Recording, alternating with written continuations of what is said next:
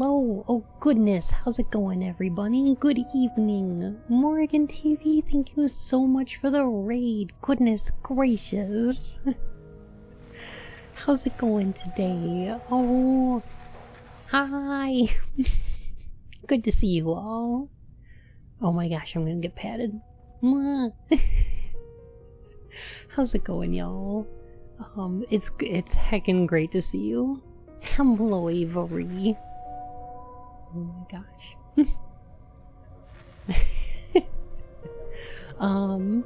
Hey, I normally don't stream on a Saturday, but do it anyway.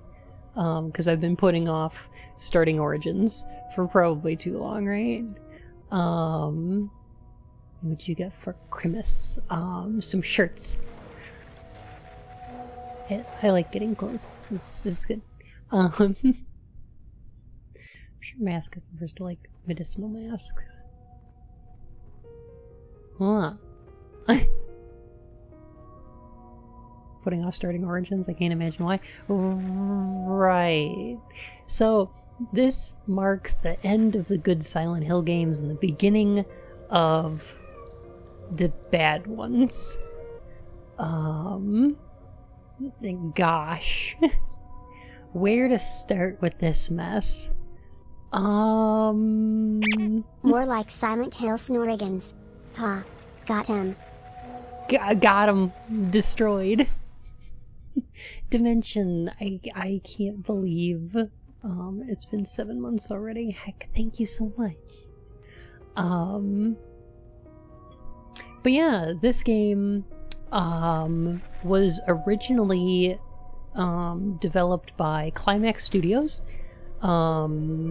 Specifically, I believe their UK branch was working on this game for the PlayStation Portable back in like 2005 or so. Alex, hi, how's it going? An oversized sweater. I'm talking covers to the knees. No hands, showing levels of comfy. Upgrades. Yeah, it's only downhill from here. This one's not like egregiously bad. It's bad for reasons that I'll have to like point out and talk about. There's some Silent Hill games that are like obviously bad. Like I feel like Homecoming, everybody knows that game is bad. But like with Origins and Shattered Memories, I think they require a bit of explanation. This was the PSP one of two PlayStation Portable ones. I'll be off to bed soon, but I'll probably watch you. Aww, thank you, Alex. Heck. Get some sleep, okay? Seemed far-fetched, but I'll roll with it. Oh yeah.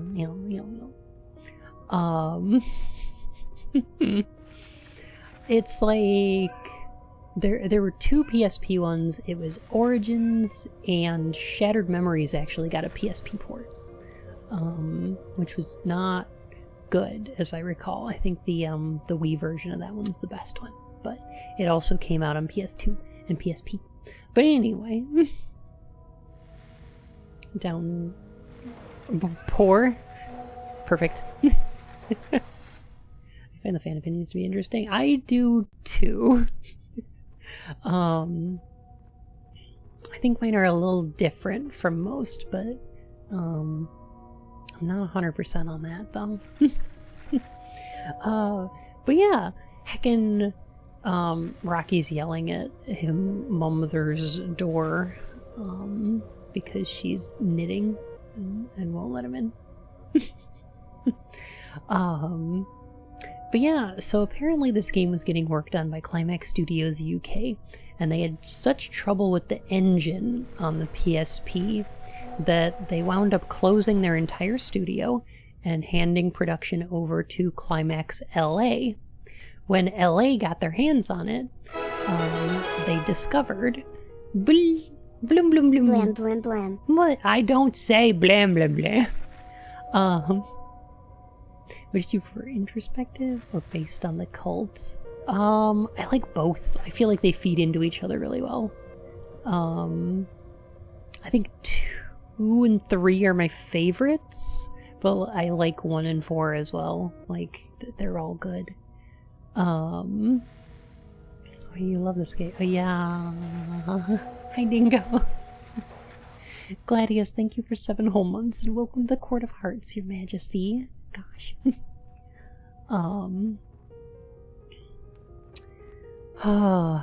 So when the game was handed over to Climax Studios LA, they found that the UK studios had actually built a dark comedy game inspired by the show Scrubs with the Silent Hill name. Mackie! Oh my god! 22, are you sure though? Are you sure? Mackie,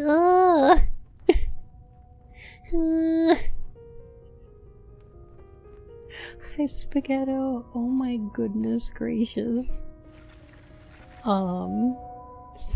was thinking it was gonna be too late. No worries, Alien, you're here. You did it. Oh my gosh. Heckin' Mackie.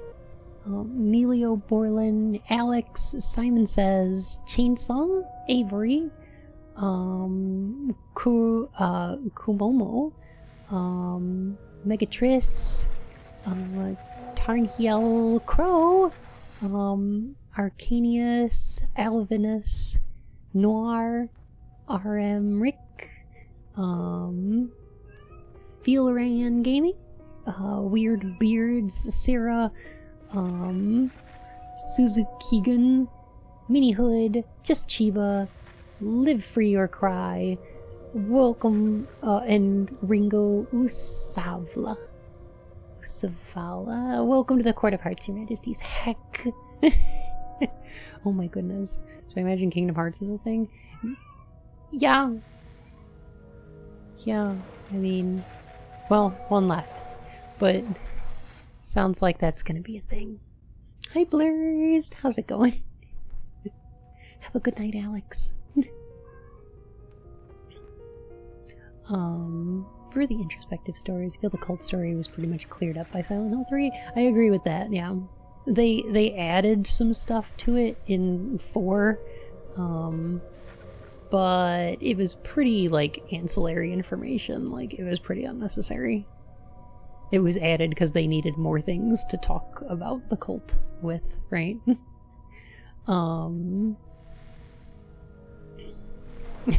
The Mother Stone, Nakihona. This is a Silent Hill game I at least remember, and most of what I remember is one of the alt costumes is this horrid-looking Shiba fursuit. Does this one have any? Oh my gosh, Nolan. Heck. Can I go over the sugar subs? Sarity and DGD, welcome to the Court of Hearts, Your Majesties. Heck, I guess Kingdom Hearts is a thing now. Okay. Y'all did it. You nailed it. Oh no. Oh no. Oh, okay. Well, that's fine. I guess we'll do that on Thursdays next month. And now we will revel in Bun's suffering in January. Fill me with the power of darkness, I guess. This doesn't have any connection to the story of the original Silent Hill game. This is supposed to be a prequel, so it explains the events leading up to Silent Hill 1 badly, with misinformation. It just lies.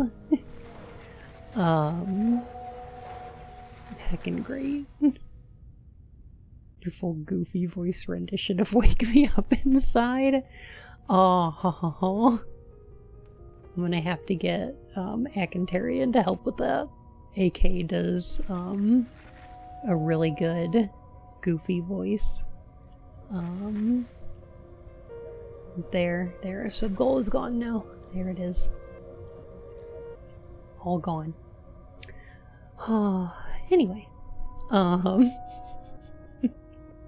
wanted to be the one to fill your dark soul with light. Anyway, I guess I'll start a new game, but like, yeah, I need to explain that apparently when the LA team got their hands on this game, the UK Climax Studios had turned Silent Hill into a dark comedy based on the show Scrubs. And I don't know if I would have preferred that or not. Like, huh. A Randall heck.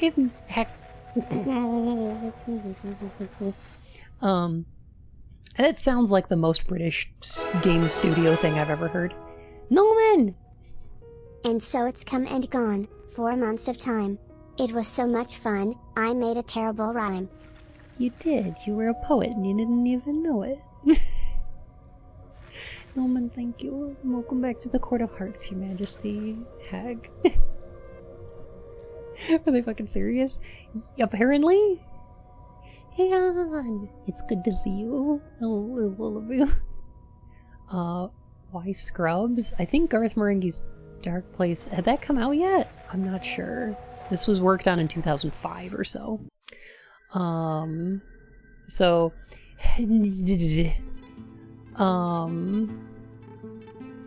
But yeah, it's a very strange idea.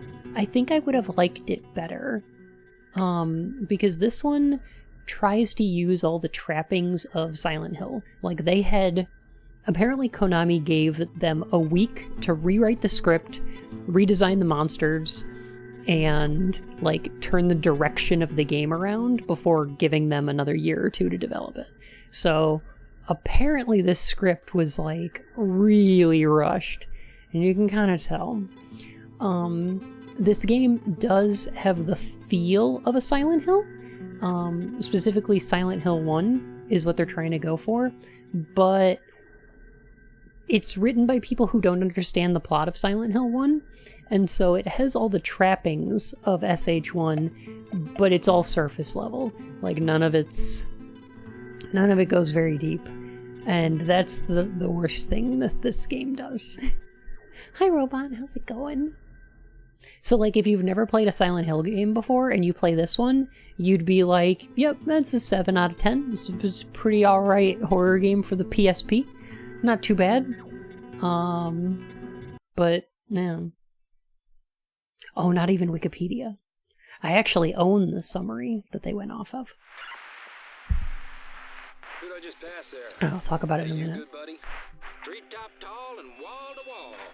Travis, What does that you mean? messed up son of a bitch. What you doing on my road? Late on a gig, bud. I'm taking the shortcut past Silent Hill. Stopping for coffee as soon as I hit Brahms.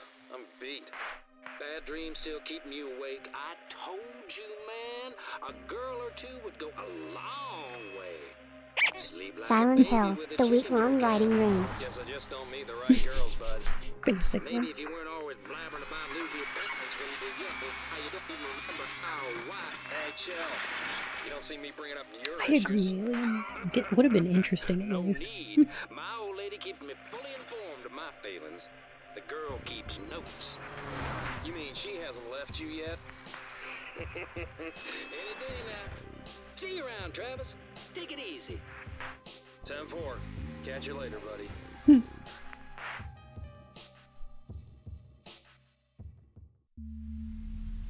Travis Grady. Travis Grady's a good name for this. Wasn't the summary written by Sam Barlow? Yes, this game is written by Dan Burlew, based on the summary written by Sam Barlow. Which I think I had gotten wrong before, but... yeah. Yes, an absolute hack. Dan Burlew? Right. Yeah, Sam Barlow wrote a summary of the game that this was based on. Dan Burlew wrote this game. And I think Shattered Memories as well.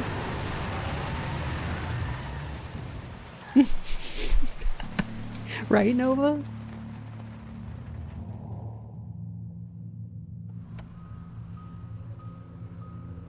Sam wrote this game the other way around, if I recall correctly. And Shatman. Oh, okay. So Sam Barlow wrote this, and then Dan Burlew wrote the summary. I don't remember. The names are too similar. It doesn't work in my brain.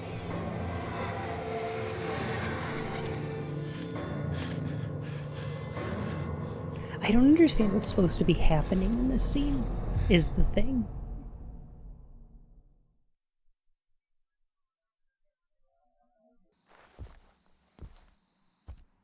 Nice crispy animation.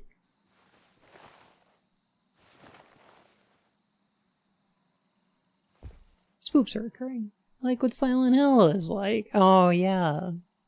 You know how Silent Hill is just like a spoopy ghost town? Hey, come back! And not like there's a reason for it to be that way or anything. It's just inexplicably, it's a spoopy place, right? Like, it's not like we needed a reason for the way the universe and the horror works. This is the PS2 version, and it's a little grainy for me here. I think I'm gonna change my interlacing just a bit.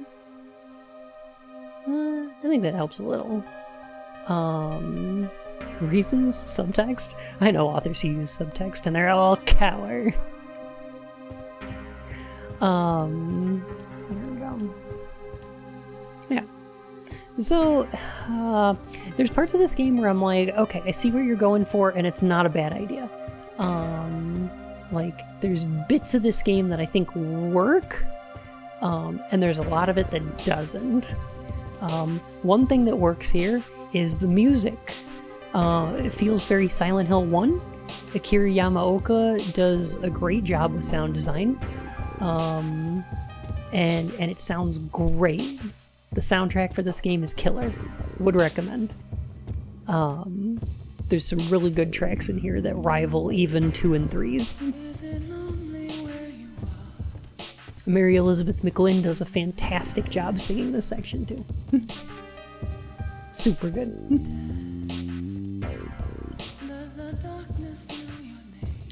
I feel like a comedy Silent Hill game would be something that I would be interested in. Oh, yeah. Thought for a second when I saw you open your inventory the Ace of Spades was in it. Whoops. Oops.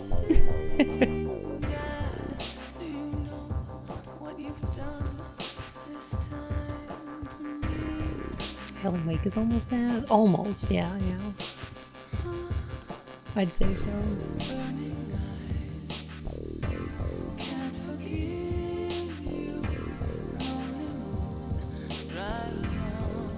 I don't know if there's a way to move my flashlight so we can read this, but Wilson Book of Memories a comedy? It wound up being one, but I don't think that was on purpose. I don't think that was intentional.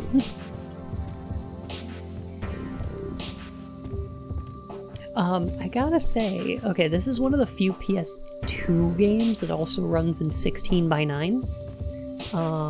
Like you can set it to run 16:9 instead of 4:3, and it works pretty well. It looks good. It's not a bad looking game.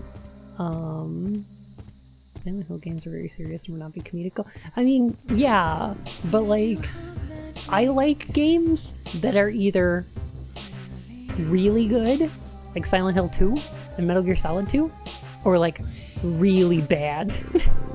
And I feel like this game is mostly mediocre, which is even worse. Like, I feel like if it was really bad, I'd have more of a soft spot for it, you know? Like, I would have enjoyed it more. Look, it's a Silent Hill sign. I think it's an Arial font. Found a VR Alice in Wonderland. Ooh! Interesting. I do like Homecoming for that reason. That's one of the reasons, yeah.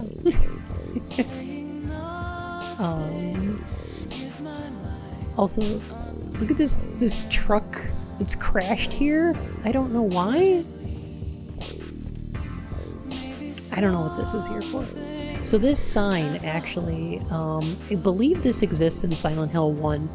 And then they replace it with the one that's in the movie after this game. So in Silent Hill, I think in Silent Hill Homecoming and Downpour, when we see the Silent Hill sign, it's the one from the movie instead of this one. Four buns don't get to Bunhalla shiny and chrome with mediocre horror games. Right. Alright, so this scene is gonna make zero sense. It's smoke. My God.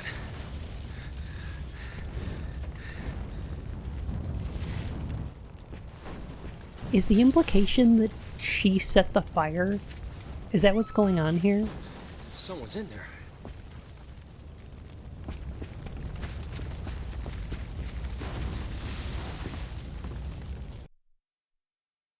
Whomst mad Chad is installing new signage in the hill, right? Oh no, it's female Walter Sullivan. Hi, Steel Wolf. How you doing? She didn't start the fire. It was always burning. The world is turning. Pretty sure is a weird looking boiler. Nailed it. No, he didn't hesitate. I'll give it to him. And you know what? This is, I think, one of the better looking PSP games out there. Like, I'll give it that. Like, I'm gonna give this game the compliments it deserves. And only the ones it deserves. Travis Grady is very much a Hank Hill. Like, in terms of his, like, body type and animations. Like, he's got that Hank Hill, like, flat ass. And rigid ass posture. He's very rectangular. Dang it, Pyramid Head! The PSP version holds up pretty well. Yeah. Whoa! Oh, hi Seeker, how's it going? Look at this! Look at this over here! Oh my gosh, This room seems like it had a bit too much in the way of propane and propane accessories. Agreed. This is a clean burning sacrifice. Do I look like I know what a fluoros is?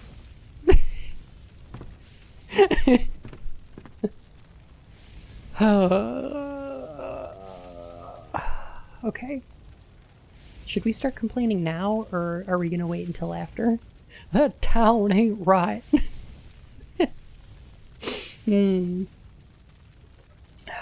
Fire wouldn't have happened with decent propane supplies. She's a fiery mistress. So... Hi, everybody. Hi, everyone. How you doing, Ian? Pocket sense. Pockets in. You're coming with me. Alright, so I want to point out, she said, let me burn. She does not want to be saved. What? I just want to point that out. Put the candle person back. Dang it, Bobber. What is this? It's Silent Hill Origins. A Silent Hill original. This isn't a cult. This is an attempt to bring God back into our world as the cult.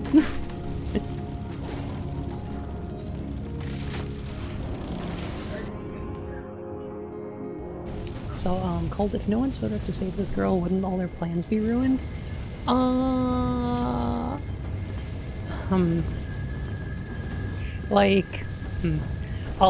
I'll explain in a minute. Cause, like, this is gonna require a little bit of time.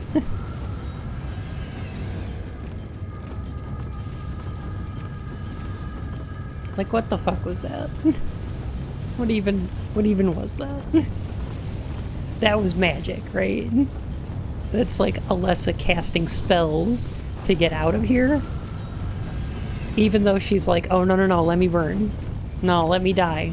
I want to die. Also, here, let me help you get out. let me help you take me out of here.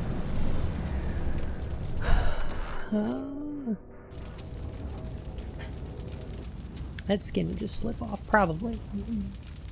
She is extra crispy. Oh no. Halo of the sunburn. Nailed it. Hi, Quiddle. How's it going? It occurs to me that I'm getting barbecue for dinner, and maybe that was a little tasteless under the circumstances. Aww. Fun fact, apparently cooked human flesh Safe kind now. of does smell like barbecue. I believe it. Yay, hey, good to know. Someone help Oh, her! I think I did a drink test. But Where is everyone? wait for it.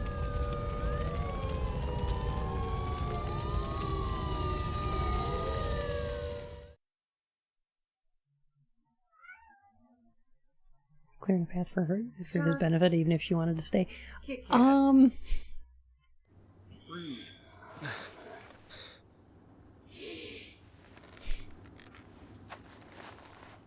Oh, am I supposed to kiss you, Bun? maybe. No. Hey, Huh? Huh? Bun has been kissed.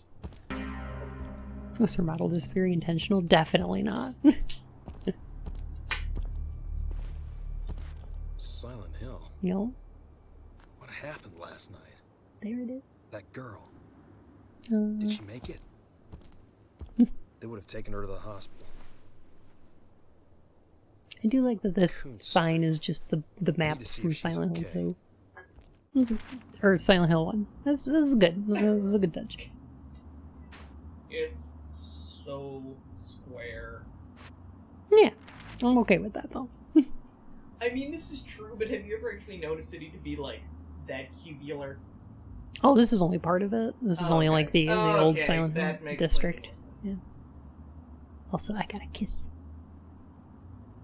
Hmm. Bun can have all the kisses. Hi y'all, how's it going today? Alright, so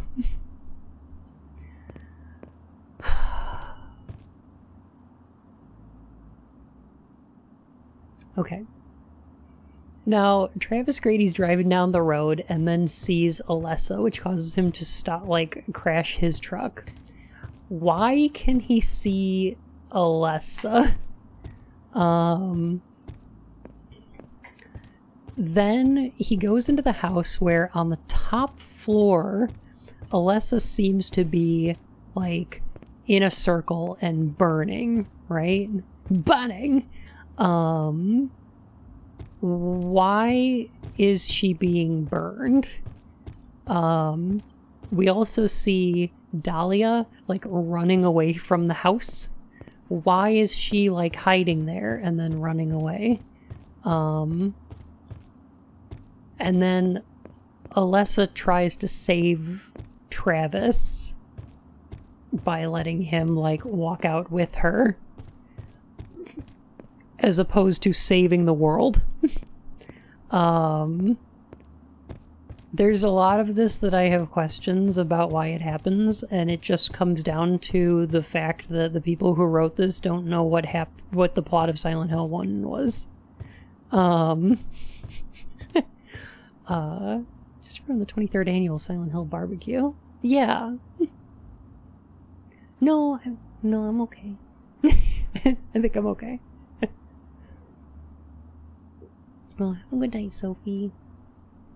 Didn't Dahlia do the stuff to Alessa in the basement? Yeah, that's implied. Or said specifically, yeah. Blim. Also, the ritual is said to have involved fire, but the fire itself seemed to have been caused by a boiler explosion, and that I don't see any reason to not believe that necessarily. Blim. because the intense pain or the trauma involved in the impregnation ritual caused Alessa's psychic powers to cause the boiler to explode.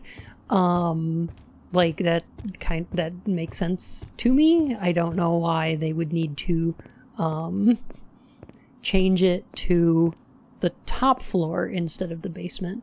And also, it sure seems in here that Dahlia had started that fire intentionally. It may be implied, which is weird. Heck.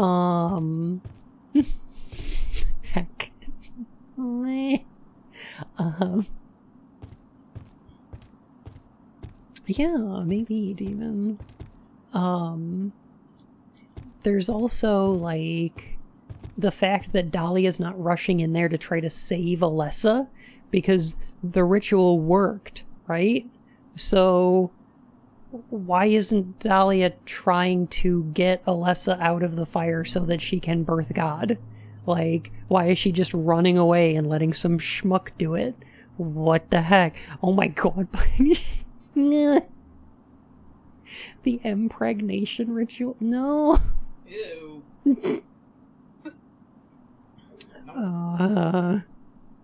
Sure, Watson. Yeah. But, like, I'm just like, there's a lot going on here that I'm just, like, really bothered by.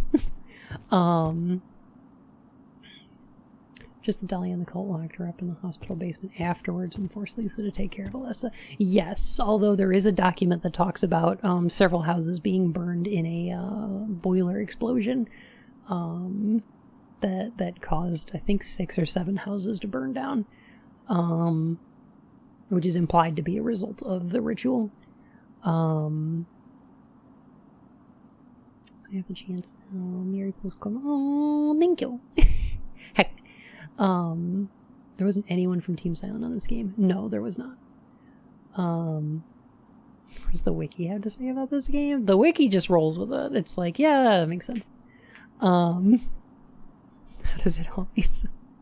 Hi, Delaney. Hey, Elvis, how's it going?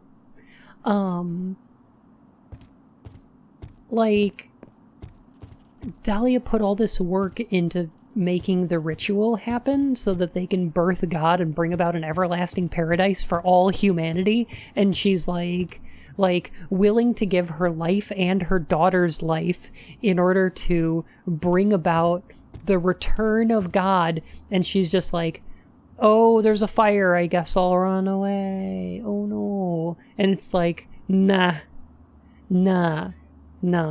Dahlia's like Dahlia would be running right the fuck in there. Like, I don't. Maybe Demon. There's a couple theories where it's like the cult covered up for the fire by, like, saying that it was a boiler explosion or something like that, which is fine. I mean, I guess that makes sense, I guess. But, like, you know. Here's the biggest thing, though, is who the fuck was that on the road that Travis saw and then crashed his truck? Because during the fire is when Alessa's soul splits and she loses her psychic powers. So Alessa no longer has powers right now. Don't you hate it when your soul splits? Yeah. At least theoretically. Unless the end of this game is a second impregnation ritual, because the first one didn't go? Maybe? Maybe they're implying that the ritual in the house didn't work, and then the end of this game is with the impregnation ritual that does work? Or something? I don't know. I also don't know why the nightmare exists in this game, because, hey, the nightmare is going to show up in this game, which doesn't exist until 7 years after this, when Alessa's soul returns to her body.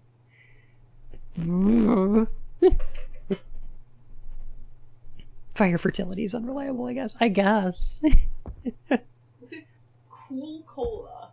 The coolest of colas. I kind of like that vending machine. It's cute. Very retro. Spoopy. Isn't this also the game that has you turning into Pyramid Head as an ending? I think Homecoming has that. This one, I don't think so. Is Travis the chosen one for the cult in this game? I don't think he has anything to do with the cult necessarily. He seems to just be some trucker himbo who has wandered into this. Yeah, he does have like some, like, just like Silent Hill 2 and every game after this, he has some past trauma involving death of a family member that he either forgot or refuses to remember, and his journey through Silent Hill will cause him to confront his inner demons. Just like every game Happy after this. Boxing Day. Fun fact, did you know that Boxing Day is called so because of the Victorians who made their servants engage in bare-knuckle boxing for sport? That's not true, but I bet you just nodded along and said yeah, sounds about right because the Victorians were messed up. They sure were. Casey, thank you for the biddies. Heck. Hi, Autumn, how are you? Just some cornless dip, basically. Mushrooms. Oh, that sounds great. Morgan. If Alyssa is powerless at Consider this stage, how which is is the more plot of the game torture, even taking Silent place? Hill Great or question. Kingdom Hearts. Good question. I don't have an answer for you. Hi Bun. Today has been depressing day all day and now I feel emotionally burned out. I'm happy you're on today because you and your content is so wholesome, even when it's not, as well as cheerful and funny. Plus it's another chance to beat the crap out of the western Silent Hills like Sonic 06, Ride to Hell and anything made by David Cage. Happy New Day. Happy New Day. Alessa, play Despacito. I hope you feel better, Steve. Oh, thank you, poet. I'm really excited. The new notifications were done by Crovo, and they're terrific. Yeah, that's a great question, though. Oh, Yin got food, so that's what all the noise is. Sorry. Had to go pick up my barbecue. Goodness.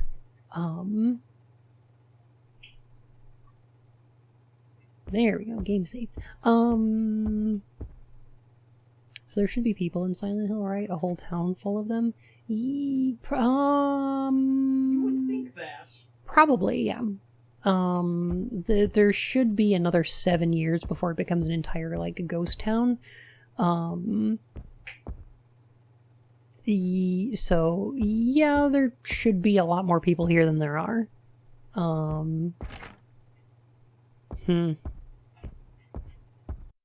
I feel like Alyssa's situation made more sense. The fire was a complete accident, and that's how she got burned from it. And Dahlia being opportunistic kept Alyssa alive, but in terrible pain in the basement to make her hate the world. So we defeat God. That's not necessarily true, because they don't. The pain isn't involved in growing God necessarily.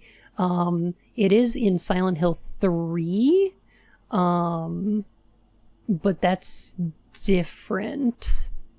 Hey, little log, how's it going? Pretty arguable that there's far too many splinter realities of Silent Hill that echo forward and backward. No, there's only the real world. The alternate universes theory is pretty much BS. I think this game goes with it, but it's nonsense that doesn't exist in the first 4 games. I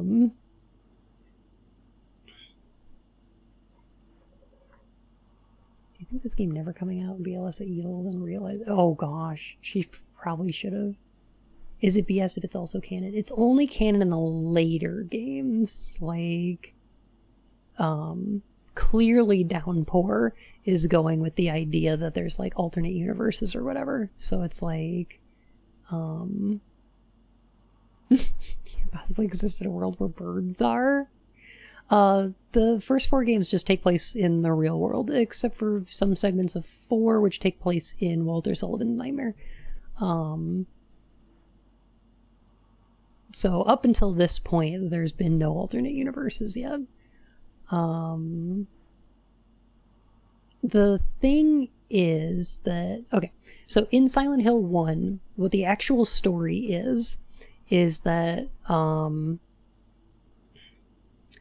Dahlia and her cult are trying to bring about the return of God so that God can bring about an everlasting paradise on earth, right?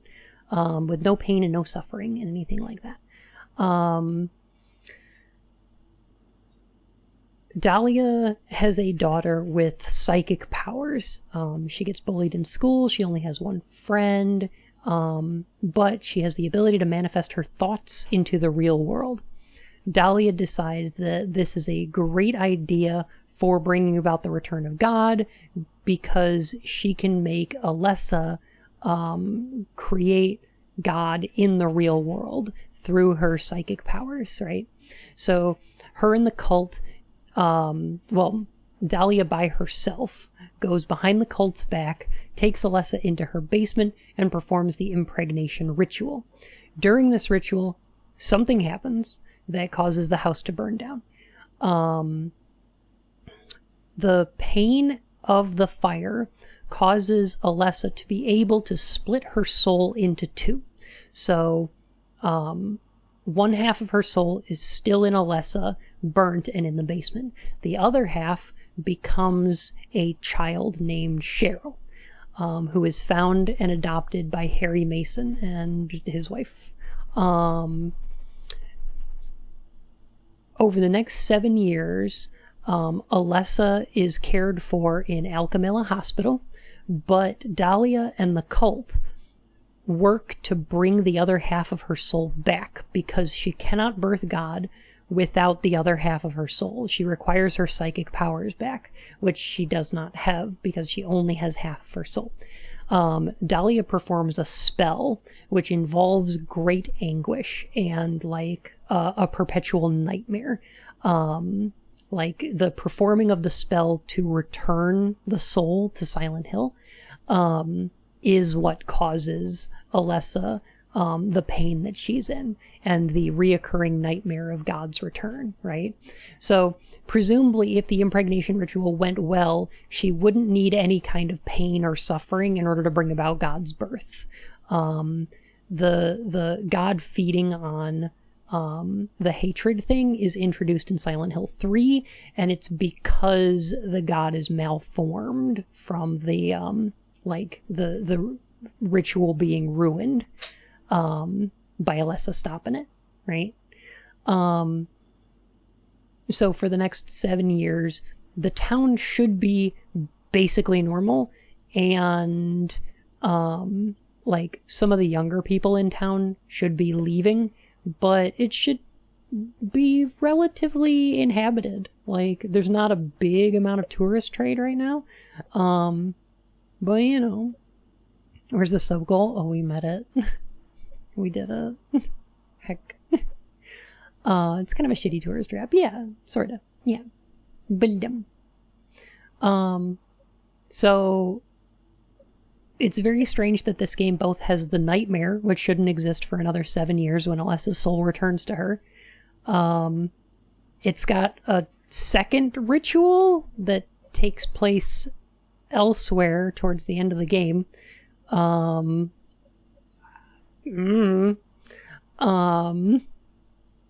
it seems like Alessa caused his truck to crash and then threatened him, and I don't know why that's the case. Casey explosion. Did we meet the Motherhead? The Pyramid Stone? Yes. Ex-Gladius. Heck. Oh, welcome back to the Court of Hearts, Your Majesty. Thank you so much for 4 whole months. Oh my gosh. Oh, wow. When you say nightmare, is that when the bathroom goes all wonky and bleedy? Yes, because the, what's known as the other world, the nightmarish environments, are the nightmare that Alessa has manifesting in the real world due to her psychic powers. Which only happens at the beginning of Silent Hill 1 when Cheryl returns to town. Because once her soul is complete again, she regains her psychic powers, and the nightmare starts making it out of her head and into the real world. That's why the entire series happens.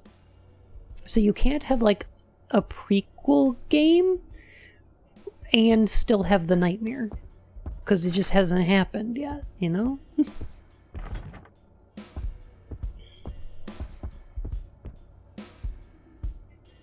Also, this building looks all dilapidated and like destroyed, and I'm like, I don't know if it would be. In fact, it wouldn't be, because this is the hospital that they took Alessa to. So like... Hey, you a doctor? Can I help you? That fire last night. This whole game is a nightmare, but only for me, A girl. because I care so We've much about received Silent Hill. notifications in the Yes. last day or so. Was she hurt? She was burned all over. Are you a relative? What did you say her It's name definitely was? the I don't G-Man. know her name. I was the one who saved her from the fire. She must have been brought here. Is there another Sorry, hospital? Casey, I'm still coming up with a pun. I'm sorry. Perhaps someone in reception could help you. I have urgent business to attend to. Goodbye.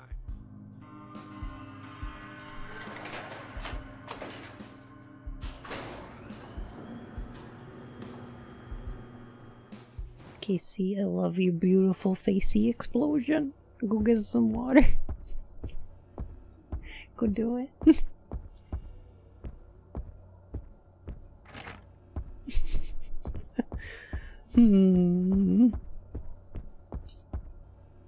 Gorbun Freeman in the flesh.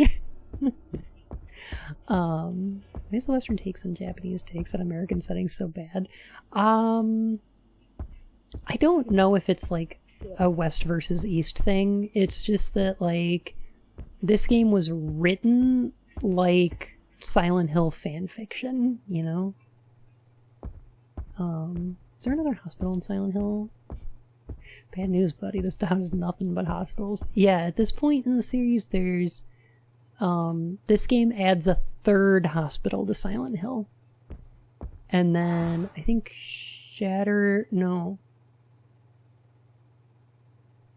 Homecoming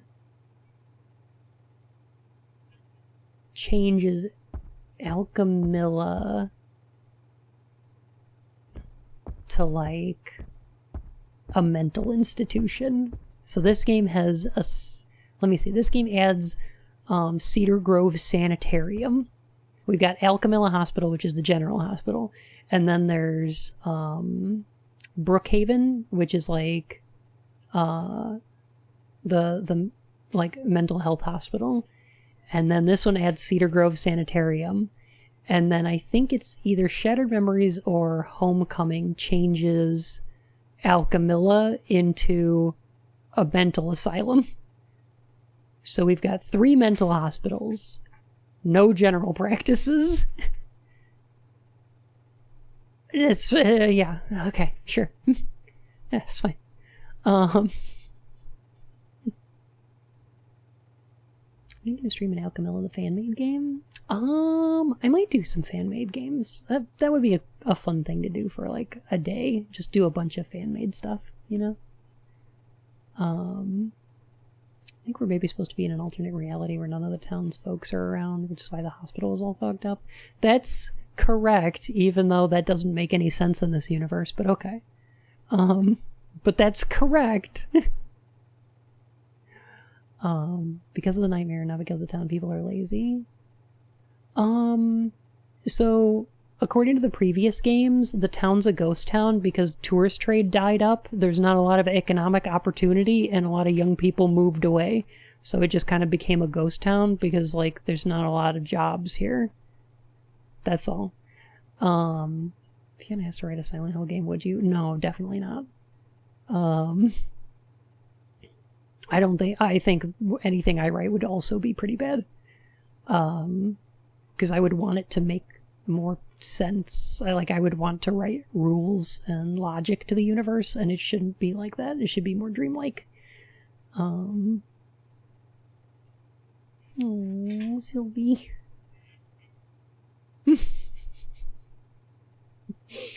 Alright, what else did I miss? Because there's like 3 alternate dimensions according to normal theories. The normal world, the fog world, and the Rust and Chains hell dimension. Maybe we're in the fog world. That is probably the logic that this game works on, but it doesn't make any sense.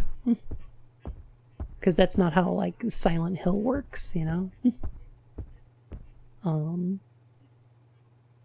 I thought underneath the eye on this it said, ooh, woo. Have you written Silent Hill fanfics? No, I have not. Probably would not. Silent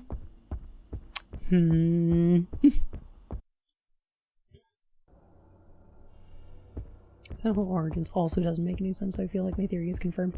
Yes, so the thing is that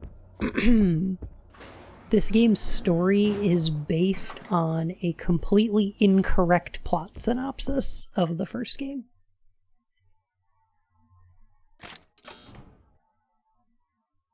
Basement. Or 2. The comment I got in the story I wrote was unreliable. They wanted the reader to be able to tell what the truth was, and I was like, but unreliable narrator. Yeah. Are there just like some missing textures in here? Is that what's going on? Nils?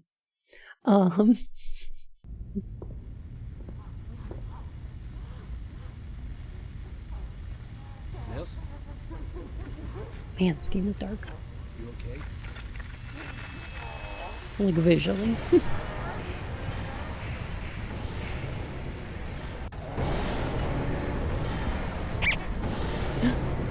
Dubby, thank you so much for the follow. My phone is good. Oh, it's got quick time events. You know it's good because it's got quick time events.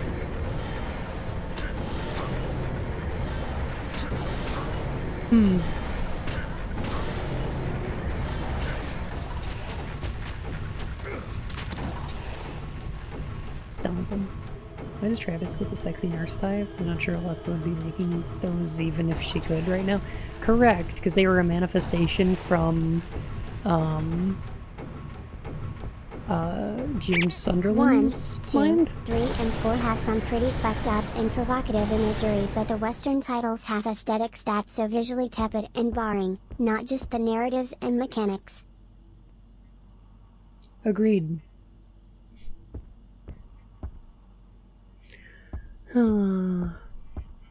Like, it's very surface level. Like, hey, Silent Hill has nurses, so we'll put some nurses in here, right?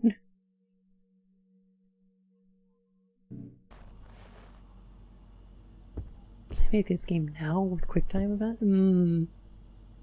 Maybe. There's some amazing games on that console. This is definitely one of them. Yeah, like, it's... As a game, it's not too bad. Oh, have a great night, Casey. I love you. Yeah, the textures are whacking out. I'm gonna see if I can fix that real quick.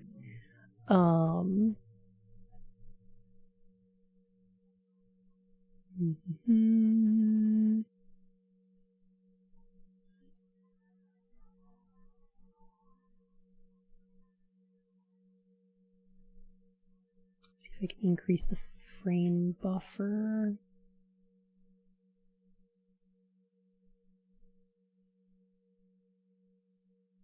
See if that helps a little, maybe.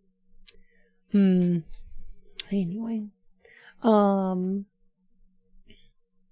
Yeah, like, this is a good looking game. It plays alright. Like, if you don't know much about Silent Hill or don't care much about Silent Hill, it's not a bad time. Like, can't complain. 7 out of 10. Like, as far as PSP games go, this is a good one. As far as Silent Hill games go, though, it frustrates me so much because it makes no sense.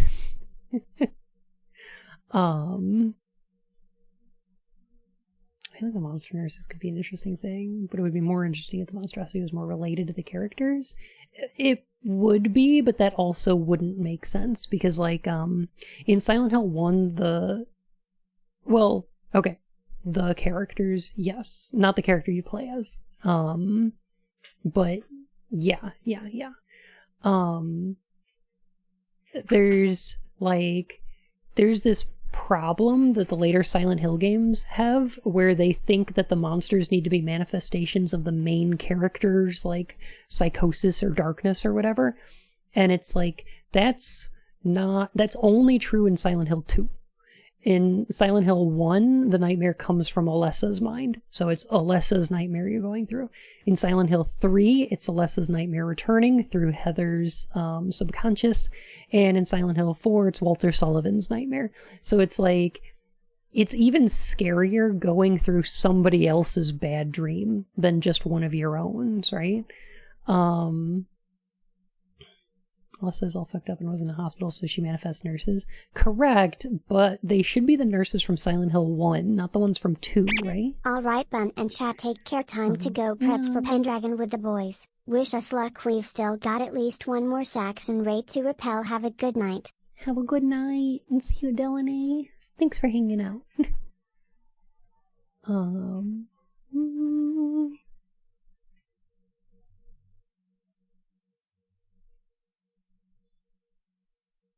Alright, I think...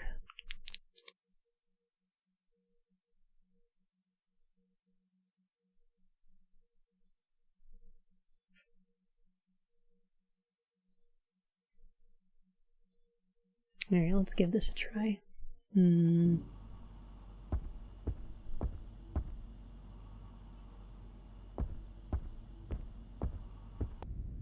a little downpour, most of the monsters come from Bun's nightmare. As the series has dropped all creativity and become both bad and boring. Like this. Who's this?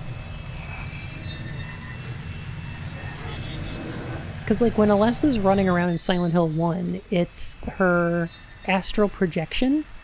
Like, it's the way she remembers herself 7 years ago. Anonymous, thank you! Heck! Thank you for gifting Napalm Fudge a gift sub. And welcome to the Court of Hearts, Your Majesty.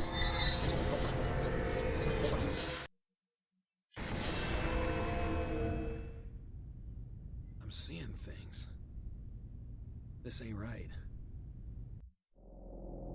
This town ain't right.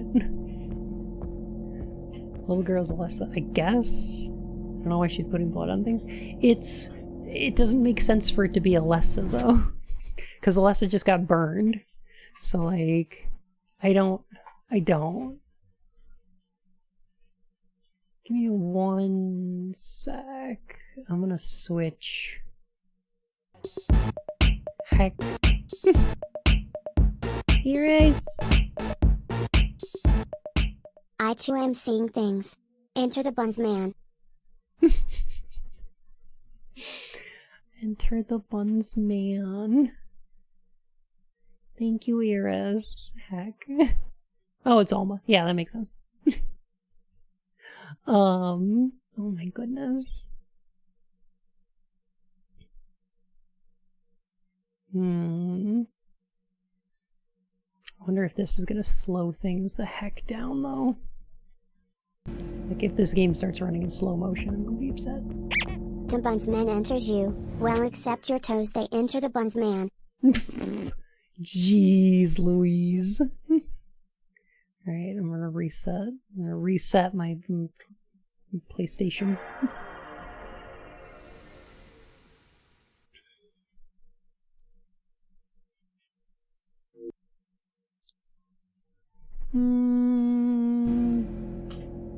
Okay. Still messed up, but that's okay. Hi, Mexi. How you doing? I thought Daniel Lake did well. Daniel Lake did a just fine job. Like, Downpour's got a pretty good soundtrack. It has a problem though, and that's the licensed music is real bad.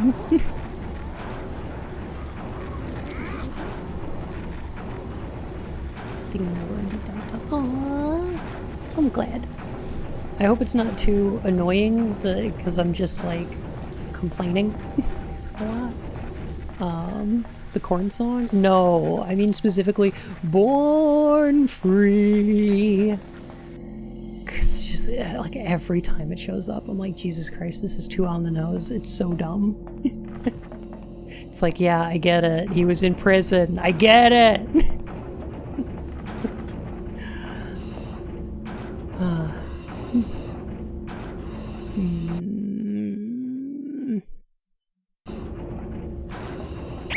Hello, Bun. You delightful rabbit, you.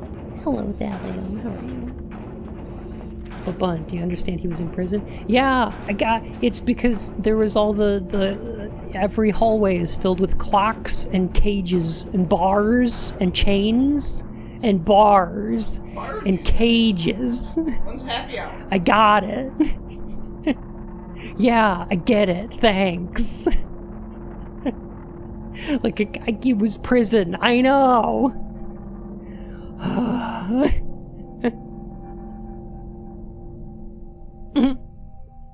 Oh my god. I've arrived. Makes me feel food and some wine. That sounds great.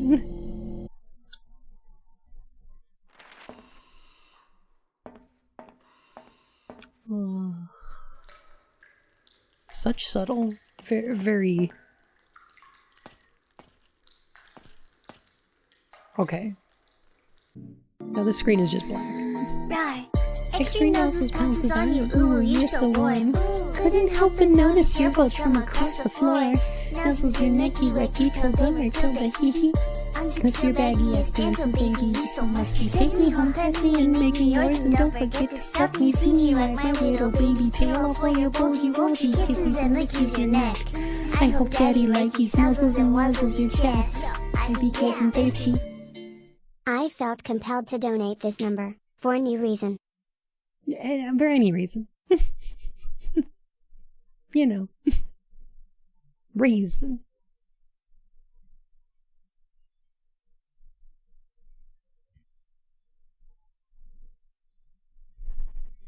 Alright, let's see. I'm just trying to figure out. Minus 12 subscribers, yes. Murphy Pendleton dropping mad bars, got them calling him DJ Boogeyman. Okay, this is better. The resolution's lower, but all the textures are loading now. Hang on. Let's see if I can fix this. I'm using, let me see, I own a copy of this game on PS2, but my PlayStation's still in the shop. What's the point in using licensed music? So It I'm doing makes my games best. impossible to re-release and makes streams DMCA bait. We Yeah, need pretty a much. rule to ban using licensed music to give the music industry the middle finger. I'm for that.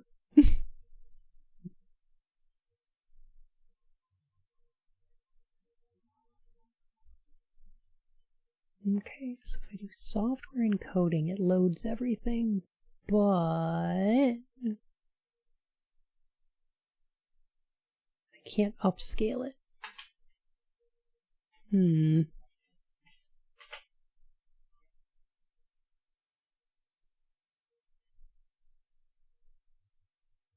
Interesting. But yeah, I kind of agree, Steve.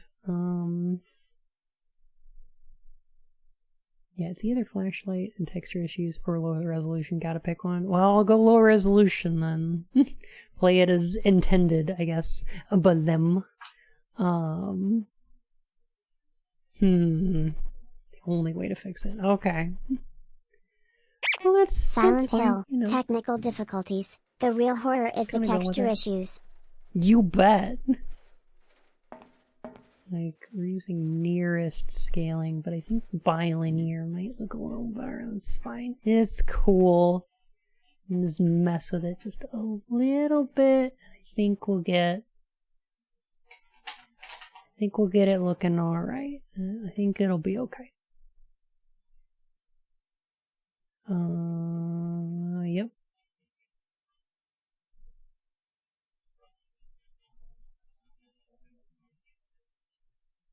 Okay. It's a little better. And then change my filtering on OBS to bilinear. There we go. Okay, let's try that. Hi Pinkerjinx, how you doing? Yeah, okay. That looks alright, right? I think that looks okay. I think that looks okay. It seems to run alright. If we run into some frame rate issues, we'll just have to deal with it. Anyway. Oh good, a golden egg. Which I think, is that supposed to be a reference to the eggs you get in Silent Hill 2? For the pyramid heads? I have used the blank to contain her power. No one will come to her aid. Blank, one of the 5 blank. Hide them, protect them. To contain her power? No one will come to her aid. Like, what's the implication here? Like, clearly this is written by Dahlia about Alessa. You underestimate her power. I'm just trying to understand what this game... It's not enough to try to understand the plot of this game. I have to understand the plot of this game and what the creators of this game thought the plot of Silent Hill 1 was. Darling, honey, bun of my life. You trying to do that is like fucking Will Graham and Hannibal. You're just gonna, like, burn your own brain out. Probably, yeah. I'm gonna be asking you to draw clocks, and you're gonna be just doodling pictures of Pyramid Head.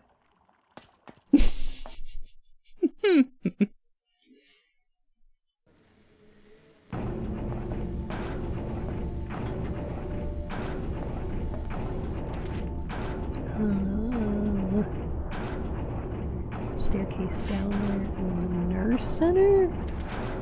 Assuming they played one, I think they only watched the movie. I think this came out before the movie did, though, didn't it? I feel like that's right. I mean, I could be full of shit, but, you know.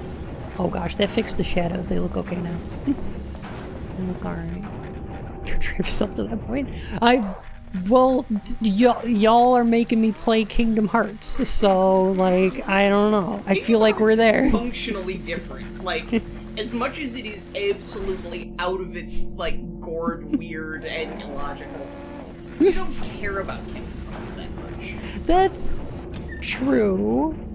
You care about Silent Hill. You will drive yourself out of your little fluffy head trying to figure shit out.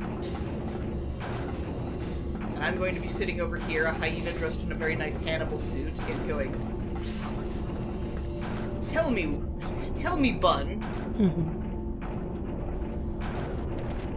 Insert Hannibal meme here. Right, I think we have to examine the bathrooms. Go check out the bathroom. I like that the bathroom, apparently the genders are person with no clothes and person with Dorito chips stapled to hips. Yes.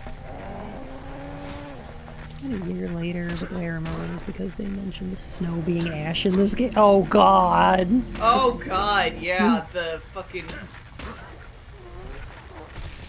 I think that may be right.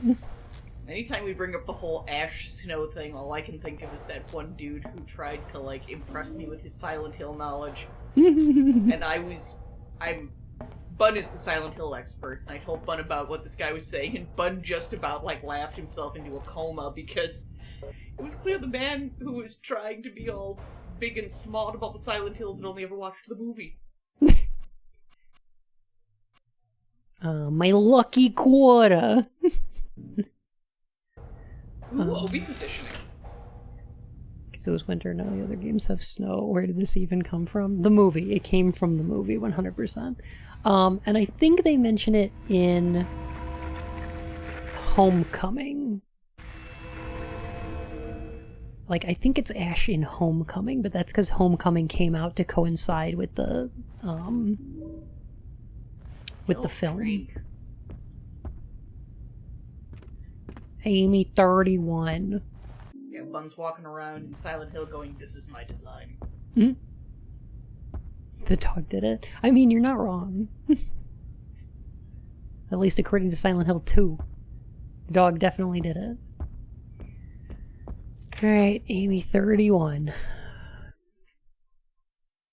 I should probably write this down somewhere. It's gonna be like just a code thing.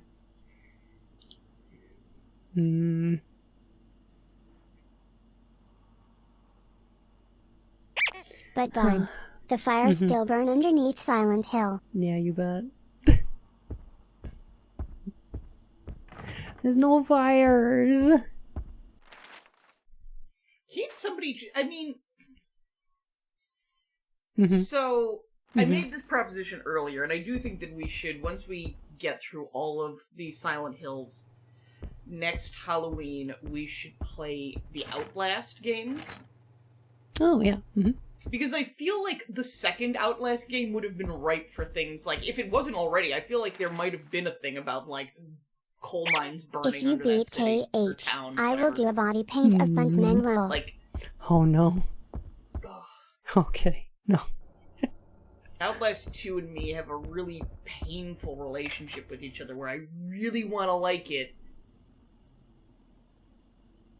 But it's so fucking bad.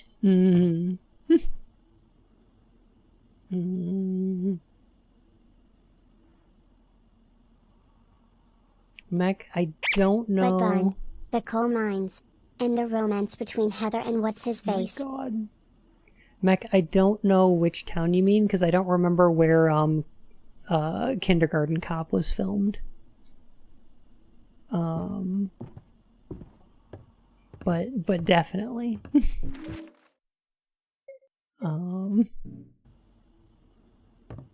Kitty, you should The just romance paint between one, like, Heather and Bun's man? print on your cheek. Footprint. Oh yeah, the game's starting to chug. I'm getting it now, yeah. Reports and magazines. Was You there just anything slid in here worth backwards picking standing up, by that though? table.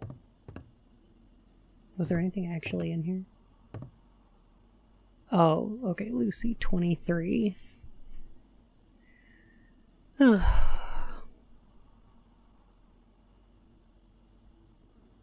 Vincent is the, they look like monsters to you one, right?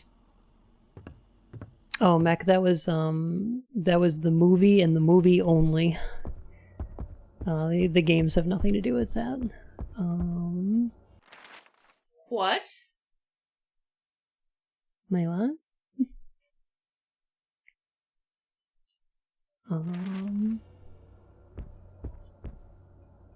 What? You okay?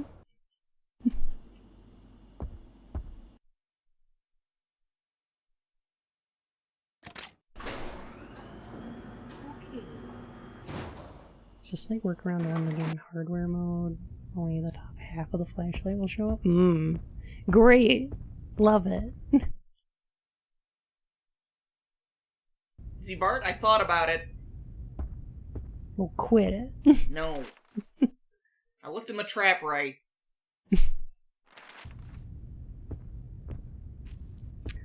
I feel like, oh gosh, my biggest complaint about this game is actually like mechanical. And it's like, So what's this I hear that he's spent time in jail? Perhaps for the crime of setting fire to the mines beneath Silent Hill? oh my god. My biggest complaint about this game is that the nightmare itself is not like,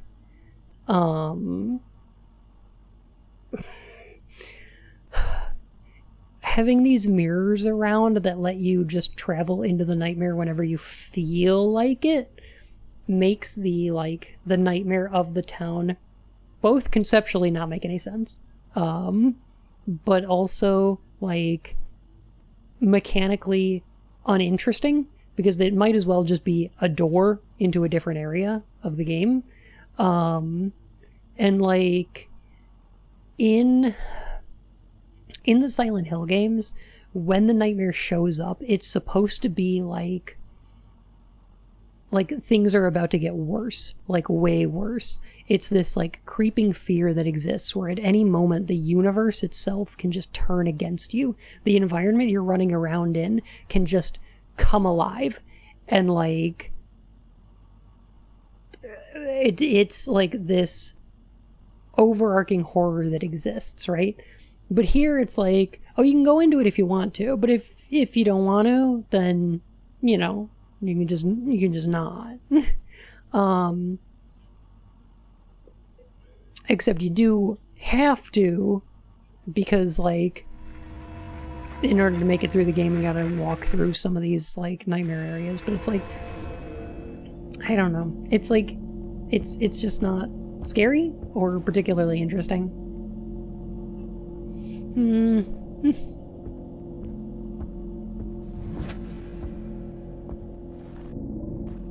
Oh, good lungs. This is what Silent Hill 1 does to me. Aww. Just keeps pushing forward. Yeah, I mean, Travis is kind of like...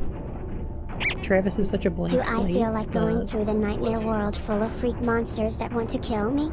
Or stay here in the world where there aren't freak monsters? Yeah. I mean, whichever you feel like, it's fine. Hi, Skylar. How you doing?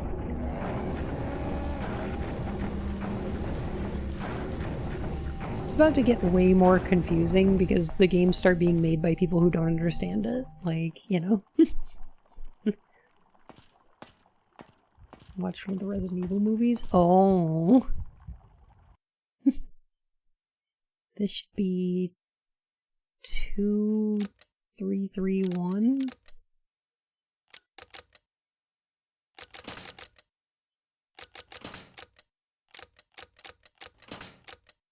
No, there's 6 numbers. Okay. Origins, is this a remake? This is a prequel, which came out for the PlayStation Portable. And got a port on the PS2. You could leave your hills behind, 'cause your hills don't scare, and if they don't scare, then there are no hills of mine. It was pretty simple. Magic Town, Cult wants to break God, Magic Girl can break God, nightmares are real. Yeah. Basically, like the idea of Silent Hill is the fear of nightmares themselves working their way into reality. Like the world of the subconscious becoming real is the basic horror behind the series, and this game just doesn't have it. Oh my gosh, Steph! Hello, Raiders. How's it going today? I assume Steph just ended and hosted over here. Hi, Steph. How you been? What were you playing today? It is so good to see you. Yeah, Travis doesn't have any reason to go into the mirrors or anything. The player does. Travis, not so much.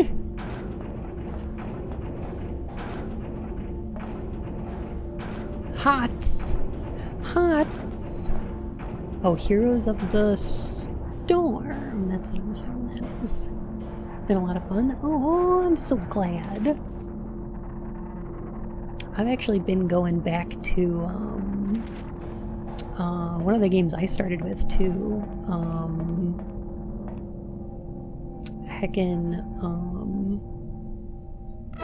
Final Fantasy 14. Fiona! Lucky Bun Buns. Oh my gosh. Thank you so much for the goodness gracious 3 whole months. And welcome back to the Court of Hearts, Your Majesty. Some plastic lungs. Some longas and gillies. Both. Both. It's a lot as a tadpole. But then it become a frog. A frog. If it be not eaten. Having trouble with your anatomy class, finally getting them out is much easier than putting them back in. Just remember this easy minimum nom. Intestine, stomach, liver, heart, lungs. Yeah, that's what I'm assuming that is. Okay. Silent Hill is truly about nightmares. Why aren't there more people running around naked or talking to large crowds? It's not just anybody's nightmares. Like, there is a reason behind the nightmares that are manifesting. Except in Homecoming and Downpour and Shattered Memories, when it's just like, it's just whoever's. Blum. Like in the originals, there's like a reason for the nightmares to be manifesting, but we're into the bad games now.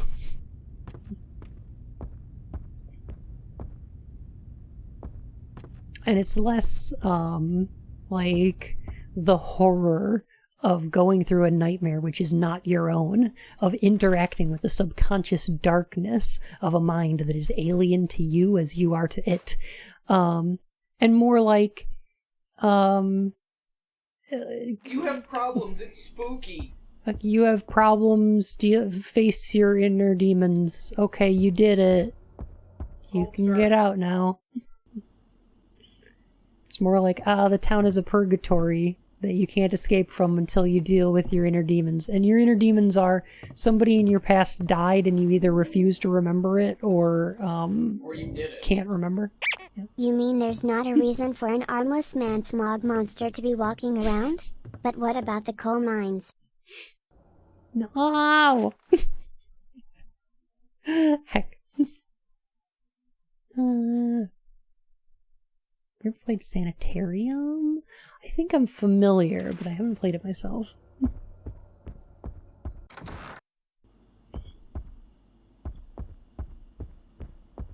How many hospitals are in Silent Hill? We just need to be more careful. There is one general hospital, Alchemilla. There is Brookhaven, which is like the mental hospital.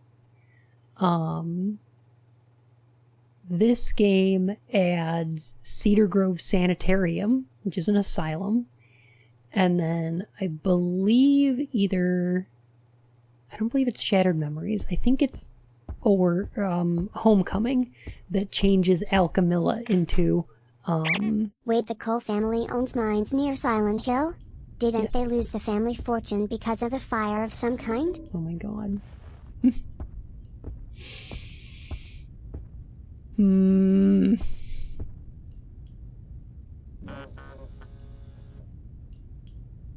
Sarah, 19. Okay.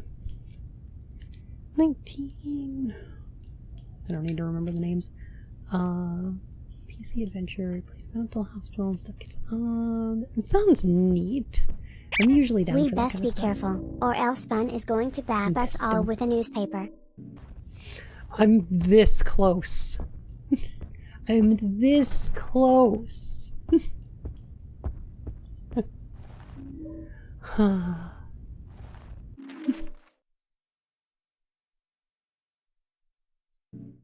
Forbidden. I'm the director of the hospital. Is forbidden to enter my office.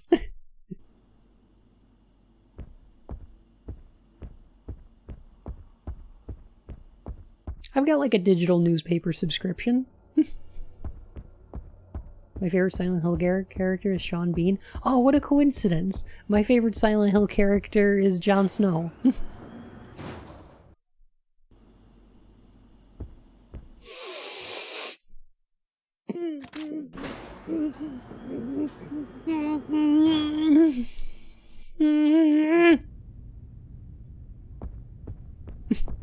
It is foreboding.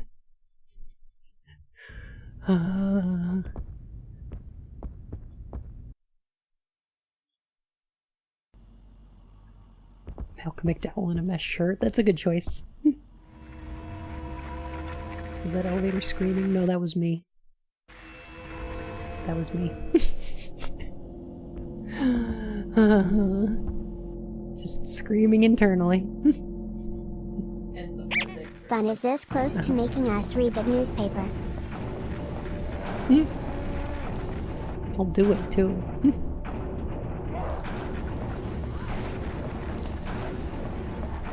I wish this game had tank controls. It's real. Not reading anything but that. Oh. My favorite Silent Hill character is Roboute Gillerman, Primarch of the 13th Legion Astartes. That makes sense. That's a good one. Yeah, yeah. Okay, missed it, but what is up with the mirrors? Good question. This game thinks that the other world is some kind of like alternate dimension, like the Upside Down or some shit. And so you can touch the mirrors and go into it whenever you want. Why? I don't know. Can we not bring Robot Gorilla Man into this, please, Thallium? 2, 3, 3. What? Got it. Didn't get it. That should have been it, right? 31-23-19?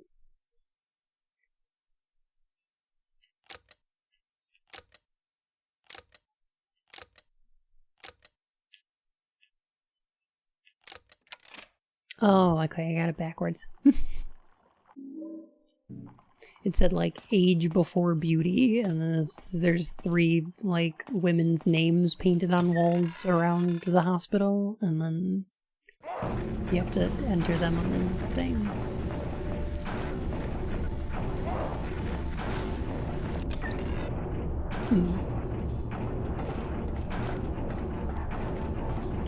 I'm not sure why or what that's like communicating to the player.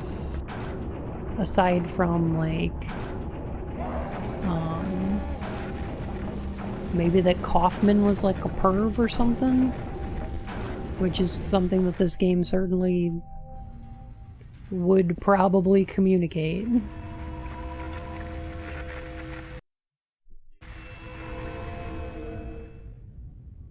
Like, I feel like the Silent Hill series has such interesting things to say most of the time, and like with the movie or like this game, they exchange some of the like the horrific elements of it for like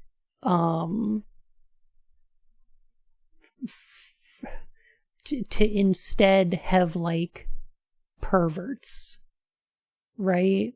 Like the Silent Hill movie adds like some janitor that like is staring at little girls or some shit, and then this game is like, oh no, Kaufman was like a perv to the nurses or something. And then like a lot of the Western ones do this. I don't know why. I don't know why this is like a Western horror trope.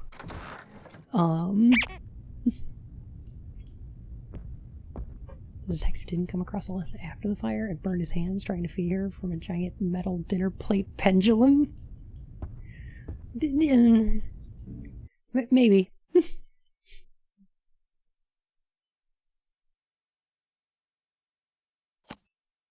A little bit, Iris.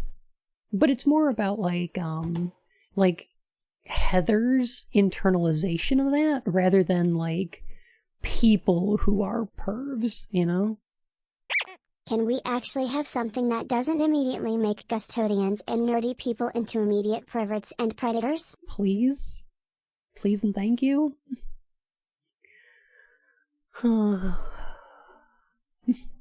most terrifying thing in the West is sex. I mean... yeah.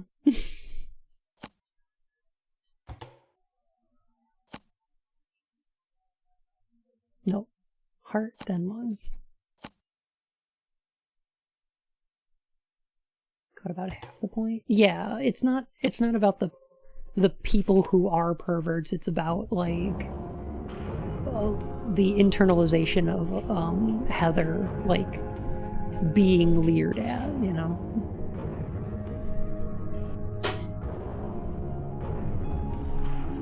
Take them eyeballs. I also don't really know why Travis is like, oh yeah, I'll just grab these eyeballs. That's great. Good. I don't know. Maybe he needs some fresh eyes on his work. Oh yeah, perfect. Faceless nurses. Western Silent Hill games, much like the 1998 Godzilla movie, seem to believe that Americans, especially soldiers, can easily beat up things beyond that don't click with their cultures and beliefs. That's a lot of fish.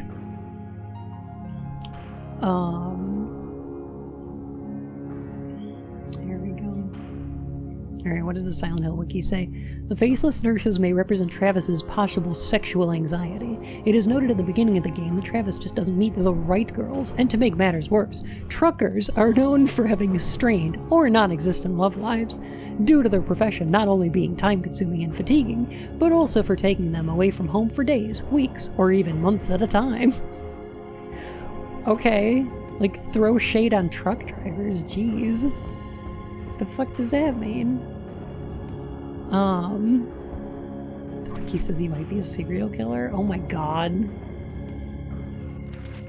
No, Travis's baggage is his dad committed suicide in the motel in Silent Hill. I don't know the psychological significance of the town of Silent Hill forcing Travis to wear a short-sleeve bubble jacket, but it's the scariest part of the game.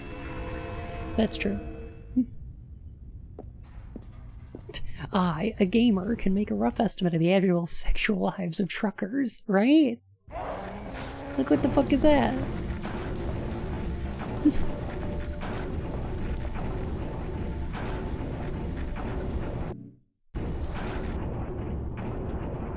Ugh, I know, tragedy. Ugh, I know. Hey Quinn, how are you?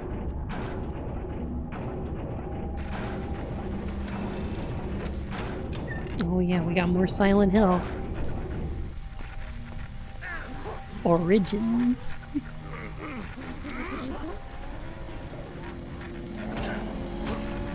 I should probably equip a weapon at some point, but... You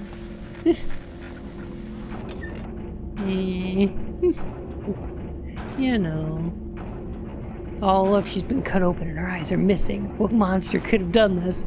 Oh, but this is where the thing was that we put the organs in and we took the eyes out. Oh my god! The only thing I hear from truckers, having spoken with some, is that it is hard to stay active, and obesity is a problem within the community due to long hours and tight deadlines. Yeah, I believe that.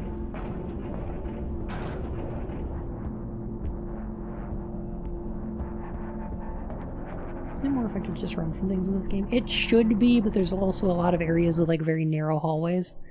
And also they give you a lot of weapons. I should point out how the weapons work in this game though. Oh god, it's the lying bodies from Silent Hill 2! For some reason. Bun, please stop silencing my hills. You got it. I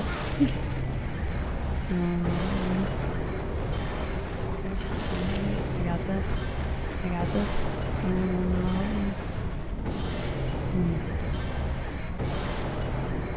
Drink.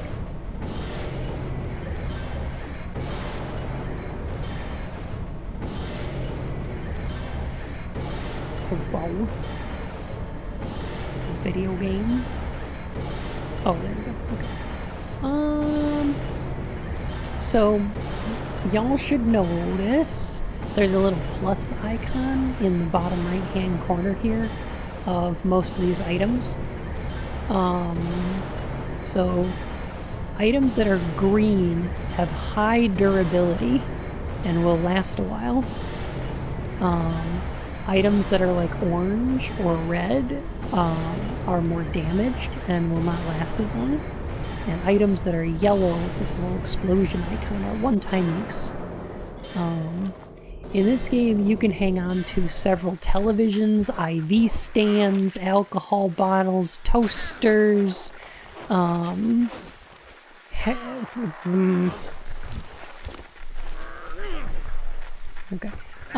So not only,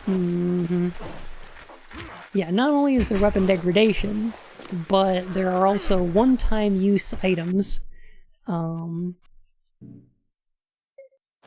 which can be destroyed by getting attacked by something.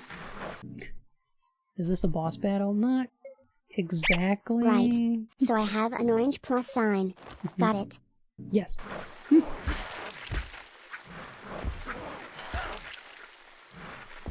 What attack is this enemy doing? Your guess is as good as mine. No, it's scary though. No, but it's scary though. Quick time events are scary. Okay, I'm about to die. Oh.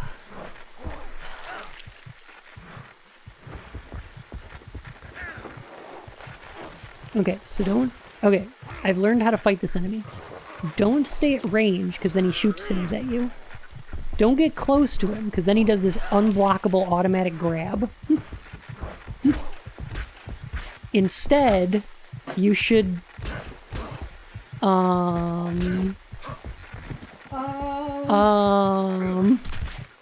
guess just tank the damage? I guess just tank it, fuck it.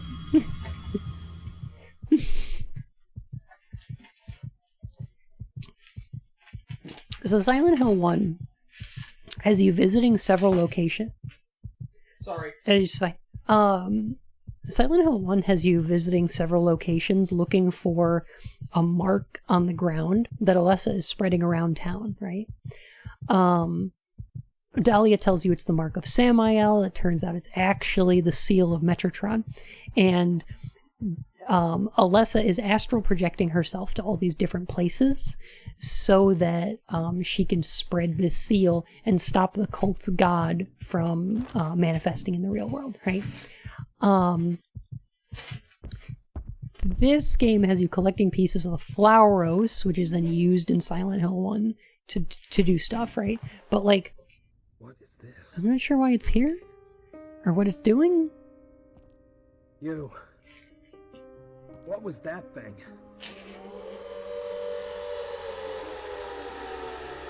This isn't happening. This voice acting's real good though.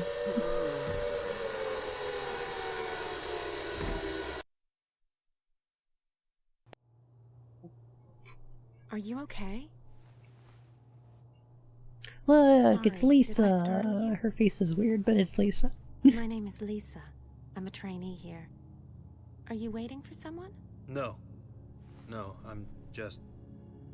Well... I'm done here. Name's Travis. Nice to meet you, Lisa. You sure you're okay? You look a little shaken up. I just got here and I can already tell this is Sorry. Silent Hill No, fan it's fiction. okay. Definitely. To be honest, I've been a little off all day. I was in a fire last night. I think it boiled my brain a little. The fire in the business district? How awful. I heard about that. No one knows how it got started.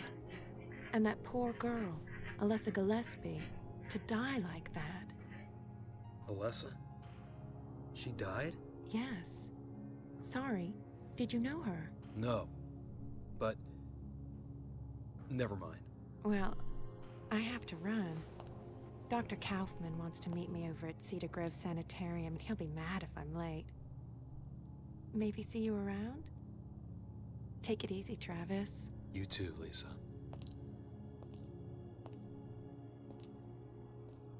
Why does Kaufman want to meet her at Cedar Grove? Why is the director of this hospital going to a sanitarium? Wait, that's Lisa? Yeah. Yeah.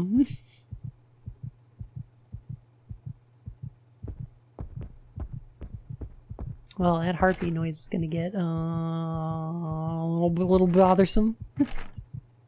Hmm.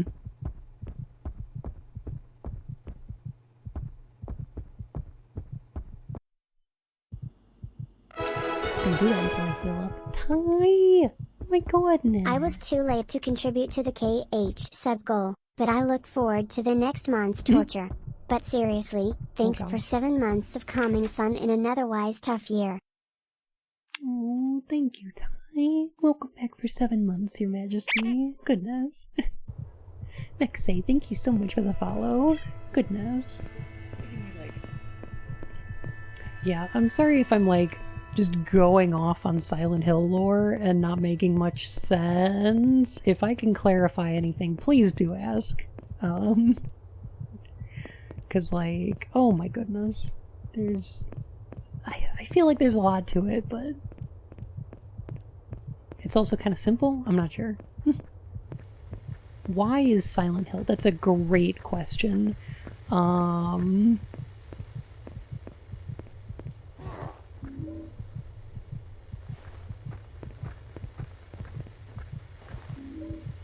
The area that Silent Hill was built upon is, was considered by, like, the indigenous tribes of the area to be, like a special place, like a place of some spiritual significance. So, like, the town itself, or the land it was built on, has some kind of spiritual power to it. Oh, good, okay. No, fists are infinite.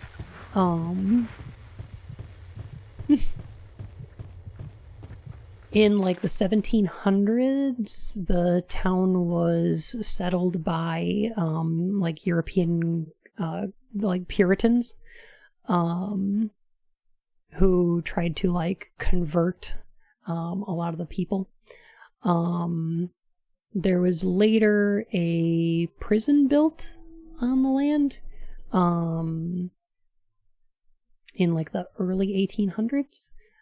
Executions were held here, that sort of thing. There was also a coal mine at one point, which dried up in the mid to late, the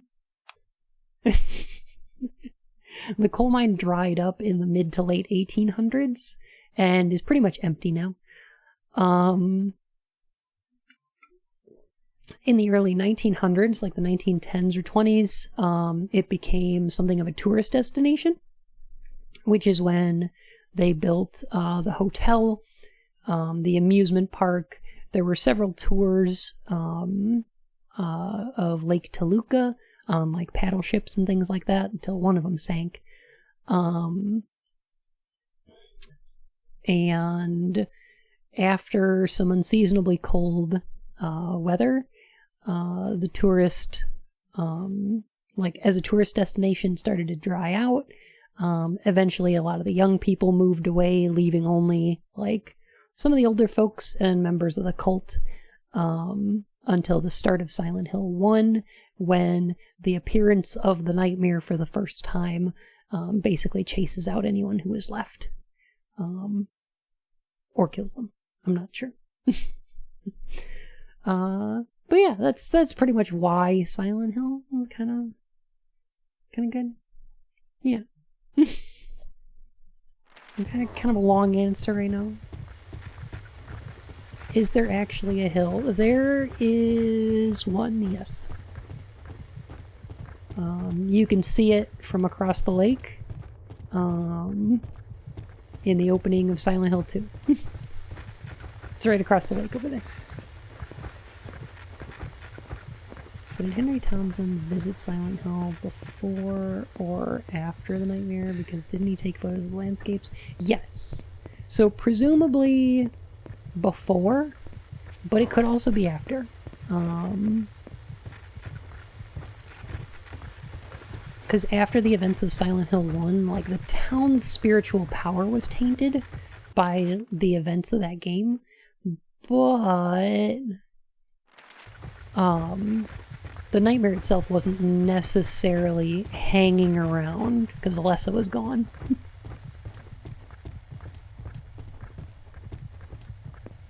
Yeah, Black Sheep, that's just the wiki.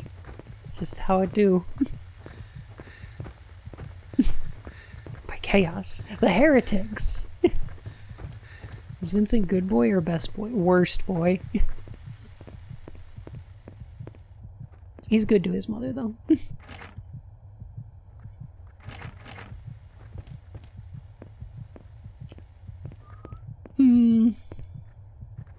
Should be a corporate funded mining museum that talks about how evil unions are in the most corporate propaganda way possible. There is some like pictures of the prison and the mine in the Silent Hill Historical Museum.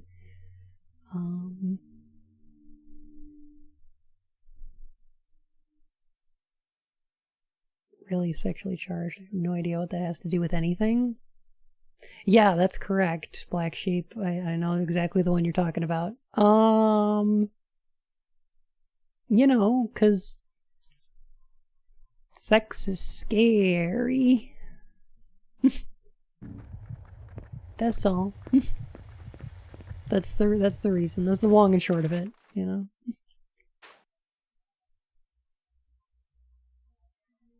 Because it's a Western horror, therefore any depictions of sex or sexuality are considered to be horror. How bad is Downpour? Downpour is probably my least favorite game in the series. Most people find it just fine, but I found it aggressively boring.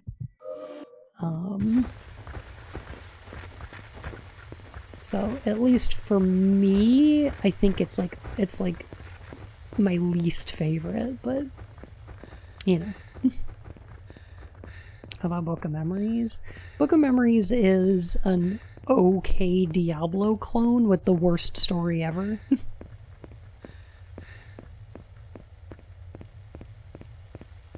Have 3 been the only attempt at a sequel continuity-wise? Pretty much.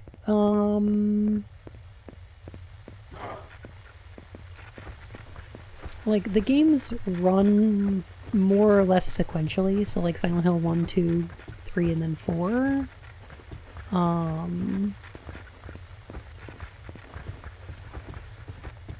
Like, they're more or less sequential, but they also don't have, like quite as much of a running continuity as 3 does, right?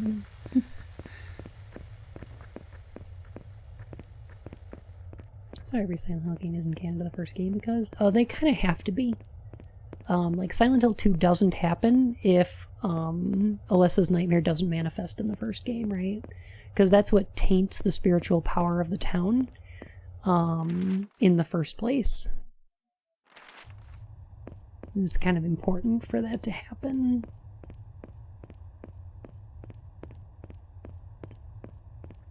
Book of Memories is kind of subpar. Yeah, the elemental system doesn't really work very well, and then goodness gracious. Hello, Bun. I hope stream has been good so far. Lucky Bun Lurk. It's been good. Thank you, Rickard. Heck. This is Western horror, therefore sex is horror. Speaking fast. Heck. It's good to see you, Rikuna. Nice to meet you. I'm in a food coma now. Oh, that sounds great. I got some tikka masala today. I'm very excited to get back to eating it later. That's gonna be my reward for playing this.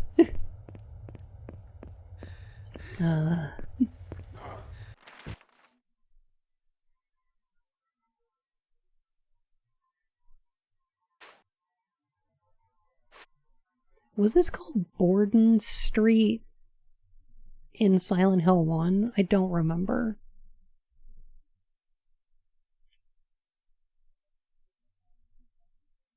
No, the Silent Hill 1 map ends with Coon Street. Like, Alchemilla Hospital is the south end of the Silent Hill 1 map. So, everything south of there is new. That they've made up, right? And can I just point out that the stuff they made up is so incredibly lame.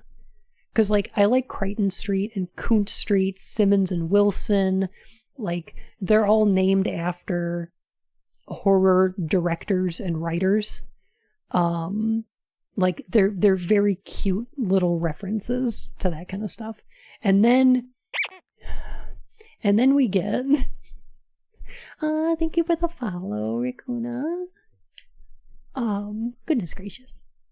Game canon, the first game, others aren't, because Keiichiro Toyama didn't direct it, just to correct. Oh, okay. Yeah, that makes sense.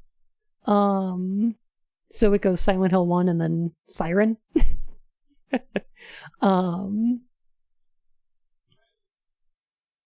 Makes sense. I think Masahiro Ito does a really good job, though, like, taking over for him, so I don't know. But yeah, we get Midway, Canyon, Industry, just regular ass street names, which is fine, I guess. And then we get Borden Street, which I can only assume is a reference to Lizzie Borden. So that's great. Like, ugh.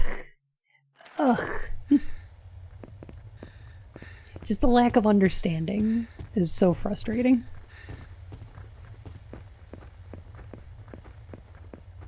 Where's Electric Avenue? Ocean Avenue.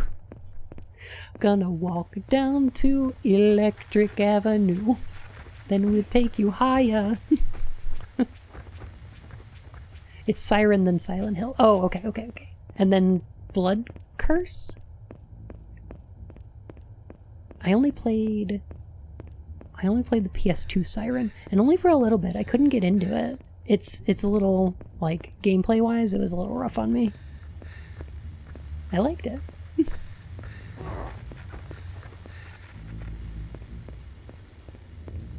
But I couldn't finish it. Okay, so now we have to go through the butchers, where we're gonna meet Pyramid Head.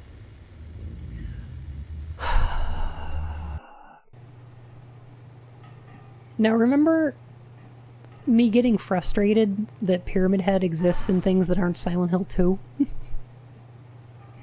And it's like, it's one of those very obvious problems where it's like, Pyramid Head should not exist in anything except for Silent Hill 2 because it's a monster that's exclusive to the subconscious of James Sunderland. It is a representation of his fear of becoming a monster. And it doesn't make sense that Silent Hill would manifest for anyone except for James Sunderland, and only in Silent Hill proper. And I feel like at some point they started to understand this because they figured out. But it's cool, fun. Hopping man. I was though. Like, I feel like at some point somebody understood this because after Homecoming they figured out not to put him in any of the other games, right? But like, here he is. Here he is. I know he looks a little different. He's wearing like a weird mask. It's not like pyramid shaped. But it's just him. It's just Pyramid Head. This is him. Also, you guys can't see this, but you know Bun's little angry emoji? That's Bun's face right now. This.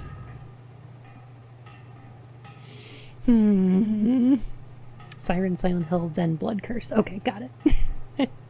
Why is there a sexy nurse in here? Because sexy nurses and butchers are spooky. So that Pyramid Head there can stab her in the middle and then pull the blade out from between her legs. Because it's sexual, and that's scary.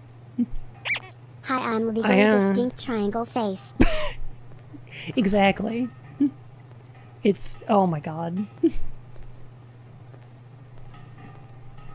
Someone may have painted a rose to save face on mistakes.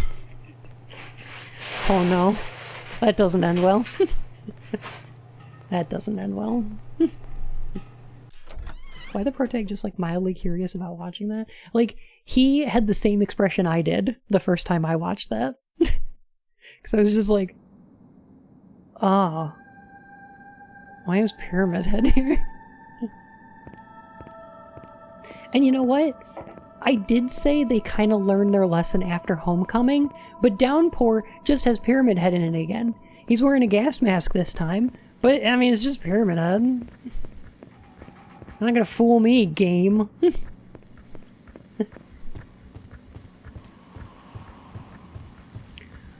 I need to point out another gameplay issue that I have here, where, like, in the original games, there is some tension that comes with, like, conserving ammunition and deciding what weapons to use.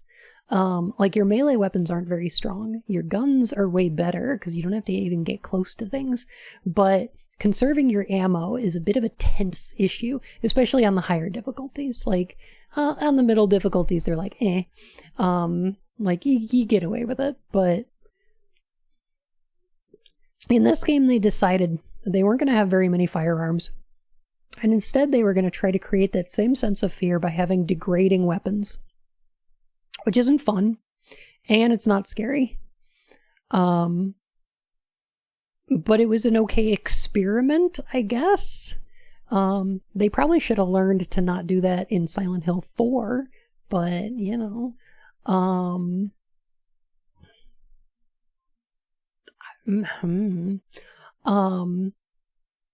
they do this again in, heckin' Downpour, and it's just as frustrating there. But this leads to some really frustrating design decisions. One of them is having a ton of different, like, weapons, like televisions and IV stands that you're just, like, hauling around all over the place. Like, we've got, what, a typewriter. I've got, like, a couple steel bars. A bottle of alcohol. Like a big one. Like just a big Kroger-sized bottle, like a big Costco family bottle of alcohol. Anyway, wow,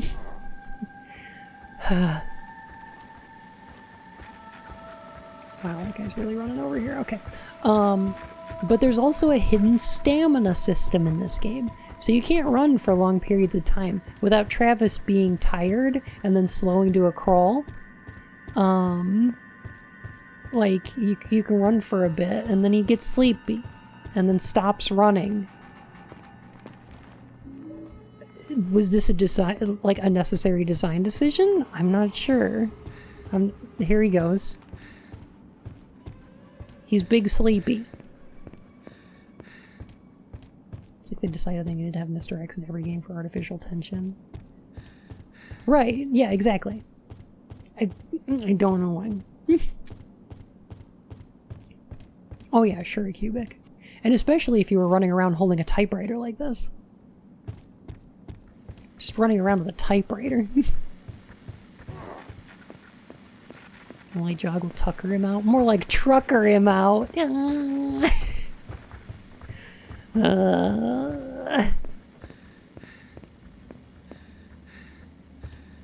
think this is where we're heading. Anyway,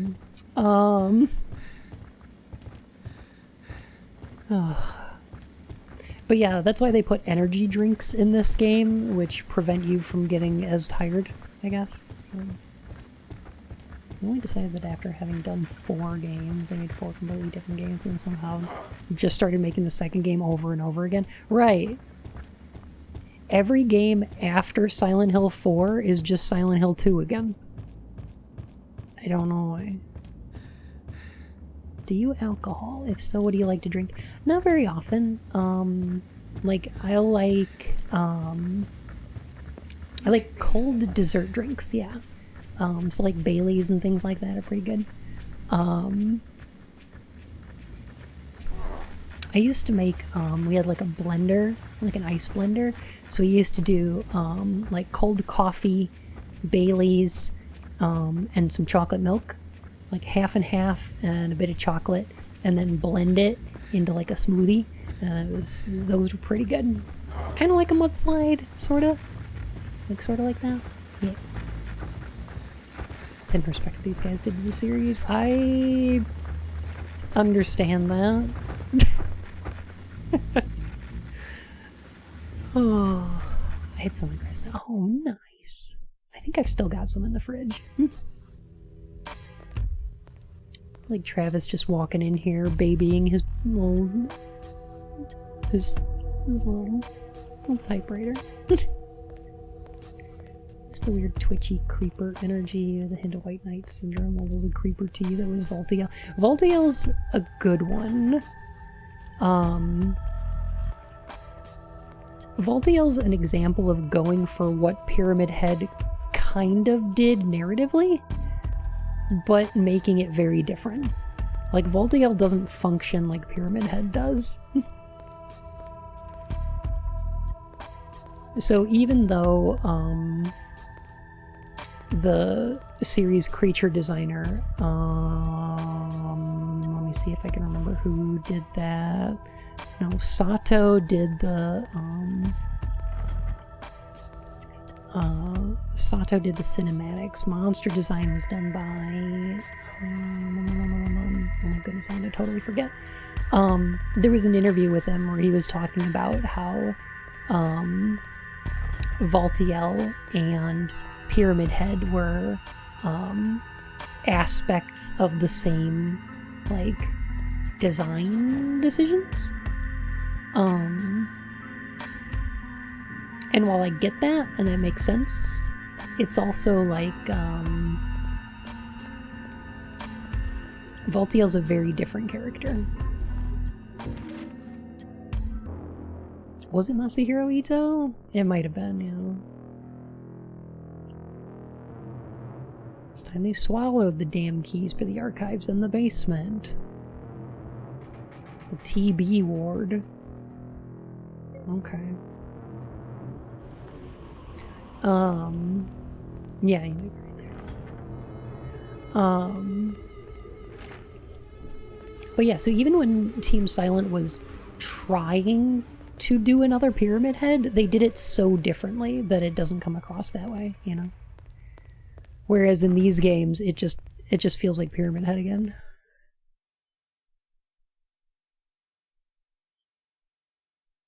Oh, ice plus 5 cones worth of vanilla cream. Oh, that sounds good. Yeah, Yin does more of the drinking than I do.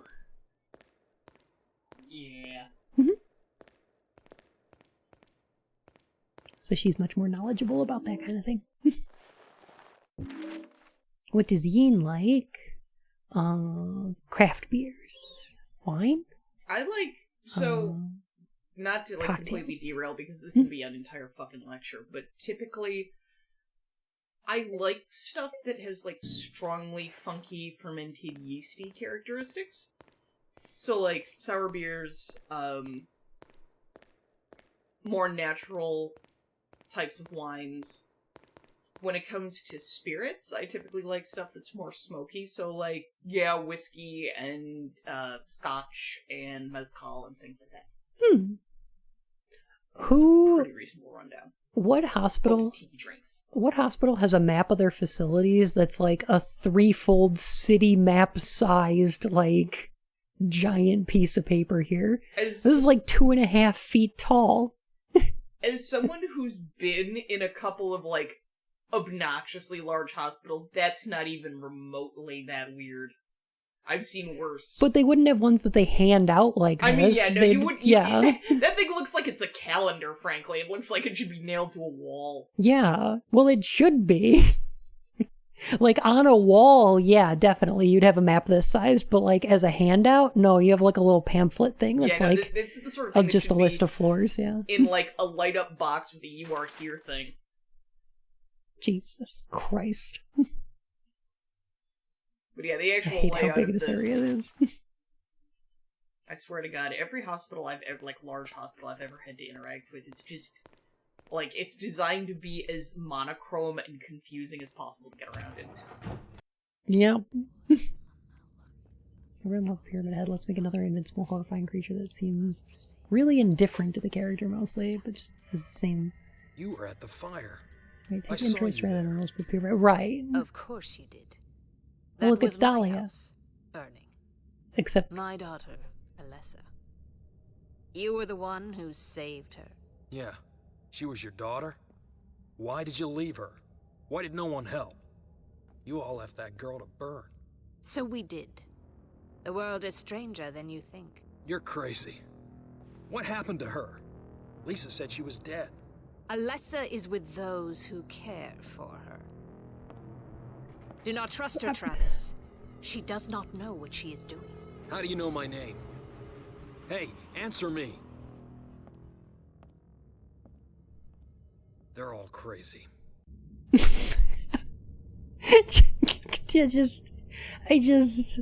oh my god. Okay, 2 complaints here. One, Dahlia's plan completely falls apart if no one saves Alessa from that fire. Like, what the fuck? What was her plan? Like, why did she start the fire? And then why didn't she help? I still don't understand. It doesn't make sense to me. And also, remember in Silent Hill 1, how Dahlia shows up and then says, like, these mildly sinister, but, like, almost nonsensical things, where... Oh, I've absolutely played Deadly Premonition, yeah.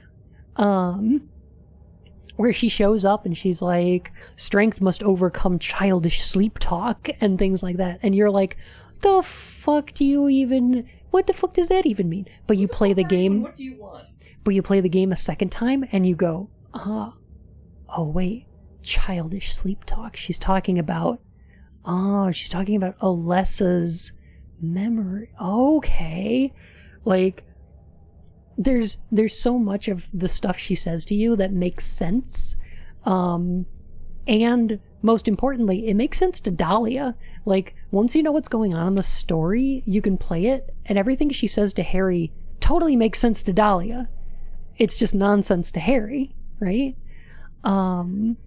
This scene does not feel anything like that, because all she's saying is actual lies, where before she was omitting parts of the truth that, like, manipulate Harry into working for her, where here she's just telling you a lie and then being really sinister about it. Honey, I know who this guy reminds me of. I finally figured it out. It's Hank Hill. I was actually gonna say this is like the trucker variant of the dude from Inferno. Oh, yeah, okay, yeah.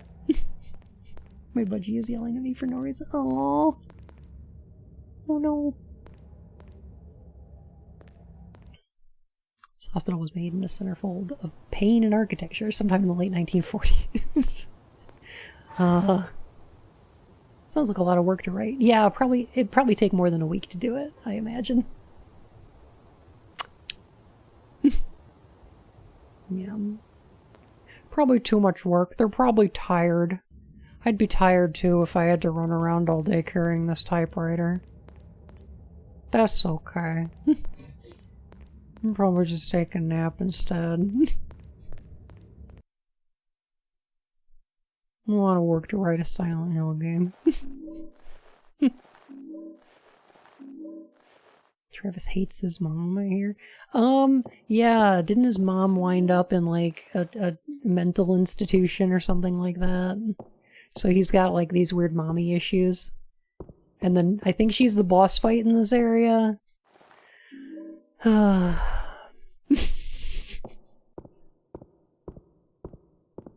I'd be tired too. Yeah.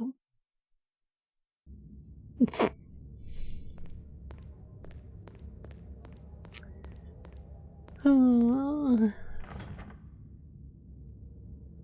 no worries, Scratch. Thanks so much for hanging out.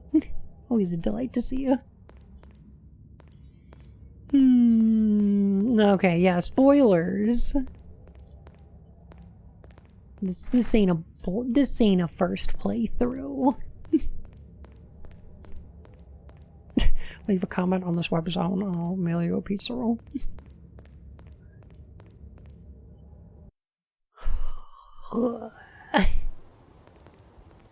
Also, this area is way too big. This whole map is it's too big. It's too much.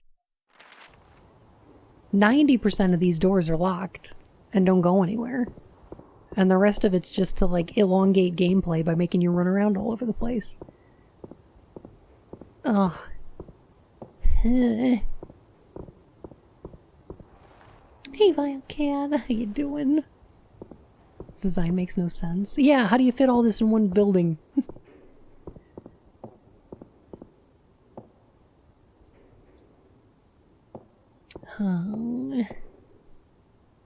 Use the typewriter to work through some mommy issues. Well, I love the first game. This game complements it. I feel like it contradicts it more often. Cause like, the first game's got like a plotline that's sensible. It's a little vague in places. But like on purpose. And I just don't know what's happening in this game.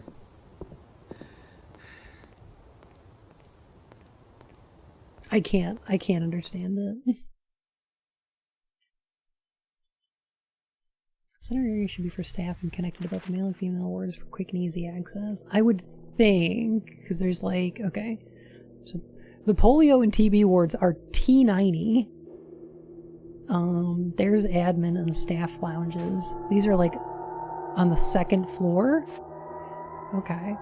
And then the nurse rooms and wards are separated side by side by gender. Okay. I don't know. Aww. I hope you are too, Vile. Okay, then we have these shadow things.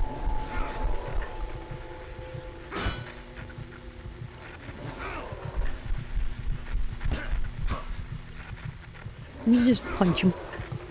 They're invisible. They're invisible. Oops. Wow. Shadows the Hedgehog.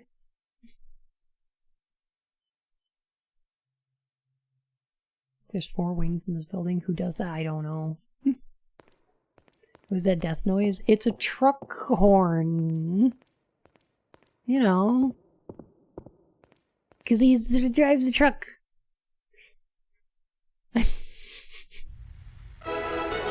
Oh my gosh, Luna. Oh hey, I'm at work, but hi Paige. Hi Luna. I hope you have a good time at work.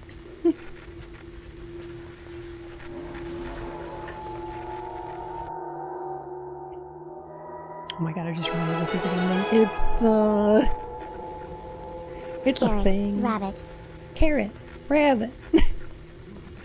Ewo, thank you so much for the resub. Holy heck. Luna, welcome back for 11 whole months. Goodness. And Ewo, welcome back for 5 months, your majesties. Gosh.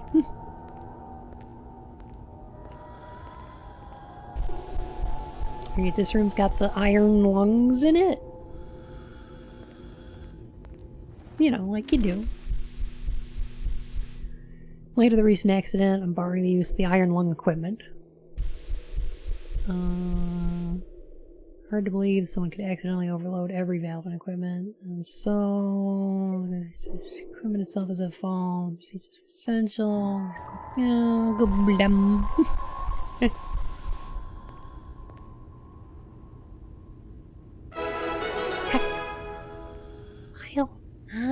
Blam. Blam. Vilecat, thank you so heckin' much. My goodness. 2 whole months. Thank you. How do you bar the use of iron lungs? Patients who require them? Yeah! You'd think. Alright, we gotta get all these in the red, right?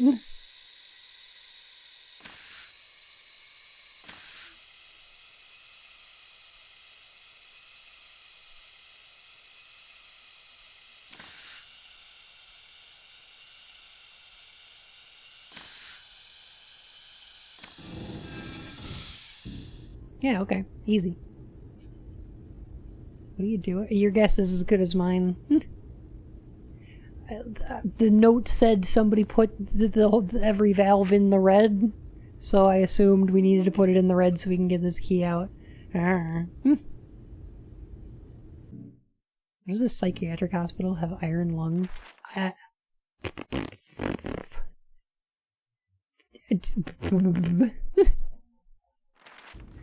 only like the first. Watch out. game. That Invisible Never played Man it. was a Looks former amazing. DDT Iron Man heavy middleweight champion.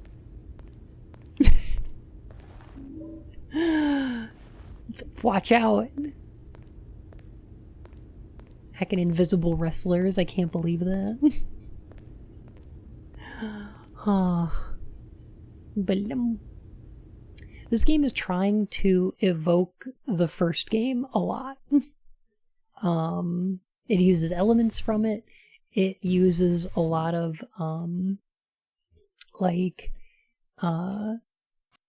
not enemy designs, but enemy behaviors, where the enemies tend to be much more aggressive, like the first game.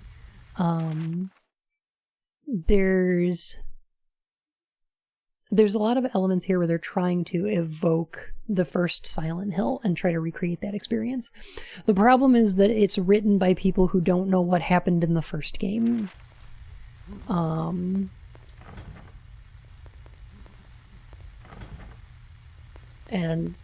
oh my goodness. So maybe it bothers me more than it would bother anyone else, but like playing this game and then noticing the inconsistencies in the story is just like, it's, oh god, it pains me. It pains so much.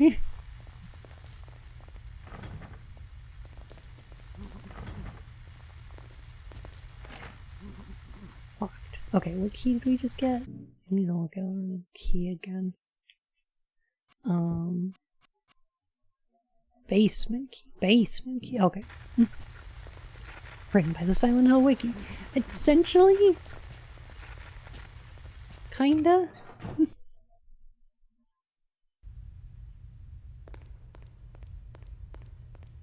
They're just pixeled.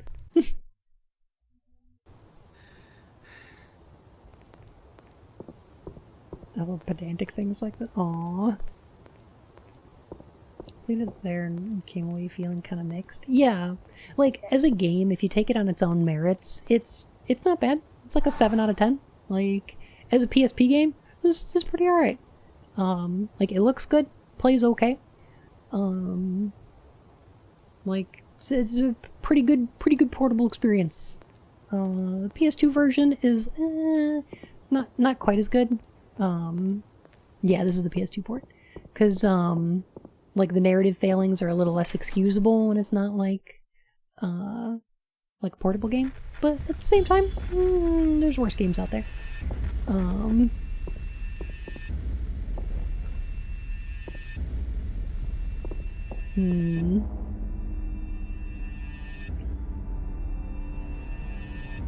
But yeah, the biggest problems I have with it are mostly like narrative.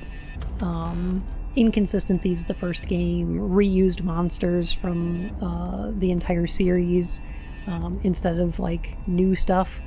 The new stuff they have is okay. I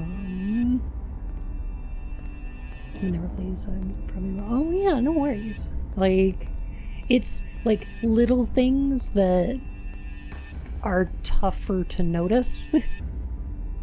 Unless, like, you play a lot of Silent Hill. And it's like, I mean, the biggest, most egregious one is that the nightmare should not exist for another 7 years after this takes place. Like, it doesn't make sense that there's an otherworld nightmare in this game. Because it wasn't created yet.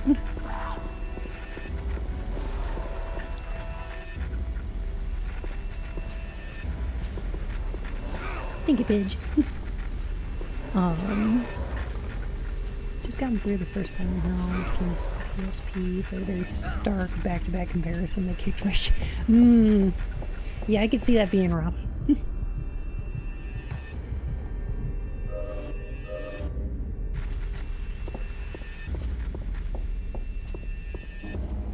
Did that second one just do nothing? I think it just did nothing.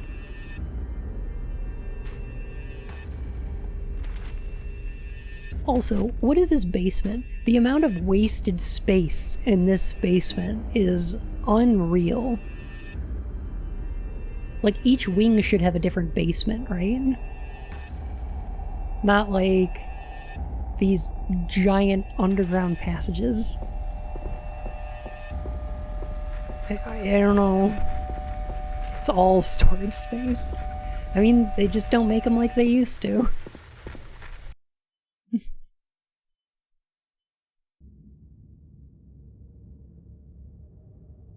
Other games, the Illuminati run the dark magic. They tell you that at home. Oh my god.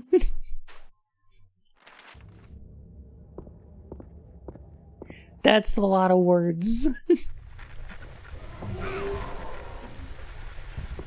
You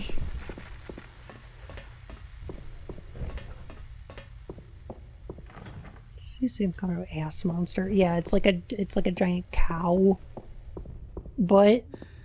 It's a cow butt.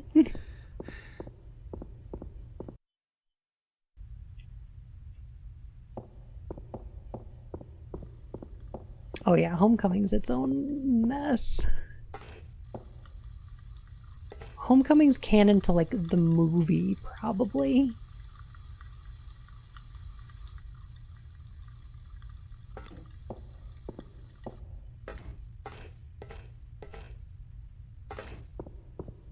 Has very little to do with the games, though. Oh, because the butcher and cows. I don't get it.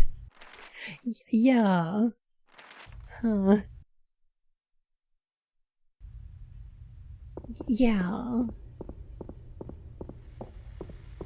It's about meat. Put a big boot.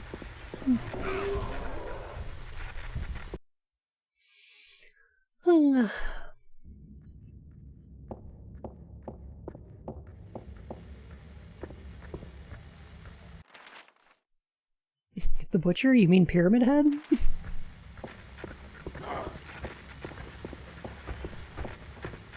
Silent Hill as the series is confusing. It can be, yeah. Like, and it's a little weird to get into because stuff like the Silent Hill wiki is just wrong. Like it's just full of lies, which make it harder to understand.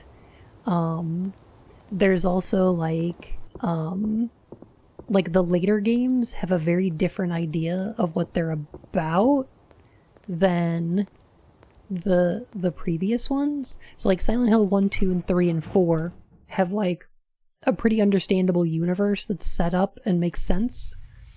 And then Origins, Shattered Memories, Homecoming, and Downpour throw all of it out the window and go, nope, it's alternate universes or some nonsense like that. It's very silly and very weird. And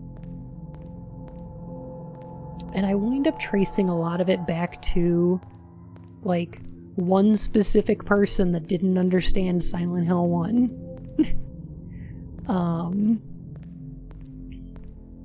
Because it's a really weird story. Because Silent Hill 1's universe is like Alessa has psychic powers, so her thoughts can be manifested into reality. And because of the nightmare she's been having over the last 7 years, her nightmare starts to manifest in the real world and become real. And it's like, that's the explanation for the whole thing. That's why the monsters exist. That's why the world becomes like the other world. That's the whole thing. That's all the explanation you need. It's like, there's a whole explanation for this, and it's psychic powers, and it's nightmares becoming real. And that's interesting. And it's cool, and it's fascinating, and the series plays with it in really neat ways. The problem is that Dan Burlew played Silent Hill 1 and decided that Alessa wasn't trying to save the world. She's actually literally the Christian devil, and she's out for revenge, and that there's actually 2 or 3 Alessas running around, trying to bring about the cult's god's return by spreading the nightmare.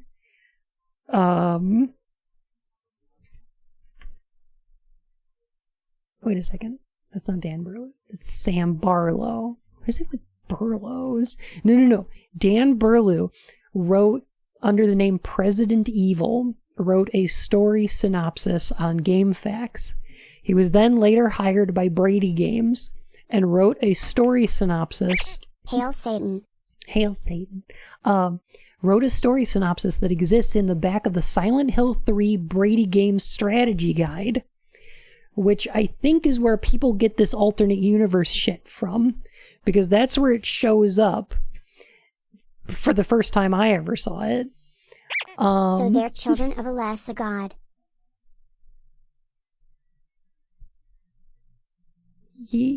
Kinda? Hail Santa. Hail Santa. And then from there, when they started writing like the Western ones, I guess they based it off of this guide, because, you know, canon is supposed to make it. I absolutely agree with that. Like, I agree with like alternative interpretations, especially of Sam, media like Silent Dan, Hill. like the Hauser brothers. Their stories are so awful. Don't But let them near Silent Hill. I feel like this is less of like an interpretation Hanta. and more of like those videos where it's like the ending of Prometheus explained, where it's just like, yeah, Explained. where it's just like, hey, here's all the Wikipedia style information that makes it make sense instead of what's actually in the game. Like, there's just things in here that are just wrong. Like, just factually incorrect. And I've just, yeah. Let me see. I've got my Silent Hill 3 strategy guide right here. So let me see. Game-related events.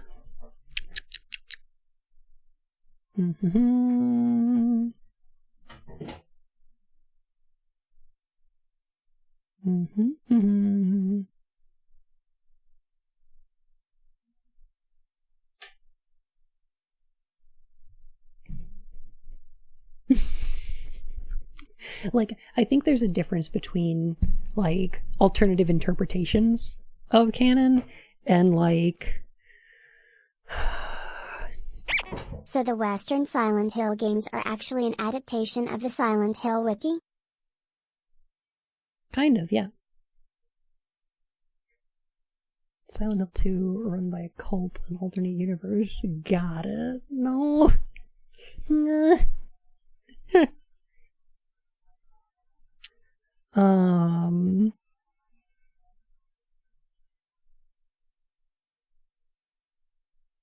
Here we go. Okay, so according to the Silent Hill 3 strategy guide, which I think that this game is based on, it says here, in her cruel mind, Dahlia realized that she did not need the child, only the power within the girl. I'm not sure where they get this, because the cutscene clearly shows her trying to convince Alessa to use her powers, but I don't know anyway. She locked Alessa in her room and set the house on fire. This blaze reportedly burned down half of the town. Yet Alessa survived the fire, though badly burned and comatose. Through meditation over the body, Dahlia and the members of the Order determined that half of Alessa's soul had somehow escaped, taking half of their god with it. Which is like, there's documents in the game that factually contradict all of this. This isn't like an interpretation thing. This is just, they're making shit up. Like, the boiler explosion burned down 6 houses. Also, the somehow her soul escape is explained in the game, but not by this interpretation. And it's like, I don't know. I just don't know. That girl that Travis saved was Dahlia. Dahlia burned down the house, apparently, but the girl that he saved was Alessa. So it's like,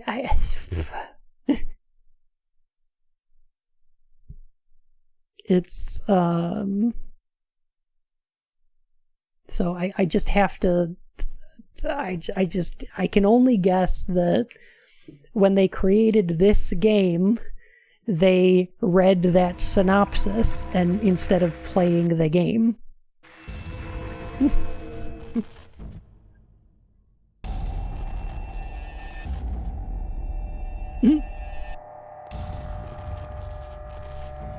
It's a mess. It's a mess. It really is.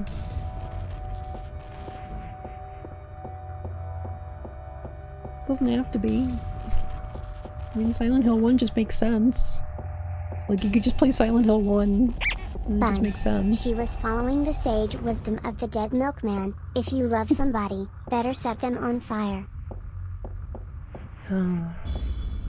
His milk is fortified with what the world wants. What it needs. Origins, a fanfic made by somebody who read a wiki about the property and decided to retcon a few things to get their Joe Everyman OC to play a somehow major role. Right. Kind of like that, yeah. You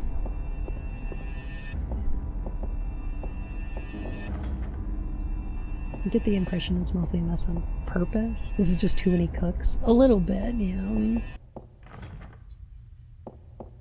Metal Gear Solid also just makes sense, though. Like, I don't know. Like, the problem with Metal Gear, and I've been watching, Jim Sterling's been tweeting about replaying Metal Gear Solid 4, and I'm like, I'm thinking back on it.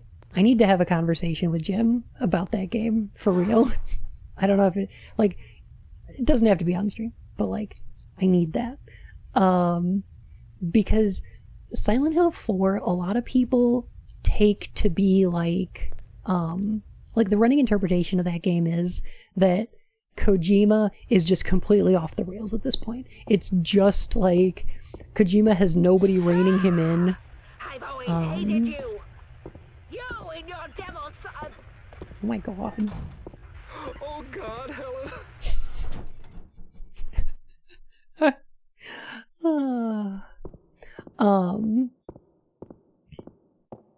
Sorry I interrupted that, I guess.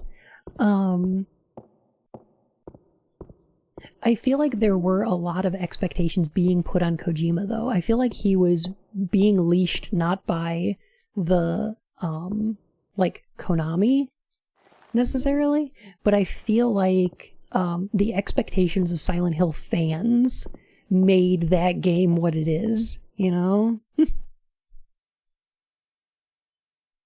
Oh my gosh. You're right, I totally did. As she said Metal Gear. I'm sorry.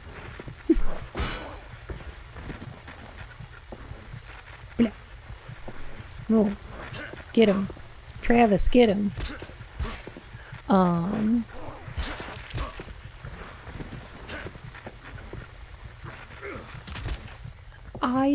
Oh god.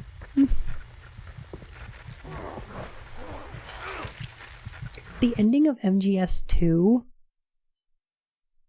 is vague on purpose.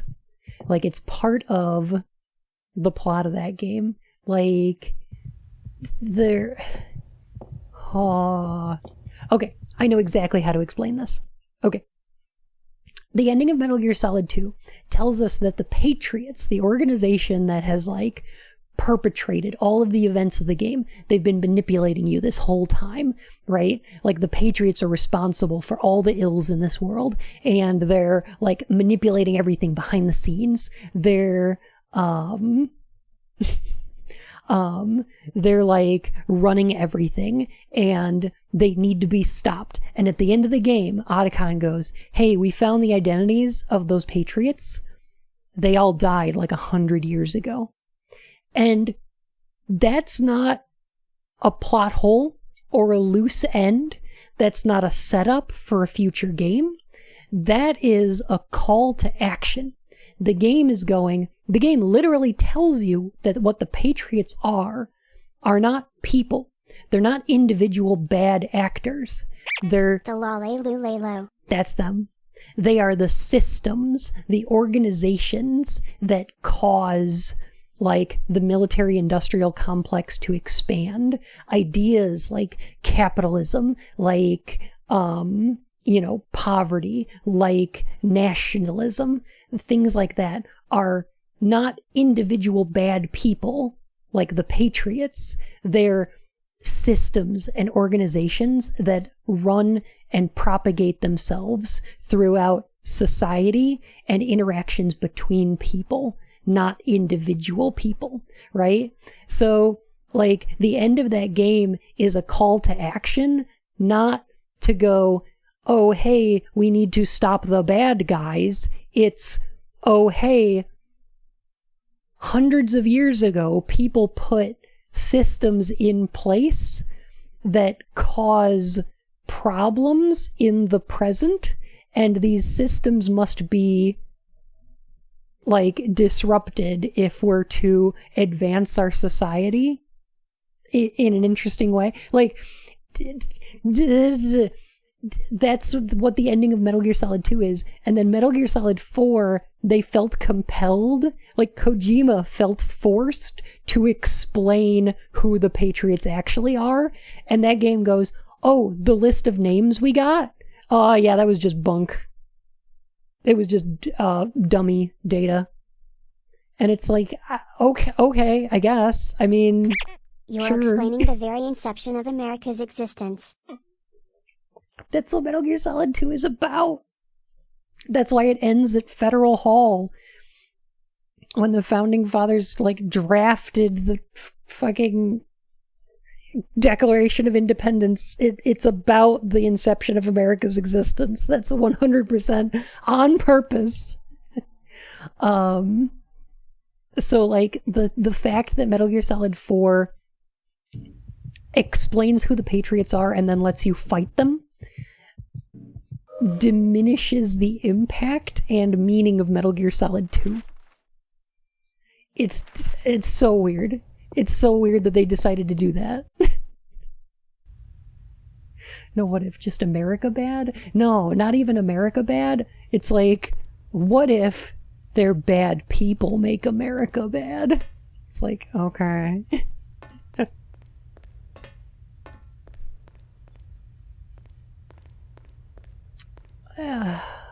Anyway. Sorry, I didn't mean to go off on like an MGS tangent here, but like, oh. Do you know of any franchises that have a sequel that actually builds positively on the lore? I think Metal Gear Solid 2 and 3 do a fine job of that.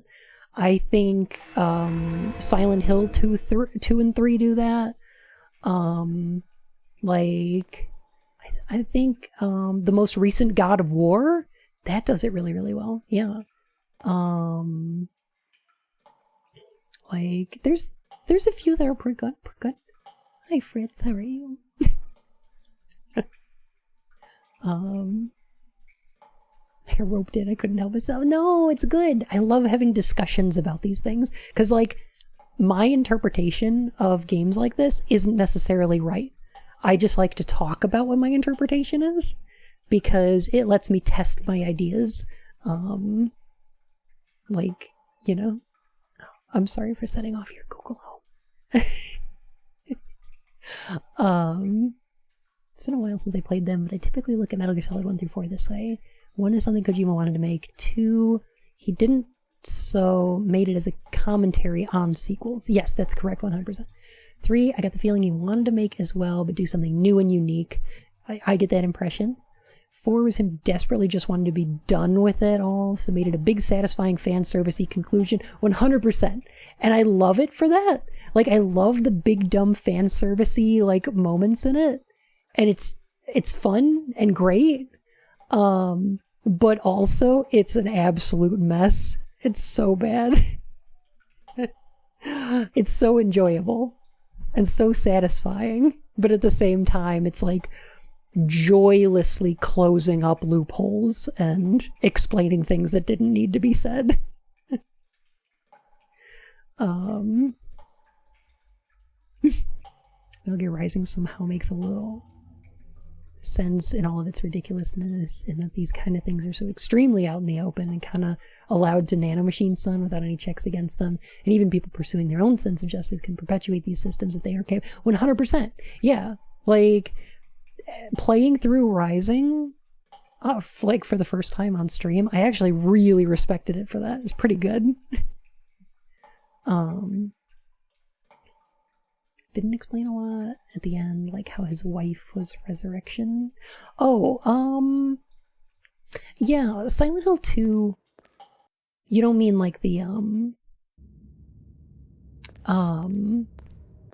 gosh, like the rebirth ending, right? Where he is actually like using magic to resurrect her. You mean like, how she shows up at the end. And it's actually a pretty simple, like, mechanic going on there. Wait, no. I think I wanted to be in the real world. Yeah, Tarthless, what's up? So in Silent Hill 1, Alessa's psychic powers cause her nightmare to become real and manifest in the real world, right? In Silent Hill 2, they tell us that the town has a spiritual power in and of itself. Like the land that the town was built on has a spiritual power. And that power became corrupted by the events of Silent Hill 1. So Alessa manifesting her nightmares twists that spiritual power into a cycle of finding the darkness in people's hearts and manifesting it in a way that causes them to revel in that darkness even more. Like the reason that Maria exists is because the town is manifesting James's memories of Mary in a way that allows the town to show him depictions of his wife being killed again over and over and over. And we see that, like, her just keep getting killed by Pyramid Head again and again. Pyramid Head being a representation of the monster that James is worried he has become. That's why Maria keeps getting killed by Pyramid Head, because his wife was killed by him. It's like, it's his subconscious reliving this darkness over and over again because he can't let himself be free of it. And the town itself starts manifesting that. That said, I don't want to give the impression that the town is like doing this on purpose or has like a thought or an idea behind it. It's just what the spiritual power does because it's just stuck in that. How about we just drop Origins and play Silent Hill 2 again? Oh man, that's not a bad idea, actually. Stuck with the Silent Hill 2 comic books. Oh.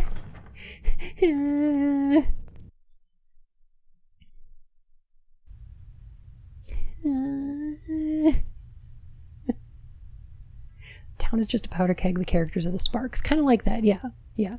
The town is just a force of nature. It's not like...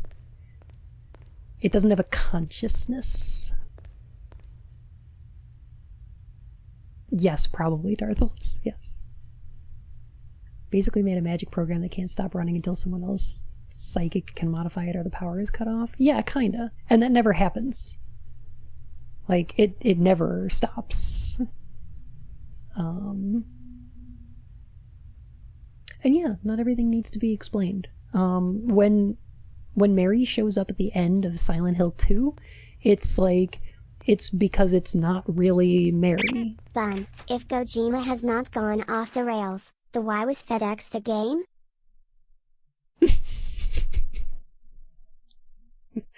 That I don't have as much of an explanation for. That I can't tell you. Deep well thought out concept. Oh.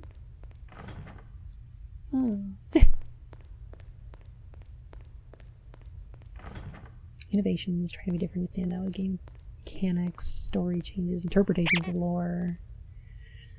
Yeah. Charlie, thank you so much for the follow, my fur and whiskers. Charlie, I apologize in advance for when we play Silent Hill Homecoming. Cause, oh, no, I'm sorry. Downpour? When we play Downpour. Because the main character of that game does the worst line reading of your name I've ever heard. And I'm gonna do it constantly. When he just goes, Charlie! It's, oh my god. So I apologize in advance when that happens. I did Fatal Frame. I didn't keep the VODs for him, unfortunately. Oh, and somebody asked about Deadly Premonition earlier. And sadly, I didn't keep those ones either. This is the same storage room. We're back in this storage room again? Wish they were on YouTube. I've actually been thinking about starting to put VODs on YouTube starting like next year.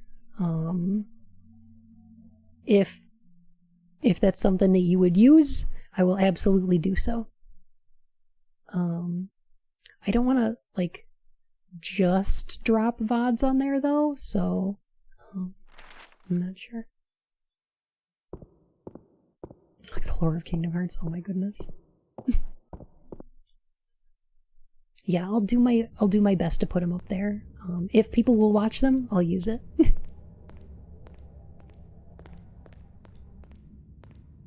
You're a Bun fan Silent Hill game idea? Ugh. I don't know if I would. I kind of want Silent Hill to just be done.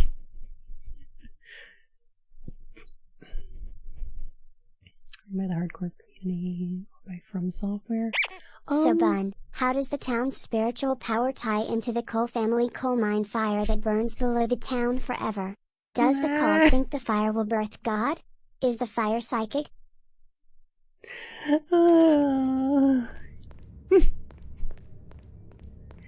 Goodness gracious, Z-Bart.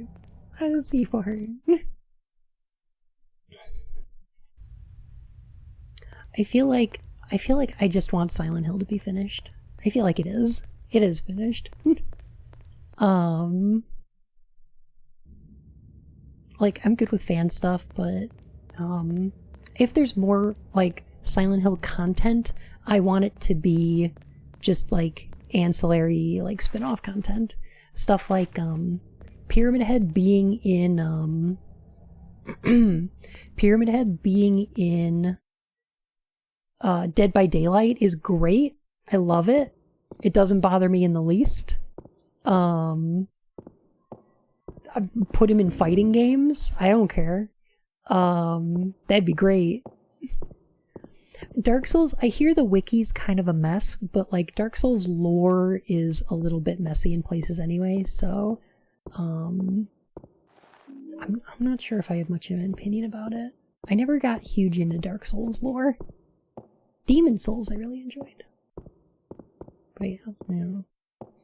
So that just means pachinko games? I mean, they already have one, right? It's the one with the pull the lever. Hit the lever.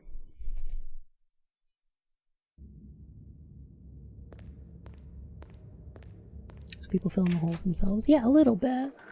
I did really like Dark Souls 3's time travel, where it's got like a time travel storyline that it just never tells you about.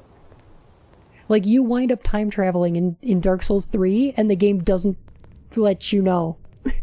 Like, you have to figure it out. And I think that's great. That's super good. Blum. Just making their own games that are inspired by Silent Hill rather than let the franchise continue. 100%. 100%.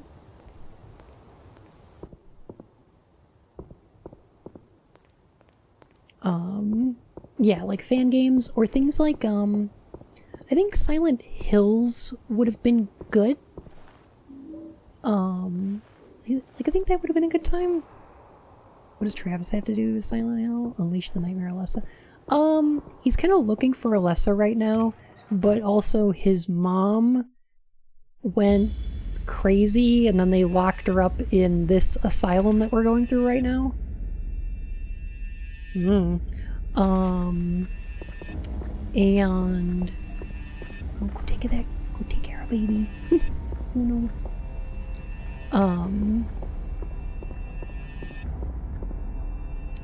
Oh gosh, where was I going with this?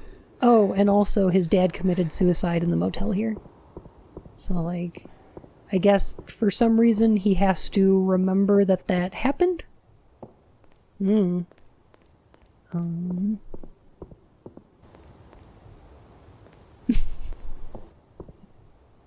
has a few things that just go nowhere.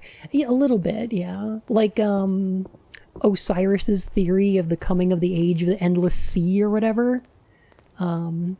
That just never happens or goes anywhere. But I kind of like that. Like, I'm totally okay with that. Because I feel like just the implication is interesting. Like, there's enough there to theorize and think about that I don't need it to, like, actually show up, you know?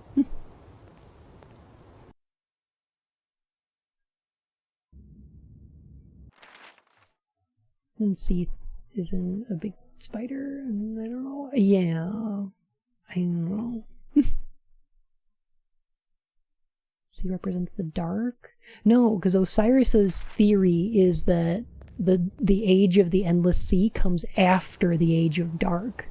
Like, that the age of fire gives way to the age of dark, and then the age of dark dies out, and then there's one beyond that. And it's like, that's cool. We're never going to see it, but there also might be something going on with the fact that the deep sea and like the endless ocean has a lot to do with Bloodborne, but I don't think that's necessarily So implying Bun is a connection. advocating for a Silent Hill MMORPG. Got it. Everyone fight the growing, expanding Oh, okay. nightmare / Alessia / Dahlia / whatever. Will you be a cop, a marine, a priest, or a heretic? You know what? I'd play that. Like, the spiritual power of Silent Hill is starting to creep beyond the bounds of the town and spread across all of America. Soon, the nightmare will manifest in all parts of the continental United States, Canada, and Mexico. Oh, it'd be so cool. It'd be dumb, but I'd like it. I don't know. I do. I hate it. It'd be terrible. I'd play it.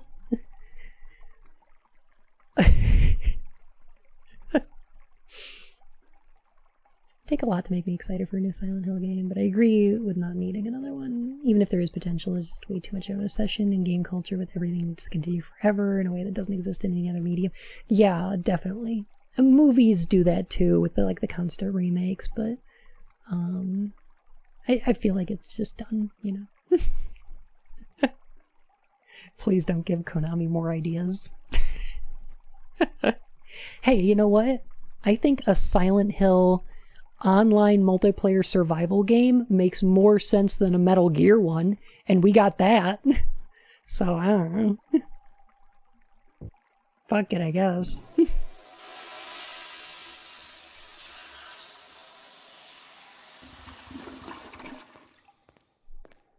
Silent Hill Survive, right?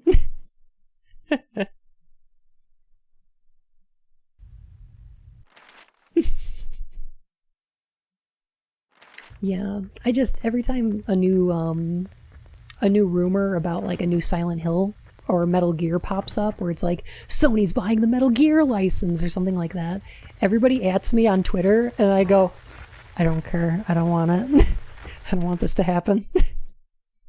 Like, I'm glad people tell me, but also, I don't want it. Please don't make that. Someone like Douglas in an open world Silent Hill town, learn the lore character development if you're doing side quests, delving into your own past. Downpour nails that a little bit. Like, the open world for Downpour is actually pretty good. The side quests are neat, but the side quests unfortunately also don't have anything to do with anything. They're just kind of like a spooky ghost story one time. So, and yeah, it had no payoff, but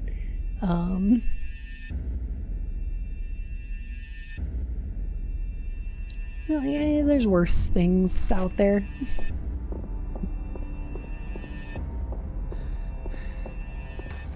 Don't get tired now, Travis. Come on. Run! Aw, man, what if Travis shows up at the end and has to fight the final boss of Silent Hill 1? Just like Harry did? Like, it's just the final boss of Silent Hill 1 again, it's just Incubus. And he's like, pulls out his hunting rifle, and then he, like, the camera zooms in, and he goes, "Truck you!" And then he shoots him in the face. And then God dies. That's how I want this game to end.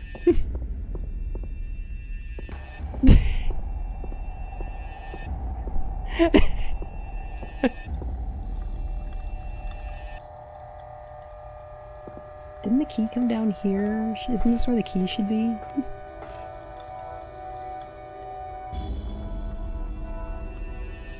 But I missed, so he fired. But he missed again. Had himself a popsicle.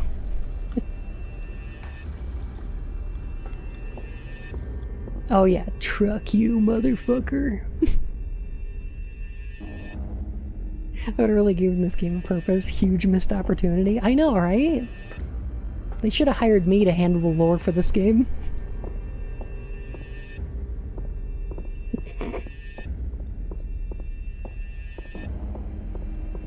Truck you, mother trucker.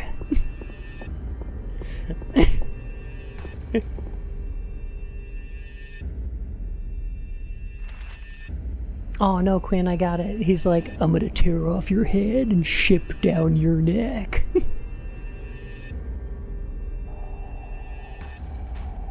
Yeah. Silent Hill, but it's by David Cage. Oh, don't tempt me. Goodness. Love it.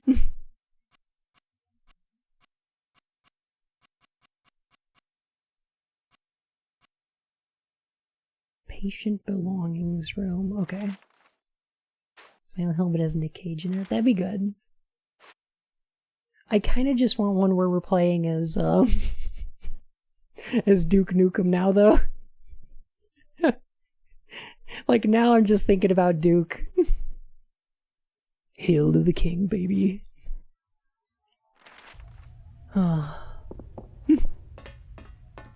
Nick Cage, but written by David Cage.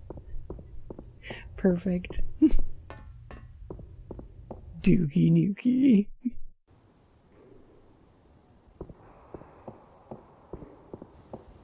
Griffin Peak was on the side of the mountain. They fucked up the execution, didn't have time to miss. You know what? I like the way that... Hi, Suham! I really like the way that Silent Hill 2. Heckin', Dark Souls 2. Its environments are set up in a very dreamlike and nonsensical way, and I kind of love that. Like... Because in the first game, there's this idea that, like, time has become convoluted towards the end of the world. And I like Silent Hill, or, Dark Souls 2's idea that, like, space has joined it. Like, time and space are inextricably linked, and therefore space is also convoluted. And I think that's neat. I love it.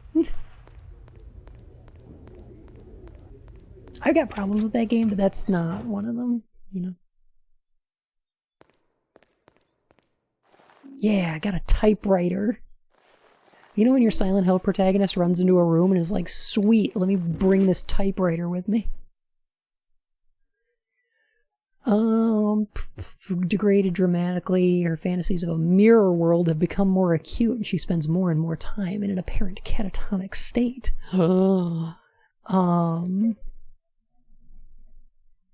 She is in the other world. She now has full recollection of her attack on her son, but shows no remorse for the incident. Indeed, she seems proud, almost smug, of her attempted filicide. This is Travis's mom, by the way. This is what this is about.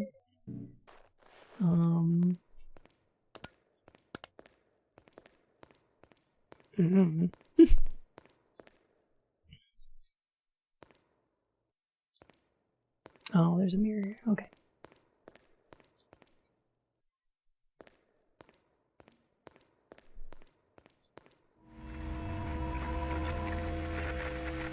Give me that Demi-Fiend Silent Hill.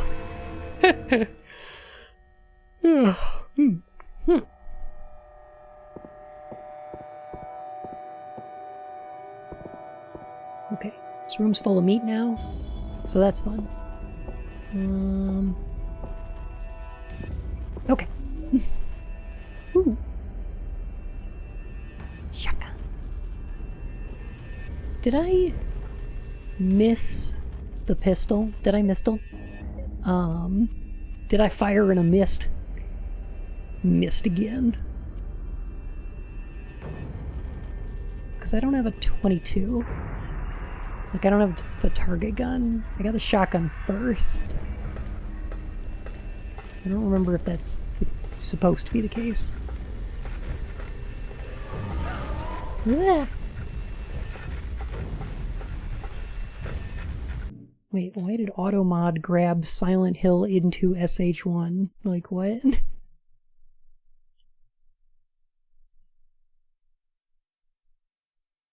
Oh god, Spaghetto. Spaghetto, I read that as the fucky space stuff in Dead Space 3, and I was like, ah. So you're in a prison? It's a sanitarium. So like a mental asylum. And then I passed out. I don't know. It highlighted the words SH2 into SH1, and I don't know. I don't know why that was auto-modded.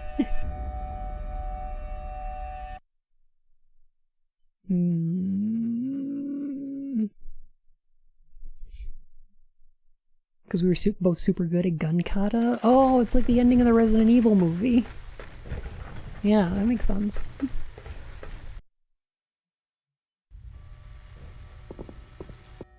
When Leon and what's his face are just like flying around all over the ground, shooting at each other.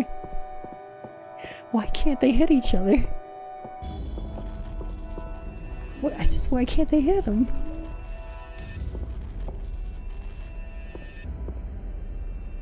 I don't need any of this. Blem!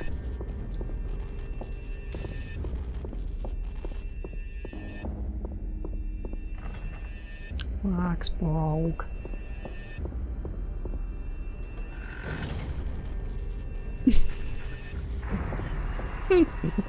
A little bit Black Sheep.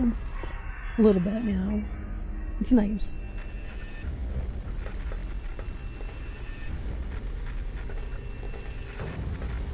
Can you explain the meaning of blim? Yeah. Does anybody have the clip on hand? We played a game a while back where your main attack was licking things. This is fun. Happy New Year's. Oh, Happy New Year's to you too. It was nice to talk to you. I'm glad you stopped by.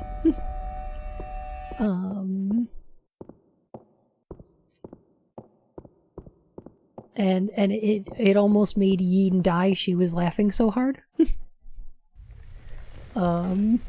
Because we would just like blim. Thank you for the follow. Heck.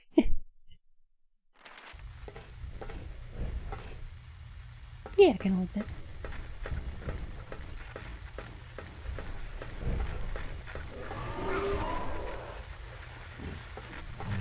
So yeah, I guess Blim became kind of a thing.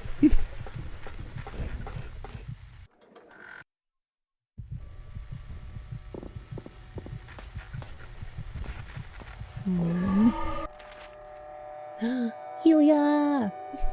How are you? What's up? Oh, just playing Silent Hill Origins. How about you? We're licking rats and nothing else. I can't remember the name of it. It was like during our like Famicom dumpster dive.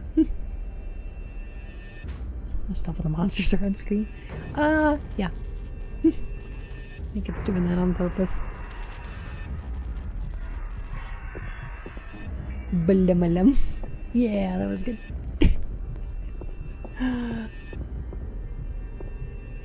Can we get into the basement? And will this lead us into the pump room? This does go into the basement. Okay. Oh, so do we have to go into the pipe room in the other world? Oh, goodness. Yin has been having stomach troubles today, too. I'm so sorry to hear that, though. That sucks. Well, welcome home. Make sure you rest up and take care of yourself, okay?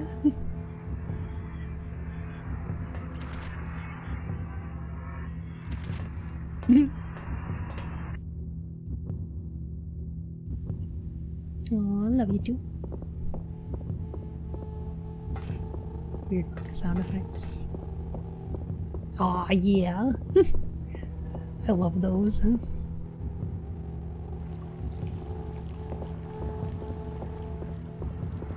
Right, so is this where the key is? All the sewage from the pipes drains down here.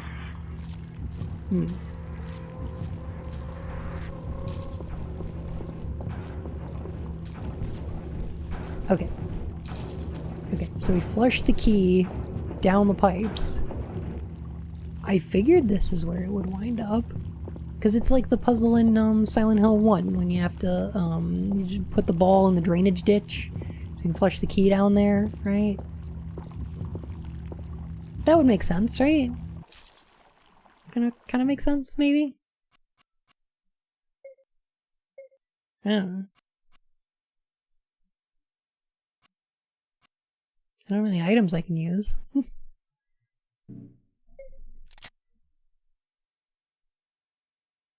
It's like that puzzle in Arise 2 when you have to flush a key out of the butt. Right.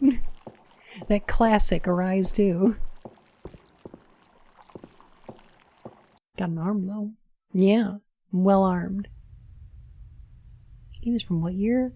2008, I think, is when this version came out. The original came out in 2007, and then it was ported to the PS2 in 08. And,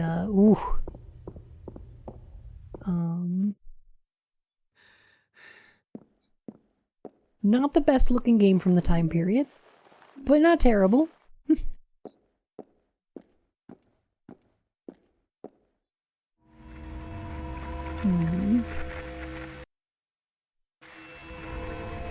What is a Silent Hill game? You find a gross hole and you put your whole arm into it? That's what I would like to do.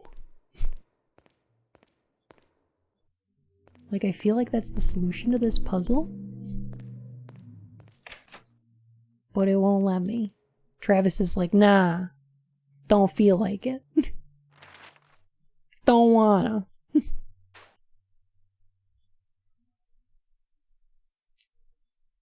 Only pretty goes across the table into a Silent Hill board meeting. Yeah. It doesn't look as good as like Silent Hill 3 or 4 or 2 or Rule of Rose or any of the Fatal Frames. But it is a port of a PSP game. Lower processing power and less time to work on it. It's fine. It's fine, whatever. It's whatever. Alright,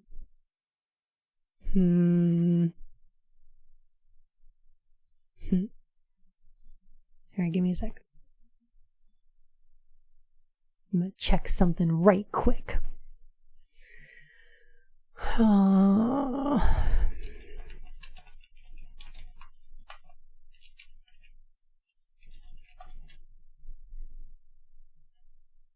Pretty Silent Hill is just PT. PT is gorgeous. Looks super good. Hey, welcome back, Thallium. It's good to see you. This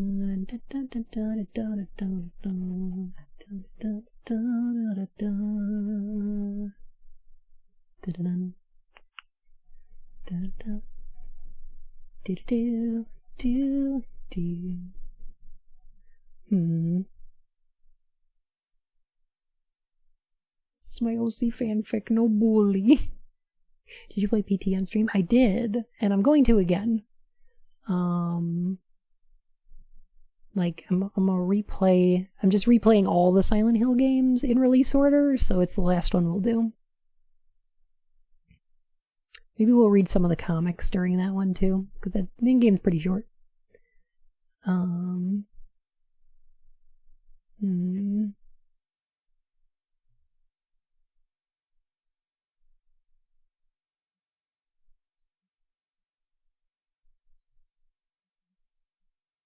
The interview archives key.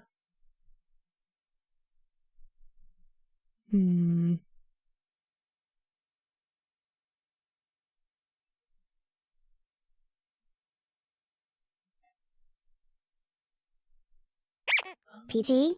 What? But that's illegal, Bun. PT? More like QT. Chat's full of them. Bunch of cuties. See, if it was Silent Dill, it could be PTZ. Oh.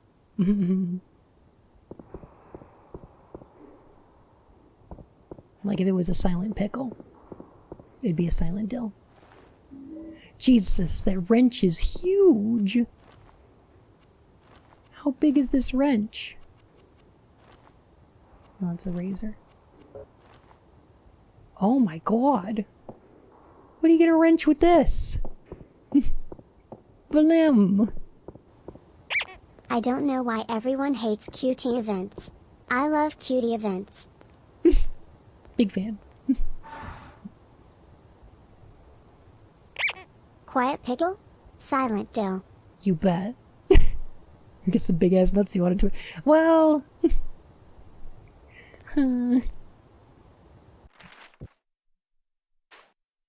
PT, more like CBT.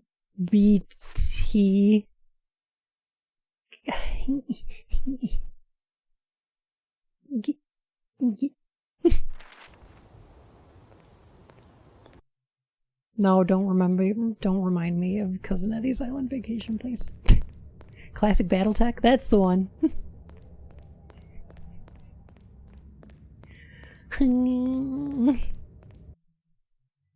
Hey, I'm Barman over here. Come on. Tulip Q, thank you so much for the follow, my fur and whiskers. Expert at handling the What's expert, better? yeah. The puns themselves, 100%. or the visual inaudible struggle Bun has trying to come up with them? It's not so much the coming up with them, it's the pain of turning them from thoughts into words. Like I struggle to make them come out of my mouth because I'm like, oh, this is awful. Tastes terrible. Okay. The toilet has been flushed. Now we gotta go back to the basement. Do you remember PT to be a teaser or a demo? Well, PT stands for playable teaser, right?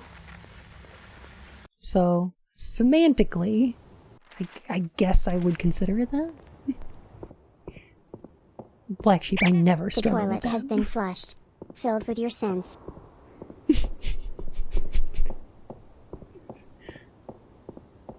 The worms have been washed. The toilet's flushed.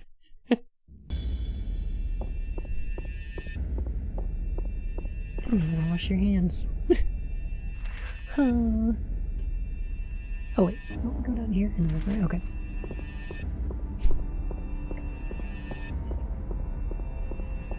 PT stands for plumber trouble. That's what it is. Jeez, these fucking things. Okay.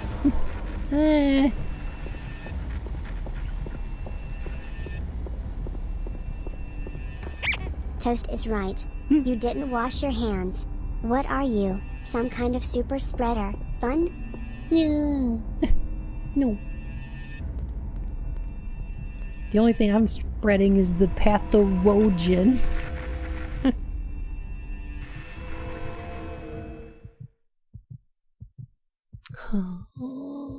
Is film grain linked to your health? It's linked to the proximity of enemies.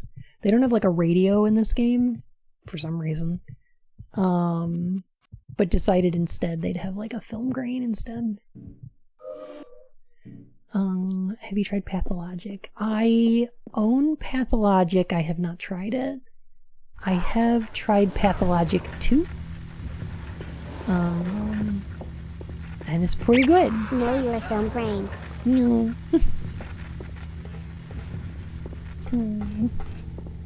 To quarrel routine with you.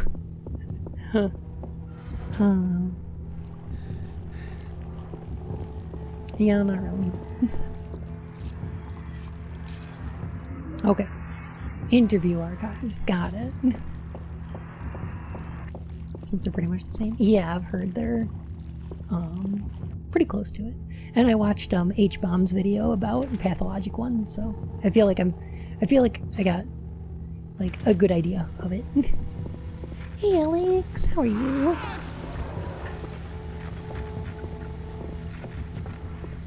Time to go back. Why are there two? I don't want two. No. Okay. Now we've got the key for patient interview archives, which are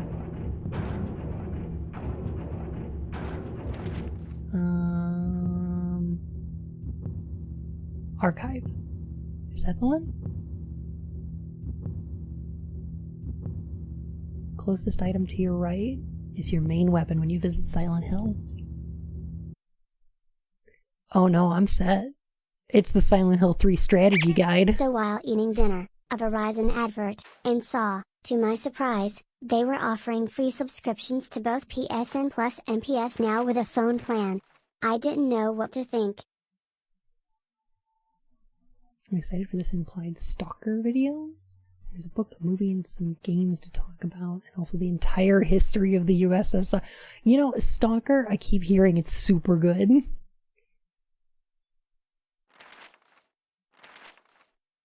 Can we open the 3rd floor from here? Actually curious. It's like when you get fake scan lines in games with no options to turn them off. Yeah. Yeah. I normally like the Silent Hill film grain. Like, I'm a huge fan. But, yeah. My eternal weapon will be bored with a nail in it.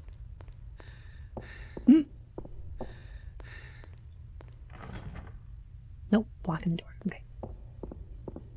Yeah, the bitrate makes it worse, unfortunately.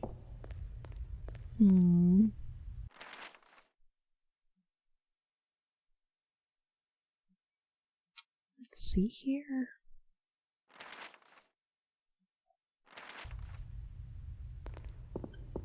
It was Zoe's birth! Happy birth! Oh my goodness. Film Stalkers is one of the greatest filmmakers. Oh, of course. By the way, y'all, Yin's birthday's coming up too. It's on Tuesday.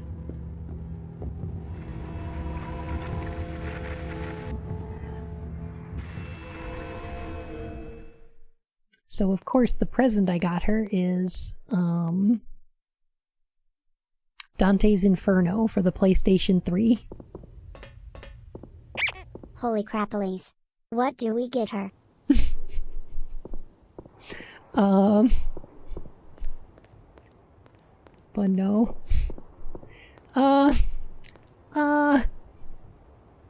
So that's what we're gonna do on Tuesday. We're gonna play, I'm gonna have Ian take over stream, and we're gonna play, Dante's Inferno together. It's gonna be a mess.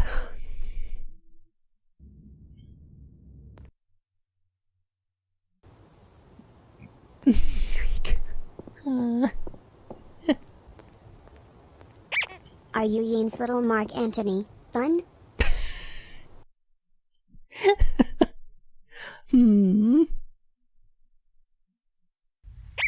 Yas Ian. Yas Ian. Okay, let's see. Oh, we haven't explored any of this. Okay. Oh, I juked him. I did it. Happy birthday, go to hell real early. It's gonna be fun. It's gonna be fun.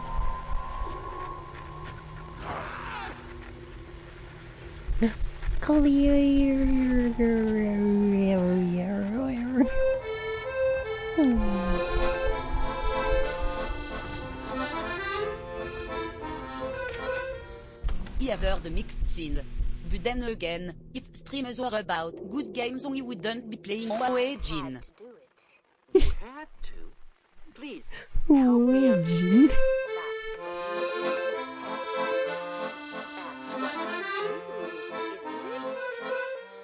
What do you call ban when he's feeling risky?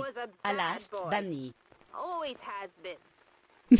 I tried to pretend he wasn't, but they were there to make sure I didn't forget. They? The people in the mirrors. They see it all. What's really going on? And it was their idea? Yes. They saw the devil inside of him. I had to kill him. My responsibility. My flesh and blood. I brought him into this world, so I had to take him out of it. Good wombs can bear bad sons, they say. Who says that? Who's they? I know you think what I did was wrong. I just want to understand. Helen. No! You want to keep me locked up, Doctor. But you can't. Oh, I can leave whenever I want. I can step through that mirror and into their world. This world is just a daydream. Helen? When will they bring me my boy? What is the implication of that? Nobody says that, Karen. Absolutely nobody. Except you, it seems.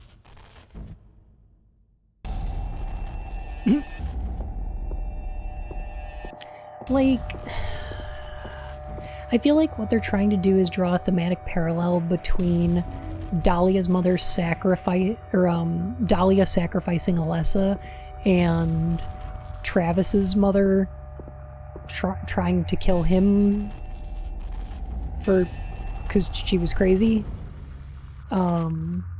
Like, I feel like that's a thing they're trying to do. Good worms are good. Gotta wash the sins off of those worms.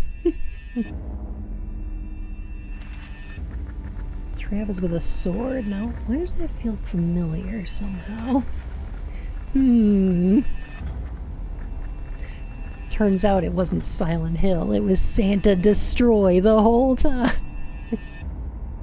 Scrub-a-dub-dub, rinse the sins in the tub. How you doing, somebody? It's good to see you. How does this game have working mirrors? Can't even get that working in most AAA games. It's a good question. I think think they put a lot of effort into it, because, like, they had to. Just walking my toaster, nothing to see here. It's my TV. I got to watch my soaps. I don't want to miss Game of Thrones. Is that a relevant? Is that still relevant? Is that a reference to thing people care about? No? No, okay. I don't want to miss Lost. Hush up. Grandma's gotta watch her stories. I hate to miss an episode of Lost. I need to know if they get off the island. What's with the smoke monster, huh? I need to know.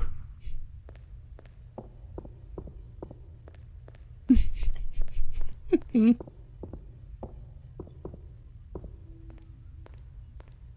don't want to miss the Lucky Bun stream. Oh yeah, Travis would hate to miss that. Travis is like, wait a minute, he's playing What Origins. do the numbers mean, so I mean bun?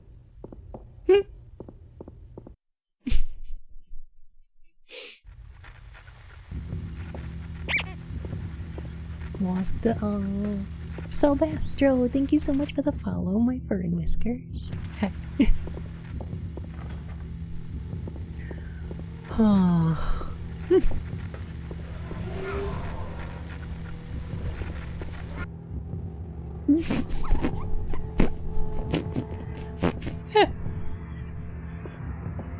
He's just like thrusted through that wall. Oh, that's great. Oh, I have 6 different Lost tattoos. Oh, I really wanted to like that show more than I think I did. Like, I watched it all as it was coming out. Judge Judy Hopps, I like that. I like that. That's good. That's good. Dr. Doogie Howser. Oh.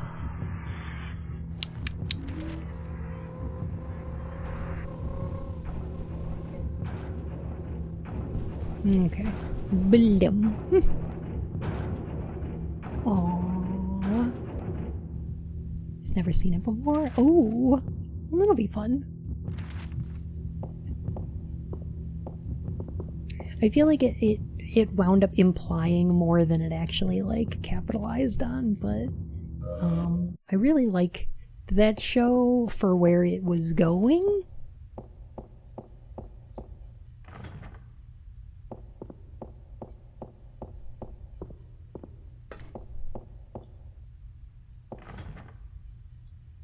So much fun discussing it and wasting time on the wiki and junk. Yeah, exactly. Like, oh, whoa. How are you today, Sal?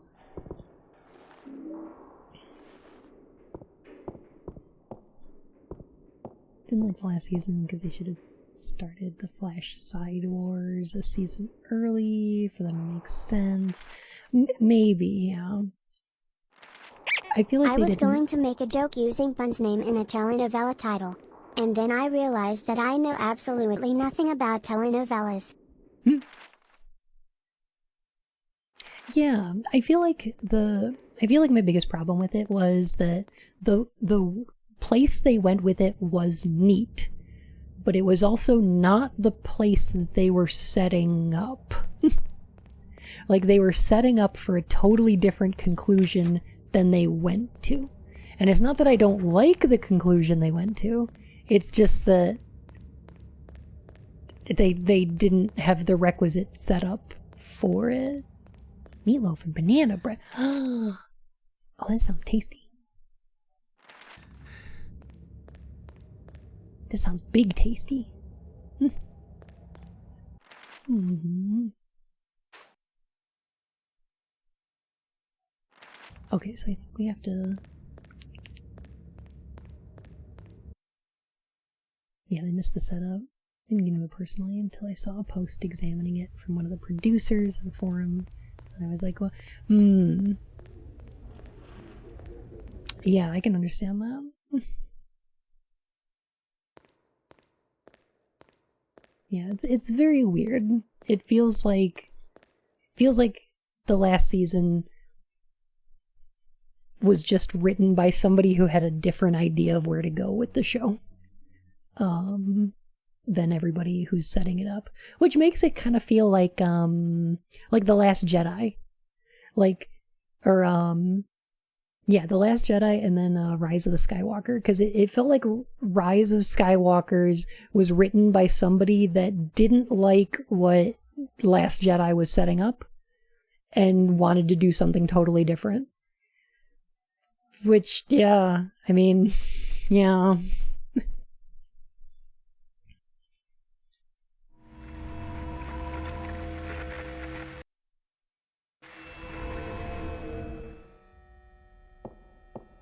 Always hinting at many things, but always seem to be afraid to get too weird and are out there and alienate general audiences. A little bit. I also feel like they were like rewatching it, I felt like they were trying to complicate the story a bit too much. Like they had kind of a simple plot where they wanted to go, and then they wound up throwing in a lot of things to complement it. Or to try to confuse it, and it feels like too much.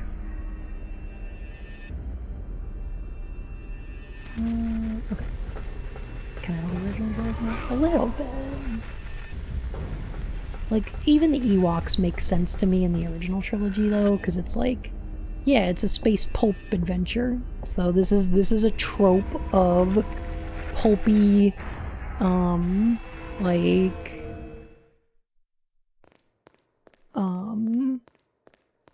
like this is probably how this story would resolve if it was in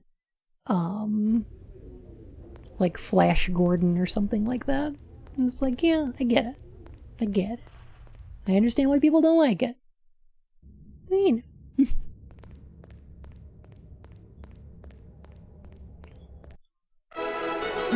platonic. Sweet, I didn't realize it's been 2 months already. Thanks for being awesome, Bun. Oh, thank you for being here. Heck. I would watch Flash Gordon again just for the Queen soundtrack. Flash. Savior of the universe.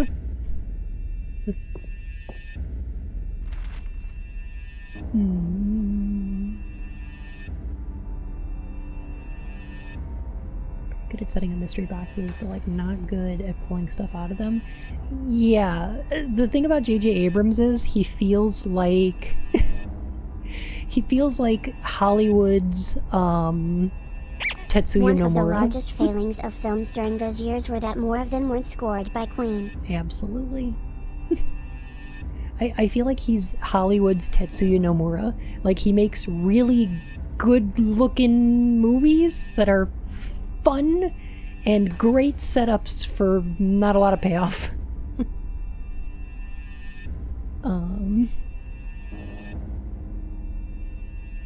Yeah.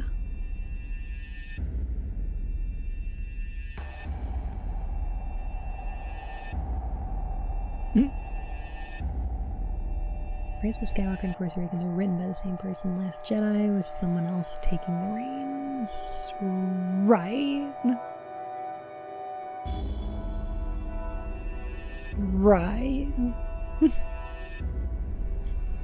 Oh, tragedy. It's not as bad, though, as the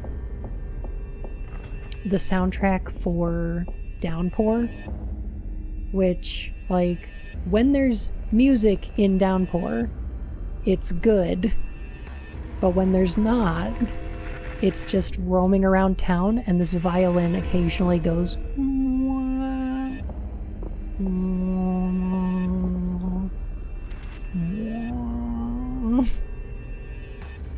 and it's the worst.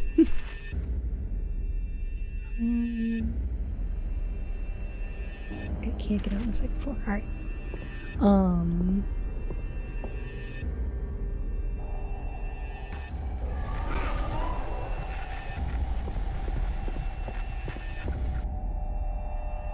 And yeah, I know Last Jedi was the ones that was really like off the rails and different, but also I'm sorry. How liked does it that most. violin go again?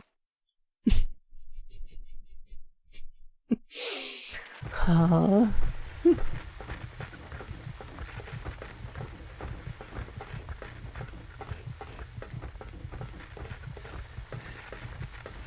Travis, move faster, please.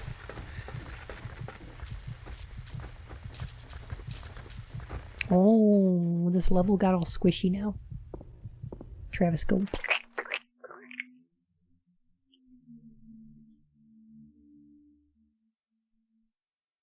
Challenge concepts I thought needed to look at. So yes, Right. Rise of Skywalker really got off the rails? Yeah.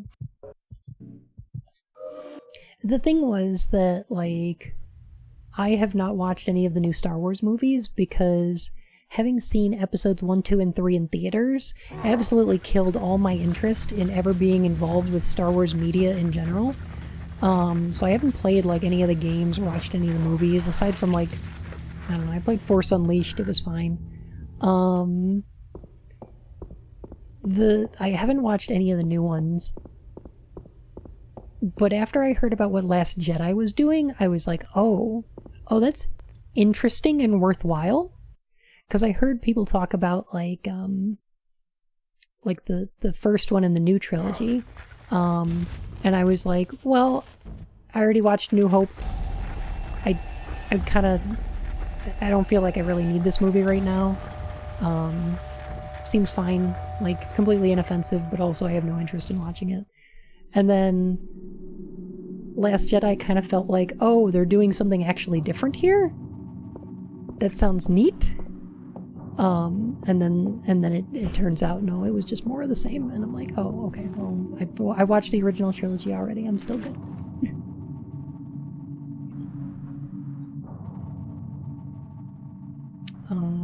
Okay. This is gonna be a puzzle thing, right? Dark Forces? I don't know. I'm a big fan of Dash Rendar. I like me some Yes, Shadows of the son. Would you Empire. like a festudo sandwich? No, I'm good. Let me see. Red, blue, yellow, green, blue. Blue. Force Awakens was flawed but a fun movie. A lot of people who just hated it. Last Jedi tried to do something neat. People hated it even more. Yeah.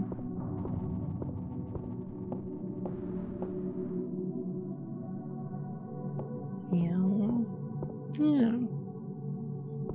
I don't really have any opinions about the new movies because, like I said, I haven't seen them. Red, blim, yellow, green, Red blim. Blim. Okay, so room 1 is like razor blades and things. Yeah, it's like razor blades and blood everywhere. Okay.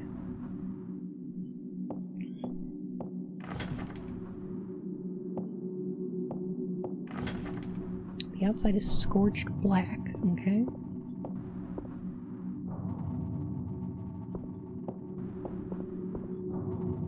What we got in here? A dressmaker's dummy. A poker. Okay, so this one's Stabbity. I think the like these are all like ways that people died and that we're gonna need to remember them. I think door's heavily barred. Yeah, I think we have to know the theme of each of these rooms for this puzzle.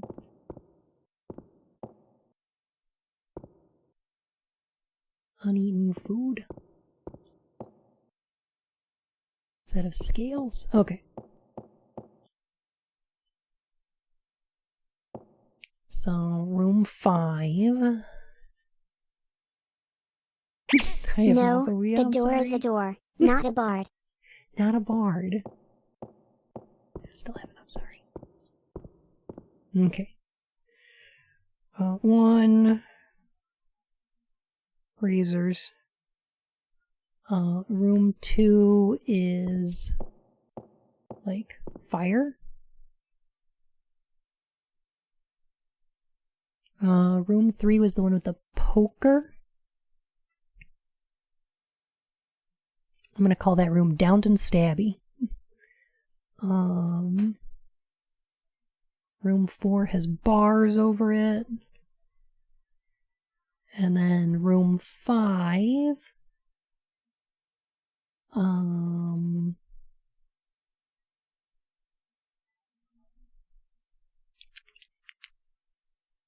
Oh, room 5 is famine. Yeah, there we go. Okay.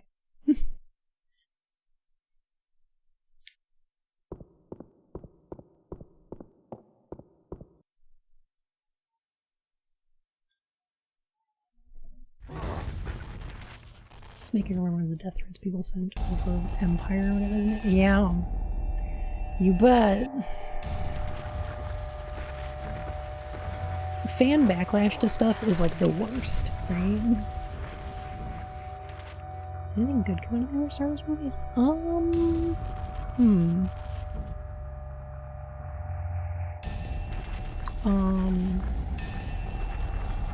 I in one of the trailers I saw a crystal fox Pokemon on the salt planet. That looked cool.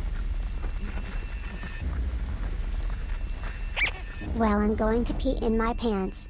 And then who's going to look foolish? Master Shake.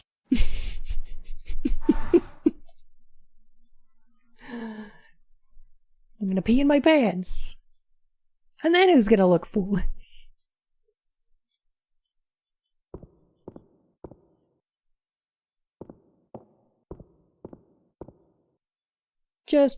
Oh. Look, Travis is reviewing his own game. Wow. An extra dips his finger in the salt, tastes it, and then says, salt? It's blood, son of a bitch. No, I haven't blue yet, sorry.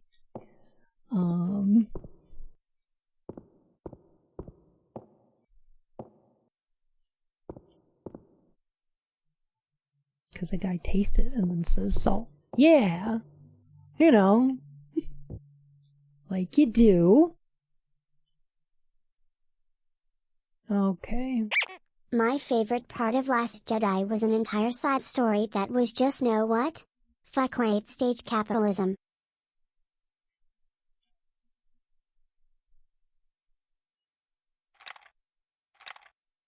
Makes sense.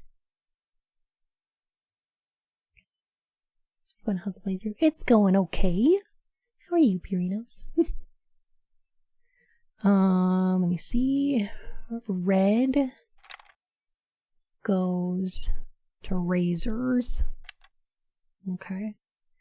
And then blue is the fire. And then yellow is the room with the poker and like, but it's got the dress in it. So I think it's the one with the dress. Because the dressmaker's dummy.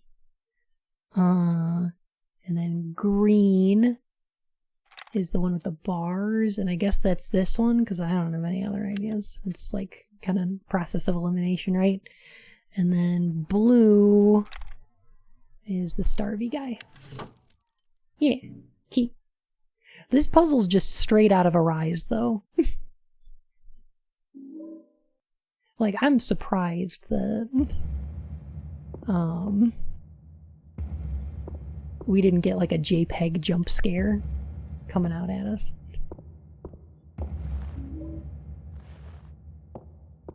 Got a scalpel.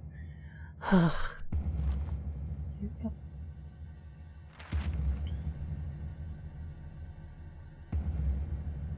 Alright, we got Dr. Harris's key. And I don't know where we use that. Is that on the second floor?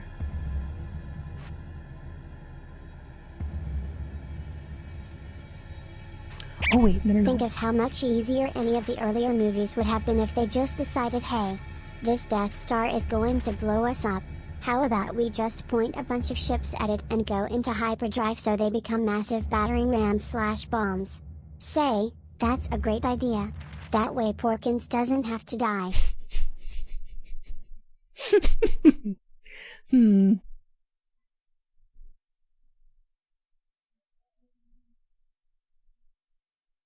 Aww. Okay, there was a door we came across.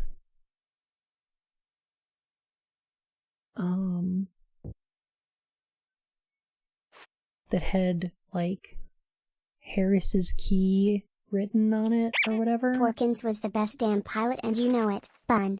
I will fight you. I'm a big fan. Yeah. Porkins is a good people. And I think it was the seclusion room up there. That's where we're supposed to head next. Oh.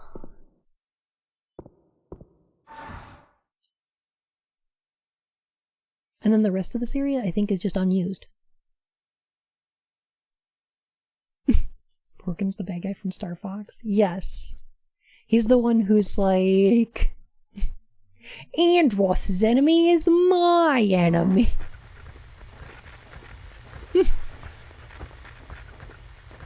Uncle Andross.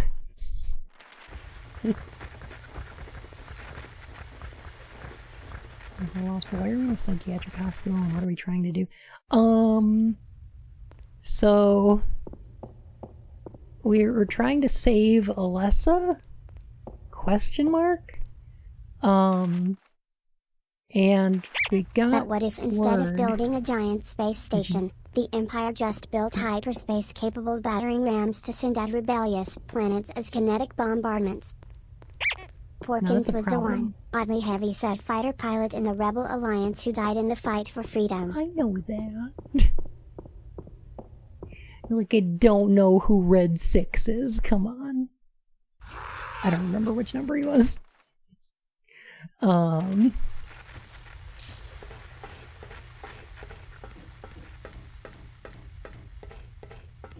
yeah, I remember Porkins.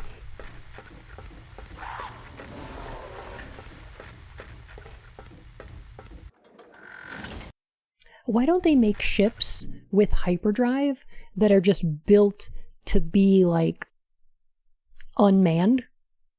Like battering rams for that purpose? Then I'm sure you remember Red Fox and his valiant death? Perhaps Red October? You could maybe call them, like, you could maybe have missiles or something? And you could just, like, launch them at people? Red 6 is Porkins? Oh, nice. Nailed it.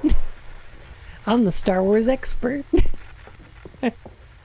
Thoughts on Star Trek? I really like original series.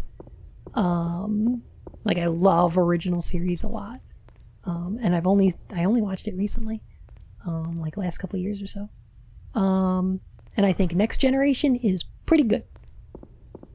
Like, you know, it's got its ups and downs, but on the whole, it's good. I haven't seen much else from it.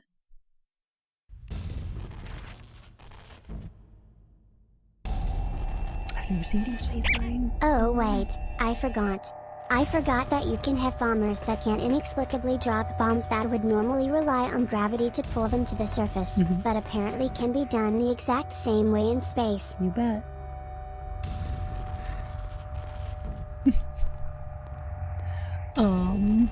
Thoughts on Space Lincoln? Oh, I love Space Abraham Lincoln.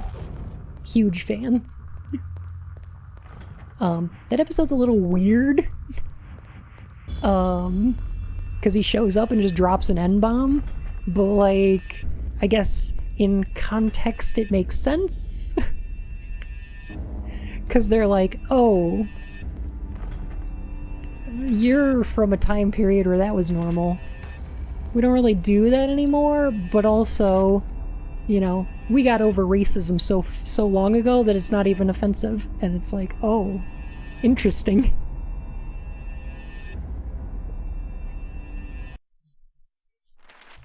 Ugh. Star Trek's a strange and fascinating universe. I want someone universe. to just pop in, Wave jazz hands and yells context. Context.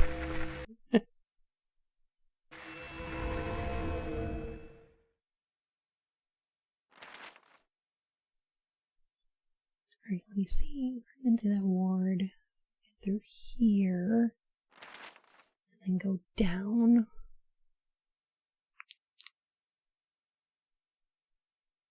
Oh, maybe that doctor's office down there. Maybe that's what we should go check. Yeah, okay, this'll work. Could you imagine if they could weaponize smaller, faster than light drives? It could be put into parts of an enemy ship as kind of sabotage? Maybe.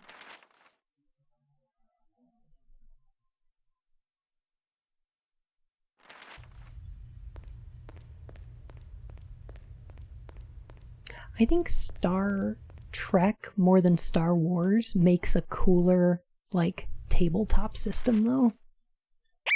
No, Mech, hear me out. Instead of torpedoes that would rely on propulsion systems to push them through a void, we can just drop them. It's genius. We can get so many more bombs that way. That is brilliant. Federation versus Empire. Oh. I kind of like, there's a tabletop system that is a Star Trek system called Lasers and Feelings. And it's perfect. It's great. I love it. Because you can solve your problems using your lasers, or you can solve your problems with feelings. Terrific. Great game design. Though not gonna lie, I kinda want to play some Battletech right now. I could see it. Narrative games are so fun. 100% agree.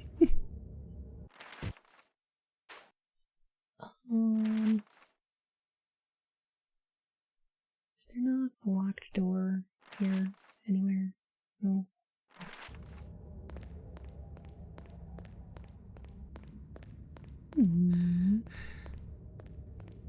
I do like stompy robots. They are fun.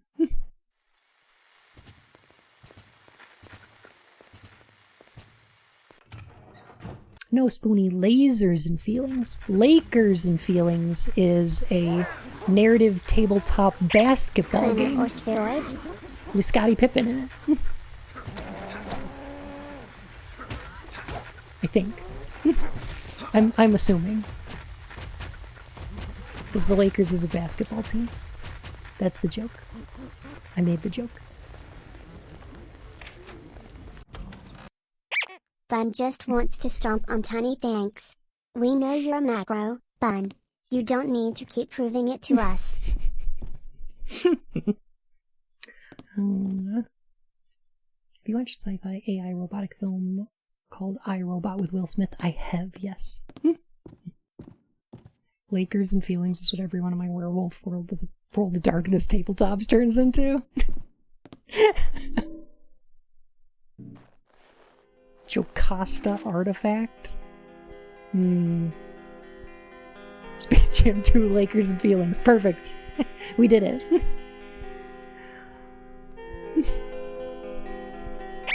Bun doing the stomping? That'll be the day. Helen Grady. Yeah, there's music in this game. This game's got a soundtrack in it. Thank goodness. Elia. Heck. I'm too bottom. I'm incapable.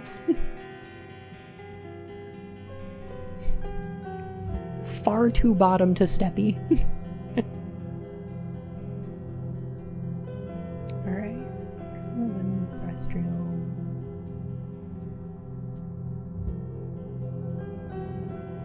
Going to female seclusion. Okay.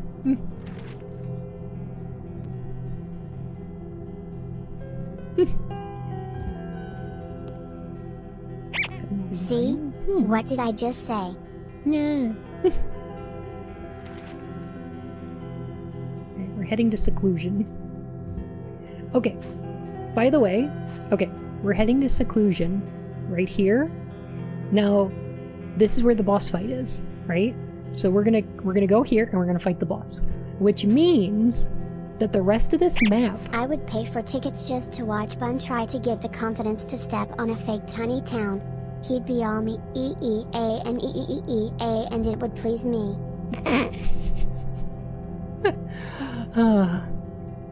So the entire male ward and like all of, I wish there was like a medium zoom, all of these rooms never go into. All useless. Totally useless. So like these rooms that are marked in red here that we've been in are the only parts we go into. So like they're the only parts of the map that matter here. A lot of this is just empty space that we never go to. What was the purpose of this design choice? To establish a sense of scale, I guess. I mean, it makes sense that you'd have like male and female wards, and then you'd have like them be around the same size. But the fact that you never go through them, I like the term female seclusion on the map.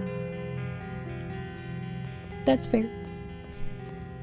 Well, that's where Travis's mom is. That's the point of going through here. So, narratively, what's happening in the game so far is that Travis heard Travis heard that Alessa was, not that Alessa was taken here, but just that Dr. Kaufman went to this hospital. So he's like, oh, I'll also go to that hospital for some reason.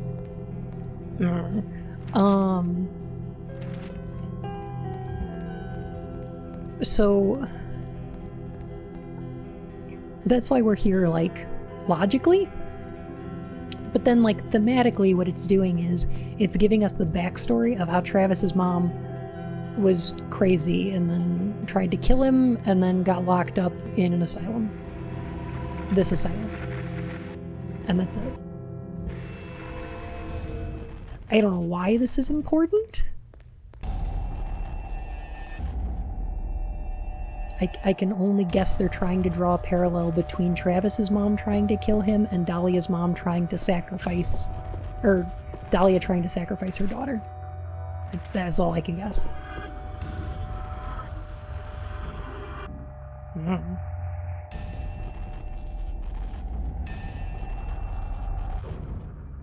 Just some pleasant tunes now and then. Yeah.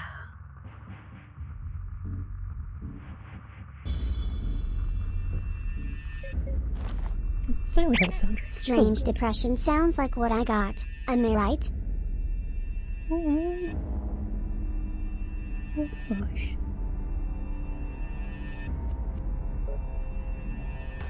It sucks.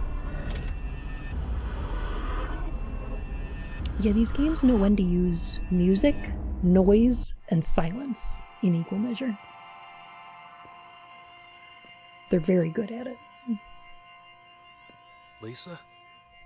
You're here too? Can you see all this stuff?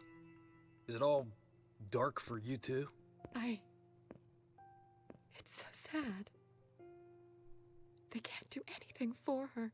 That doesn't answer the question, Lisa. She wants her boy so badly. Who are you talking about? Is the girl inside? Alessa, Answer the question, Lisa. No! Can you see the monsters or not? Who's in there? Don't worry, Kibbo. If we don't cheer up, Bun will just dunk us in his teacup until we do cheer up. Enjoy the sugar.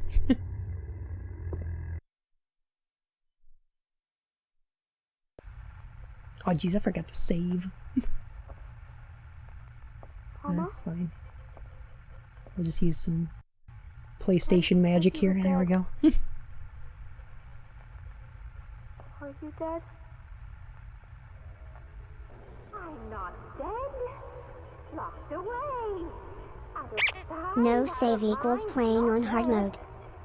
I asked them to bring my boy to me. Mama. Come here, boy. Let Mama take a look at you. Like, I guess that's a Silent Hill design.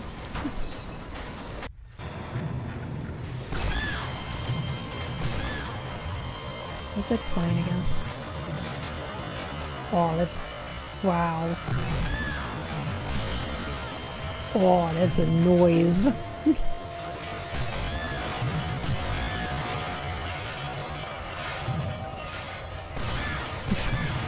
Oh gosh, I'm sorry for the commercial.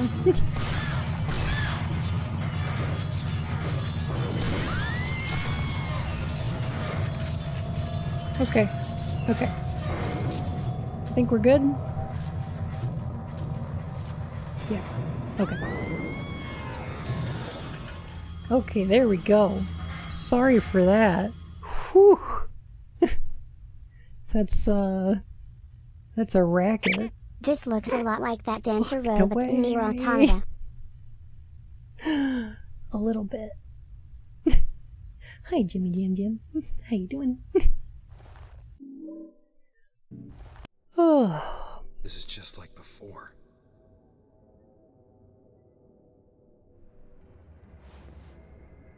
What's happening here? That thing, it couldn't have been. Are you making this happen? Are you doing this? The answer to that question is no, not on purpose. Wait. No. Don't go. I need to know. Except in this game, where it's just like, oh, okay, she's just doing it. Alessa is just manifesting the nightmare because she wants to. Yes, you murdered your mom. You are a bad boy. A bad boy that needs a spanking. Jesus Christ. Jimmy Jam Jim, thank you so much for the follow, my fur and whiskers.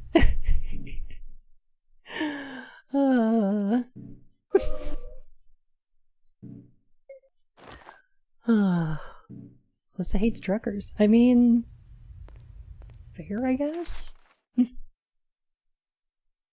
I guess? Yeah, their portrayal of Alyssa is messy and bad. Yeah, I don't know where all this is coming from, Bun. I'm just riding the wave at this point. Can I point out something else too? Is that we picked up the kind of rabbit are you? White rabbit. Let me see. Heckin'. Oh my goodness. So, what was the point of him fighting his mom? Okay, I'm gonna get to that. Alright, so the item that we picked up in the hospital was the future piece, because in the future Harry Mason's gonna go to that hospital,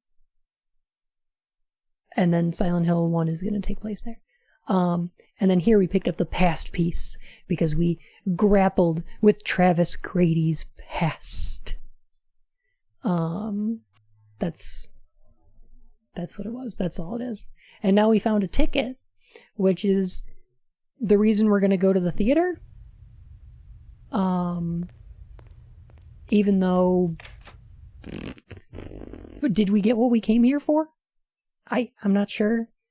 Are we going to go to the theater for a reason? To a point or purpose? I don't know. He's got a golden ticket. No, maybe Wonka will let him in. You bet. There's just a giant key in this car's trunk.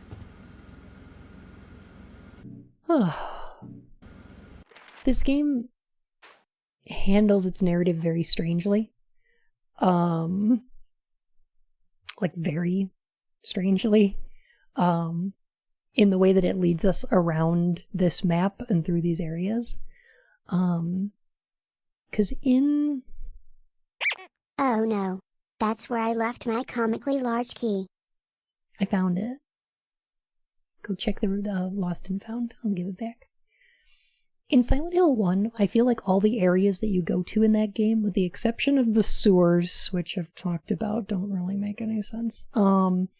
But areas like Midwich Elementary, Alchemilla Hospital, the amusement park, like all of these areas are important because they were important to Alessa. Welcome back, Casey. So as we go through the game, we learn about Alessa and her history by visiting all those locations. In Silent Hill 2, I believe that the locations are thematically representative, because it's the first I've seen this game. Oh gosh. It's the PSP one, and it's supposedly a prequel to the first game, and I think it's really bad. But, you know, it's just me. In Silent Hill 2, I think the locations are thematically chosen because they're all places where people have to exist in proximity to each other and live with and around other people, which gives you opportunities to hurt others. And that game thematically is about the interactions between people and the ways that those can hurt them. So things like an apartment building, a hotel, a hospital, a prison, like all of these are places where people are forced to be in proximity with others. In Silent Hill 3, I think they're more like liminal spaces. So like an office building, a subway, like they're all places where, trying to think about the absurdly horrendous, I'd call it D-Master. Oh, Shattered Memories? Shetmem? Yeah. Yeah. I feel like they're liminal spaces, so places where people should be, but are empty. The mall, the subway, the office building, the apartments. I think that's kind of the thematic link between them, although it is a bit tenuous too. Silent Hill 4 obviously chooses its locations because they're places that Walter Sullivan went when he was visiting his house and everything. The thing is, I don't understand this game's choice of locations, you know?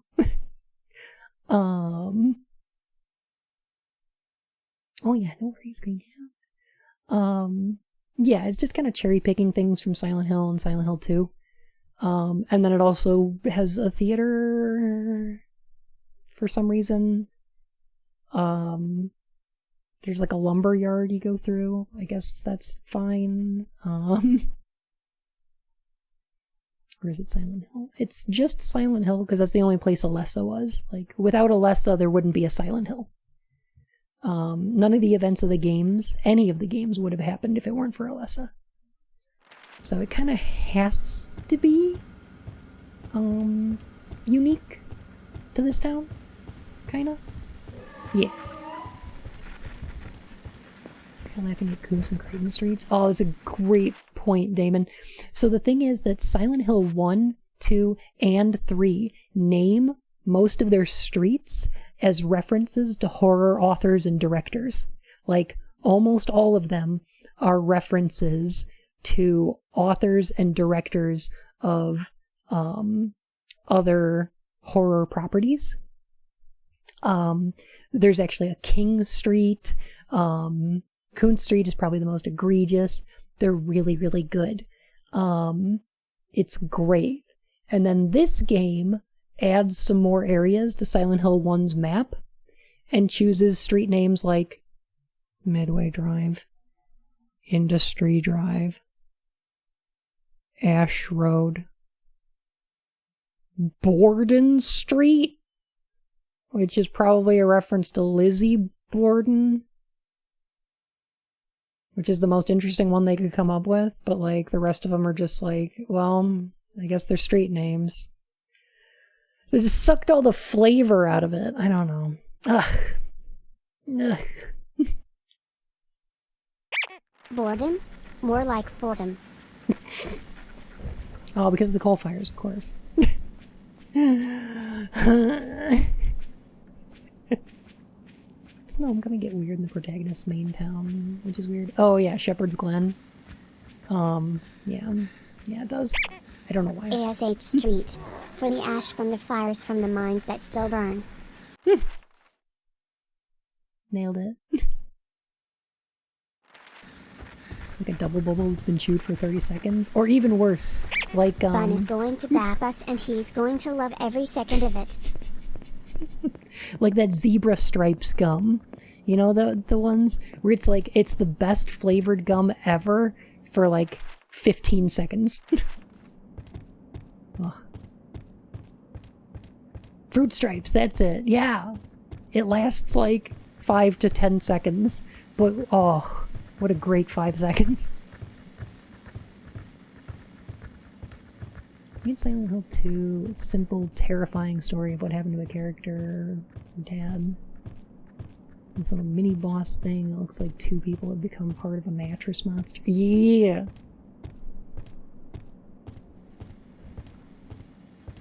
He saw his dad hang himself, so the boss is a hanging body, but with a bunch of friggin' meat grinders and blades and distracting junk. Yeah.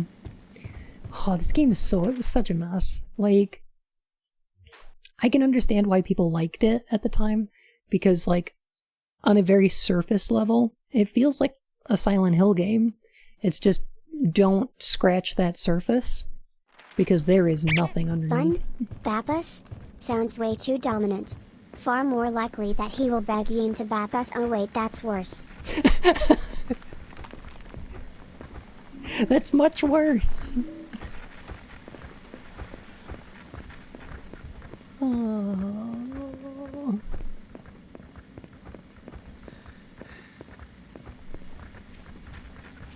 I'd say, see Tragedy, the difference is that You that can Ready see why Player we would all One want is Bun like, baps.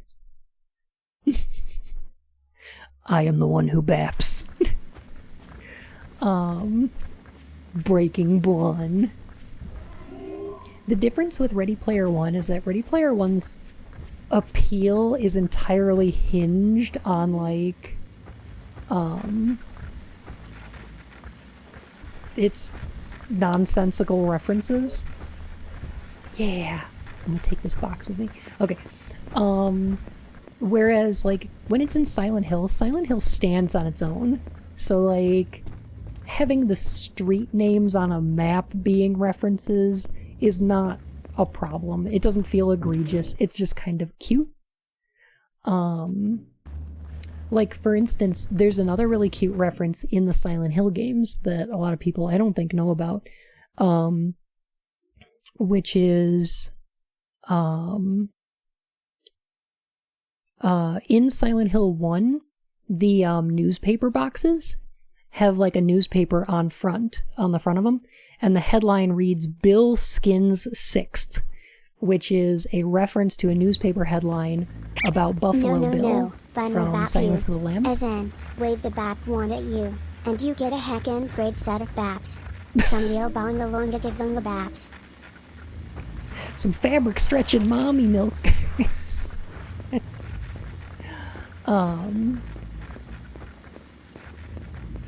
So, like, it's just a reference to Silence of the Lambs, and it's cute, and it's little, and it's out of the way, and, like, if you notice it, you notice it, and if you don't, that's fine. No big deal. But, like, the Ready Player One makes it impossible to not notice its references. No, Batman. Batman. And also your enjoyment of it is entirely, like, contingent on how much you get the references. Because, like, if you don't get those references, Ready Player One is not fun, interesting, or good. And I mean, it still isn't even if you get the references, but you know what I mean. Meat Hook. Meat Hook is a character in Monkey Island. That's what that's a reference to. It's not a reference to that. I'm just making that up.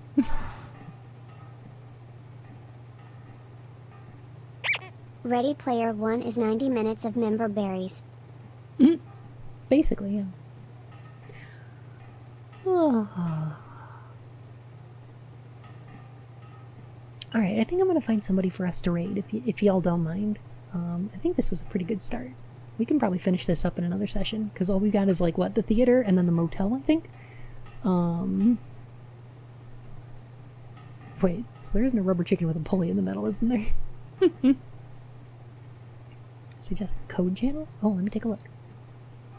Are you tired? I'm a little tired.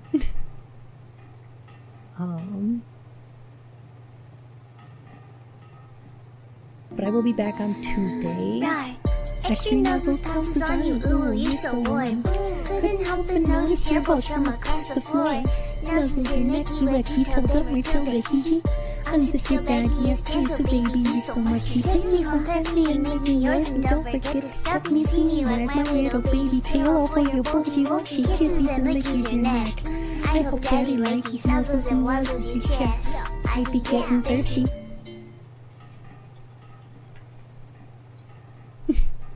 Thank you, Say. Oh my gosh, Ruby! Ruby, hello! How are you? Oh heck. Good timing. Hello Raiders, it's great to see you today. I'm Lucky, also known as Bun, or Paige, whichever you prefer. It's a delight to meet you. Oh my gosh. We've tuckered out the Bun. He'll be too tired to bap us with the newspaper now. You We have bet. escaped the beatings. Heck. Hello. Oh my gosh. I was actually just finding somebody to raid. Oh my gosh. Oh, neat. Okay. I'm sorry. I was doing a lore through for Silent Hill. I've been playing through the entire series. And we just finished all the good ones, so we've started Origins. And I'm so super sorry. But yeah, I'm sleepy. I've got some tikka masala to eat, and okay. This looks like a good raid target. Okay.